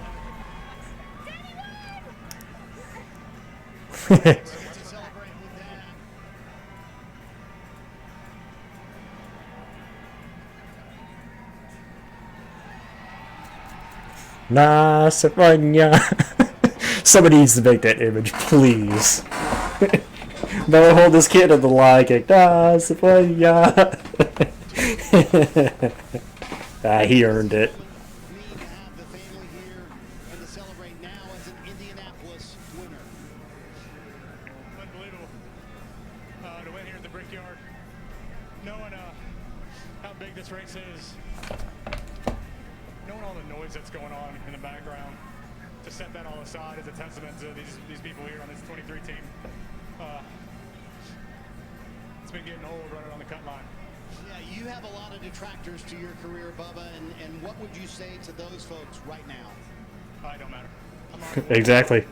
I got the best wife, the best kid. Doesn't matter They're now. always going to say something. I am excited to see how far the goalpost has moved, so I get to go and chase that now. So, how many days since my last win? That's 100 since his last win, and zero. I was gonna say it's 0 now. Right, they knew what he was getting at too. It was like, how many days since his last one? 0. That was a trick question. Love that. Man, that's awesome to see that emotion. Bubba's just such a great guy. He races hard and wears his heart on his sleeve. He's working All right, Amel, throw some numbers out there. personally to get himself in a good place. Dealt with a lot of struggles. And he's talked about that openly. And just awesome to see him SVG with the congrats. out there, buckle down and win such an incredible race. And let's take a look at the restart to see how all this developed. He drove a great race, and he was Now since 1938. Assume it was IndyCar, obviously. Twice he beat him on the restart this year. Larson stayed door to door through turn 1, but Bubba did a nice job Yep, getting he cleared him through turn 1, and that was it. and that sealed it. Yeah, I would like to know, I think, did he have it on the map, right? Yeah. Was he still trying to save another tenth or two of fuel? When he looked in the mirror and knew he had such a gap on the 5, does he start to, breathe a little bit of fuel down the back straightaway or get out of gas just a little bit early, or was he just hammer down? I believe so. Best? You'll take winning a race like this any way you can get it. I know Willie T. Ribbs competed here in IndyCar, but he never won. So How impressive this is. Incredible speed, set it on the front row, third fastest lap of the race. 23:11 was great here last year. they plumb wore out. He plumb wore out. Come down pit road and leapfrog in front of the 5. That was the pass for the win. Yep. Now to Danielle Trotta. The first ever in-season bracket challenge winner is standing here with NASCAR Commissioner Steve Phelps. Yeah, Willie T. Ribbs never won here. Ty Dillon and win $1 million. Steve's here to present the big trophy.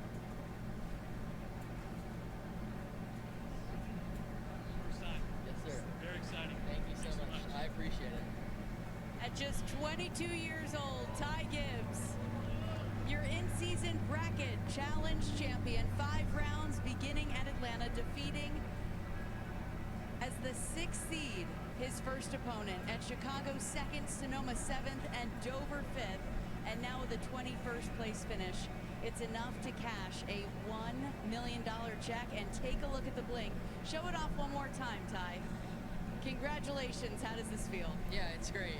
First of all, I want to say all glory to God. And the other thing I want to say is, $1 million is a lot of money. I want to have, I'm going to give $10,000 to wherever Ty Dillon wants to, choose to tie to or give to a charity. So it's his choice.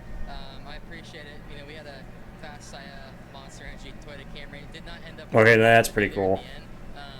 We just lost track position and then kind of was out of the way to win the race. So had to kind of play it a little bit safe. But I want to say thank you so much to everybody that's a part of this deal. Ray, Fritz, Dave Gallen, Tom Norwood, Bish Covington, Rodney, everybody that's kind of a part of it. So super cool. Thank you to TNT and NASCAR for this opportunity, and awesome to win it. 5 weeks, 5 races, Ty. You're also an Xfinity Series champion. Which one was more stressful? I don't know. They were both super stressful, but super cool to win it. I can't knock that, And I really respect him as a person. I think he's a great person. So I pretty much have to echo, let's go! How can I not? Part of a wreck, Ty. Were you ever concerned or on the radio asking about where your opponent was throughout the day? Not really. We got close to, being involved with it, but I thought we played it really well and kind of looked at the bigger picture. So super cool to be a part of it. Congratulations. man. What can you say? Donation to a charity of their choosing. So good deal all around here. A big deal for this 22-year-old at Joe Gibbs Racing, Adam. Felt like all the brackets were busted week one, but in the end, it's Ty Gibbs. So here's your playoff grid now. And now we update the leaderboard, 4 races to go to the playoffs. Now Ryan Preece, 42 points. I don't think it's quite must win yet. It's close, but definitely everybody below Preece is in must win. Preece, I think, is the only one that could possibly win still, but everybody else is pretty much must win.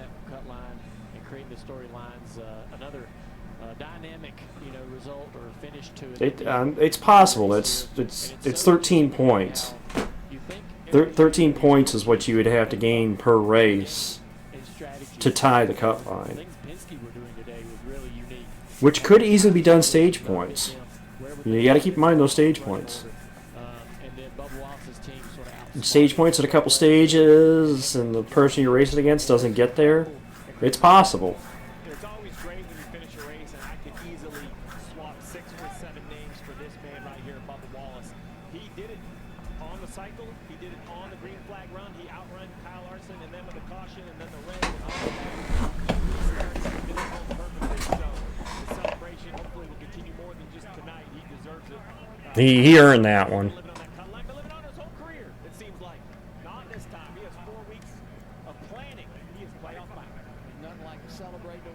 Oh, without question, John. Without question. I mean, it's Indy. There's Riley. Ty Gibbs will stop by as well. We're all done at the Indianapolis Motor Speedway. It took us 2 overtimes to finish things off in the Brickyard 400, but the extra session's good to Bubba Wallace, number 23, finding his way to the front, and once he got there, NASCAR Nation is next on TNT. Let the celebration begin. Bubba Wallace, you are a winner.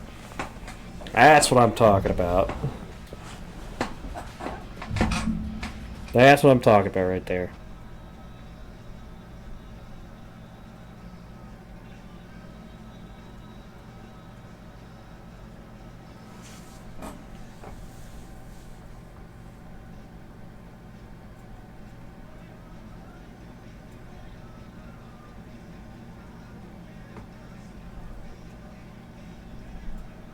Outdrove him too.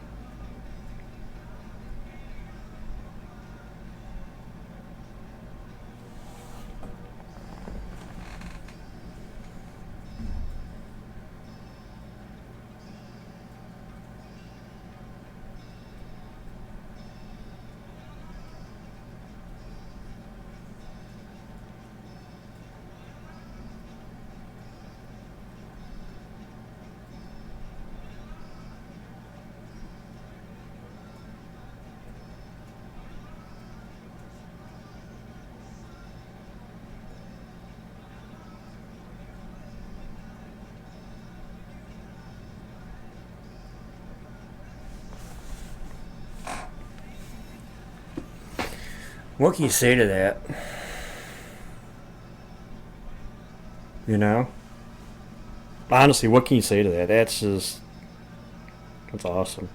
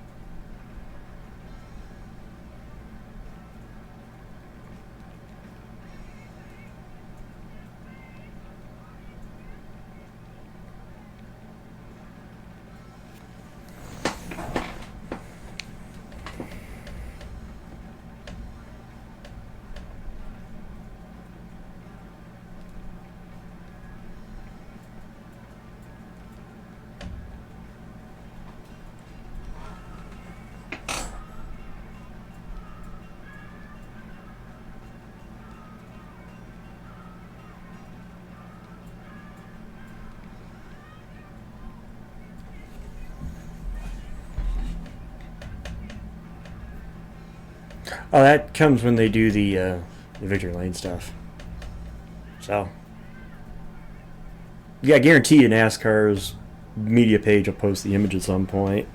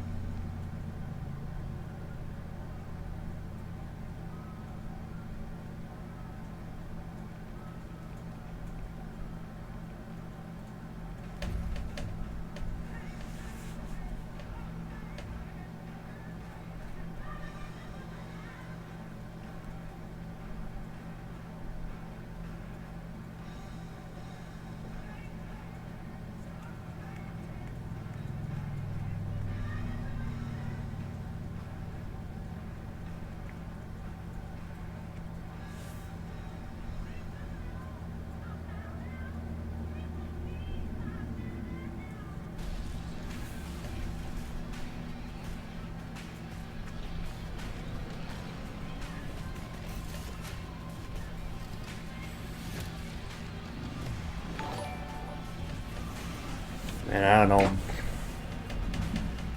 what else to say.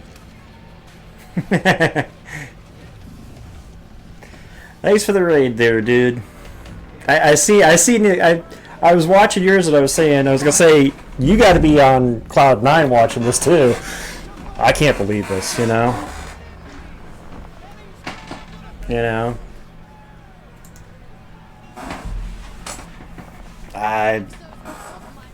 He earned it. He absolutely earned that race. I don't think I've ever seen anybody... I mean, he outran him not once but twice.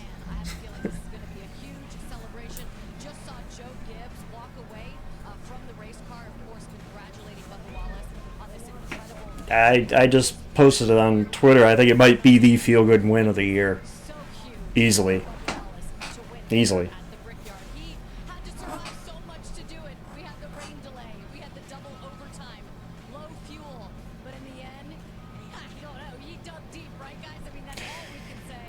I don't know if the race was actually that great, but the strategy definitely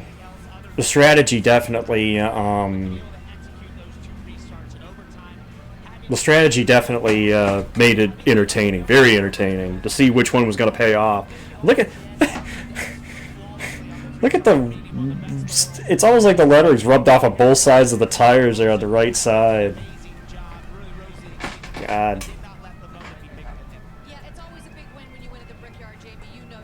Welcome, guys. If you're coming for breakfast, yeah. I do the same thing he does. We just do it on two different channels. That's unbelievable.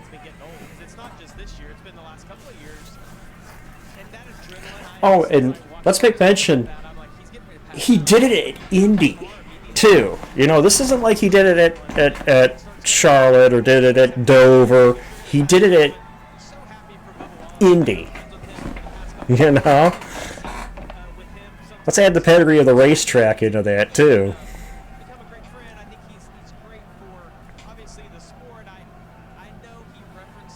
I absolutely love that for him, though, you know?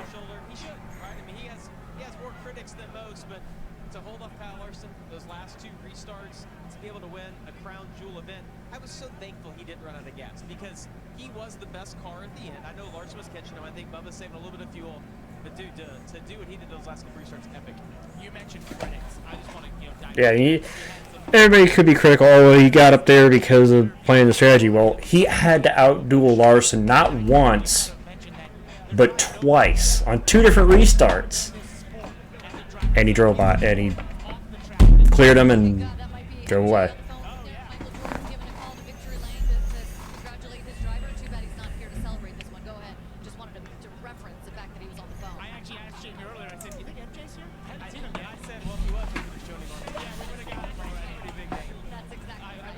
Yeah, I was worried the second restart, for sure. I was worried the second restart, and then when he got clear of him and won, I was like, that's it, he's got it. He's got it as long as it stays green. As long as it stays green, he's got the gas, he's got it.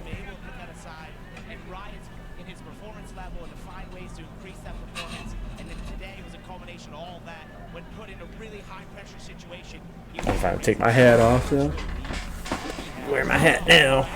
Because of the fact that Reddick won all the races, right, when he first came over there, that puts more pressure on you as well, when your teammates Yeah, think better than you are. for sure. But, man, to execute And only 4 races to go now. giving up last year to be able to have... Four races to go until the playoffs begin. I gotta double check the schedule because I gotta see what. I know Iowa's next week. I'm trying to remember what the remaining 3 races are. To winning the big races. He's been really close to winning the Daytona 500 before, yes. And it just slipped away. He's had really solid finishes Schedule. here at the Brickyard, so this isn't something Iowa, the Glen, Richmond, and Daytona to the garage next week when we show are all that just remain.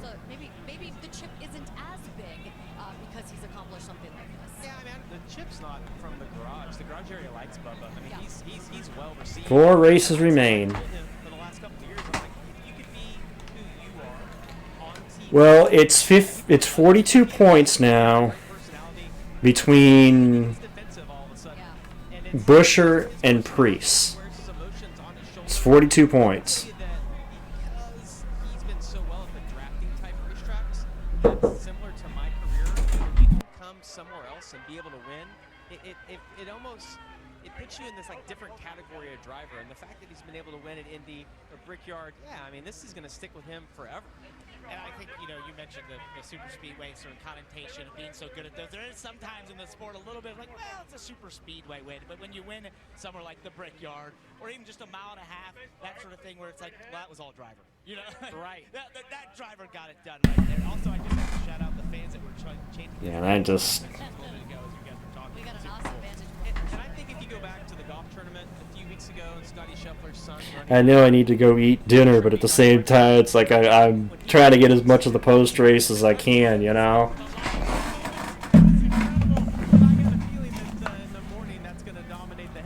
Well, at this point, with the way the situation we have on the cut line, there really is only one guy I think that could possibly still point his way in, and that being Priest. Everybody else, Kyle Busch is 81 back. You're going to have to win a race to make it. So anybody below Priest is in a must-win.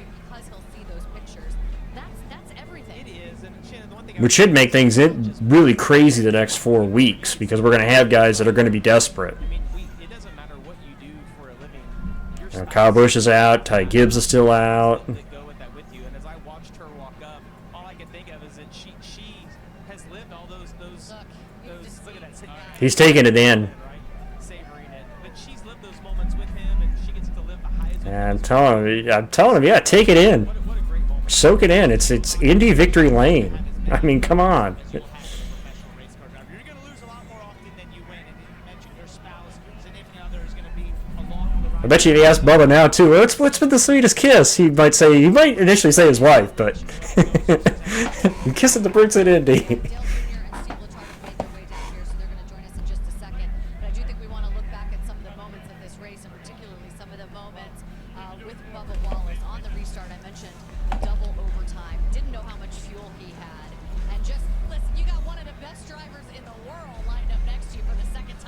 Yeah, that's unreal though. Knowing the situation they were in, knowing that where he was on the cut line, knowing what he was going to have to do to possibly make the playoffs, a win guarantees that ticket. Oh, and add to all that you got to beat one of the best guys in the series right now. Drive for one of the best teams in the series. And he absolutely just, wow. You know, to be able to time that out, and Steve referenced having, you know, one of the best be on your outside, a guy that we knows how aggressive on the restarts. And this run, I'm telling you, from turn 4 to the start finish line is forever in the car, especially when you think you might be out of fuel. But it was such a cool moment, so much fun to watch this all go down. Dale, I heard you say, I think it was you said, I'm nervous on this restart. It might have been Steve, but you guys were. You see, it was right here when they came out of 2. I was like, he's got it. As long as the fuel holds, he's got it.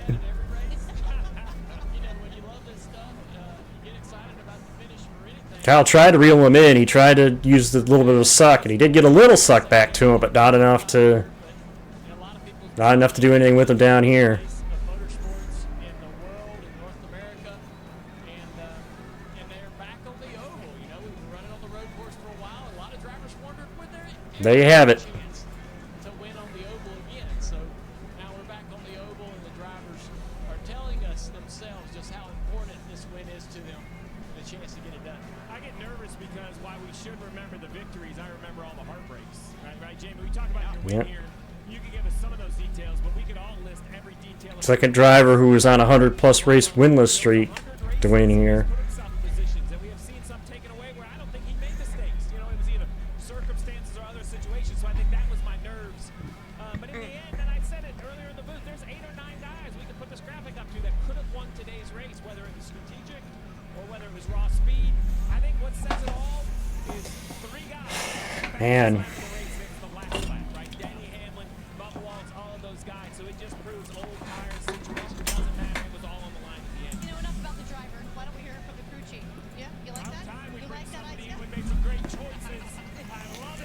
Alright, well guys, I got stuff to do tonight to finish up tonight, so I'm going to go ahead and jump out of here. Bubba Wallace, man. Bubba Wallace, man.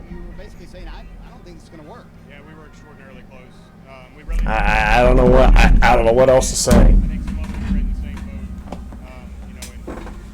But we'll see you guys next week. Wait a minute, did I take that off yet? I think I did. Yeah, I did. Okay, I did. Make sure I paid that out. But I'm out of here, you guys. You're not here, but you're on breakfast. You know, he'll be back here next week, but I'll be on mine. Thanks for the raid. Glad you guys got to join me for that. And post-race and